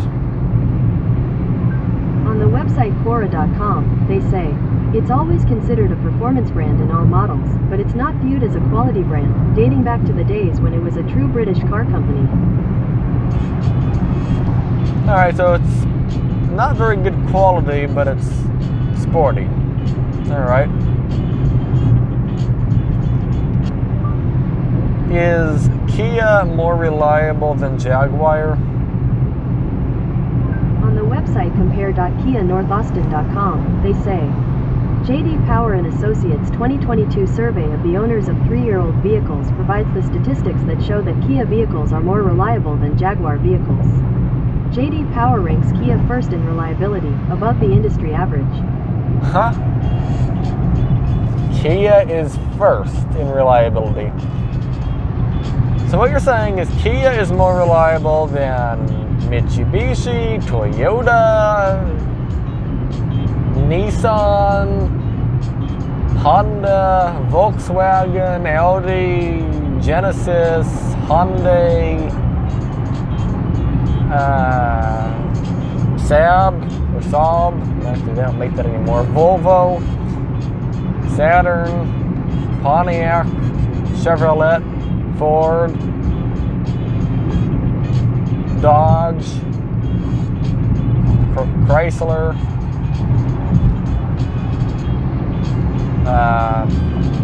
Rivian, Tesla,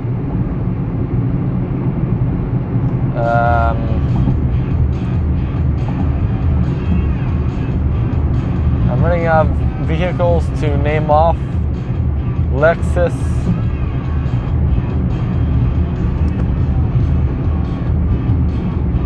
Ram, we already got Ram, I think.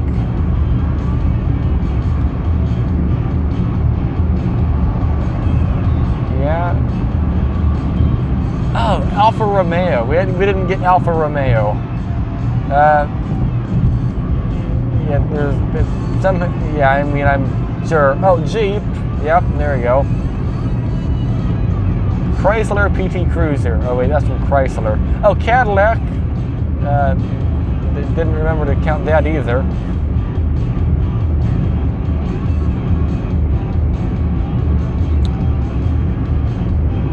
Buick. We didn't remember Buick. GMC. We didn't do GMC.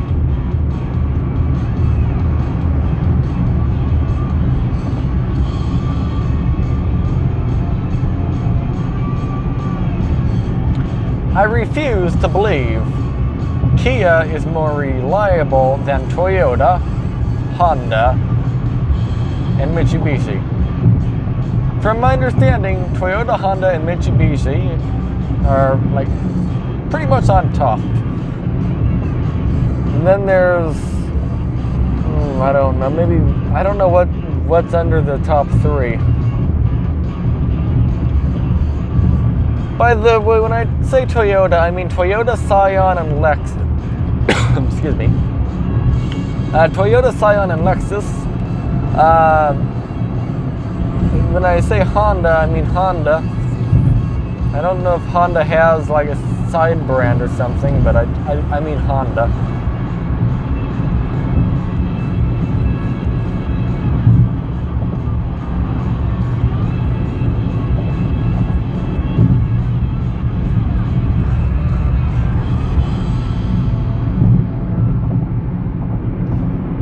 Car, why are you coming to a stop?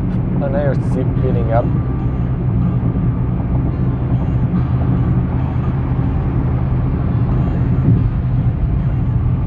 Huh. My car just decided to not use cruise. I'm not going to bother accelerating. I'm on a hill. Trying to conserve some fuel here. By the way, did you notice that the road is less chaotic than before? Like, when we were first driving on the 55-mile-an-hour drive on the other side of the road, it was, I don't want to use the word chaos, but it was chaotic feeling. But on this side, it just doesn't feel chaotic. Oh, another car, a Freightliner.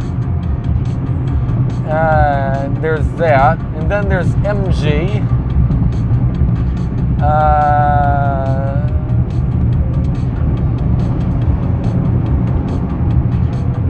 What else?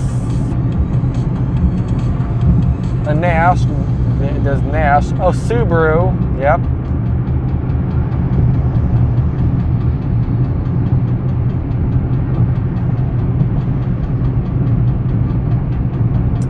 Oh, Subaru. That should probably be up there. I think Subaru is a step more reliable than Mitsubishi. So I think it's Toyota, Honda, Subaru, and Mitsubishi.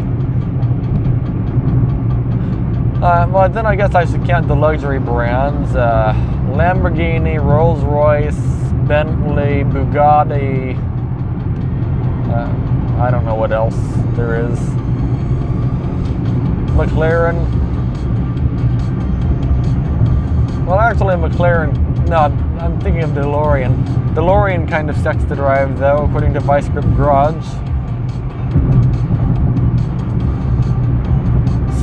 What is that car passing me? Is Scion? Yeah, Scion. Scion's pretty rare. Not rare. Pretty common, actually. My bad.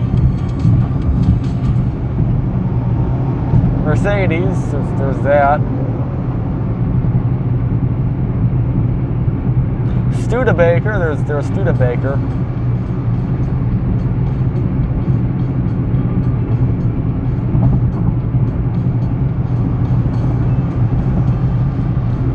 Land Rover.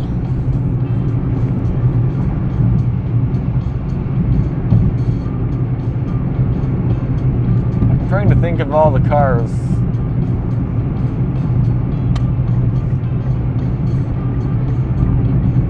Either way, it is about time to stop the clock. Because we're getting off the freeway. By the way, transmission temperature is, I can't read it actually.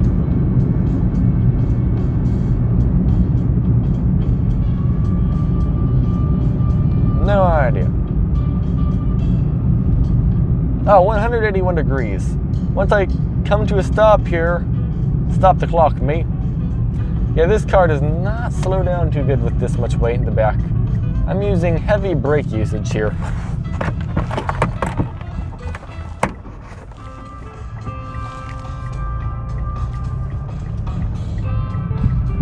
Either way, gas mileage report, we are at 66.2. Last time we were at 49.8, question mark. So we gained, let's just say 50 to 66. So we gained, what is that, 16 miles per gallon, and what, we took 20 minutes more maybe? I don't know. The clock will tell. So, is it worth going slow? I say with this car, if you're a nerd about getting the best possible MPG, of course, it's better going slow. But you don't really save that much by going slow in this car particularly. Yeah, 16 miles per gallon, but when the number's that big, it doesn't really add up to much. But cars that really is worth hypermiling is like trucks. Electric vehicles. Unless the electric vehicle is cheap charging, then don't bother hypermiling. That doesn't really matter. Unless it's not enough range to make it to your destination, then hypermile the snot out of it and try your best to get there. Oh, Acura, that's another brand. But yeah, the best thing to do is just see what gas mileage you get and then try to hypermile it. And then just decide what to do. Like our Nissan Frontier, if I hypermile it, it gets 27 miles per gallon. If I go 70 miles per hour in it, it gets 17 miles per gallon. I never drove at 70 miles an hour, but I've been a passenger in it when it was going 70 miles an hour, and it gets 17 miles per gallon going 70 miles an hour. So that, sure, it's a 10 mile per gallon difference, but the thing is, 10 miles per gallon when the number's that low is significant. 10 miles per gallon when you're at 50 versus 60 is a much smaller difference. But either way, thank you very much for watching. If you could leave a like, that would be amazing. If you're new to the channel, if you could subscribe, that would also be amazing. If you want to help out, pay for some gas or something, consider becoming a channel member. I'd appreciate that if you could. Making these videos isn't what you would call free. It's far from it. So yeah, if you could or if you could become a member, that'd be great. Or if you can't, perfectly fine too. But yeah, thank you very much for watching, everybody. And until next time, have a great day!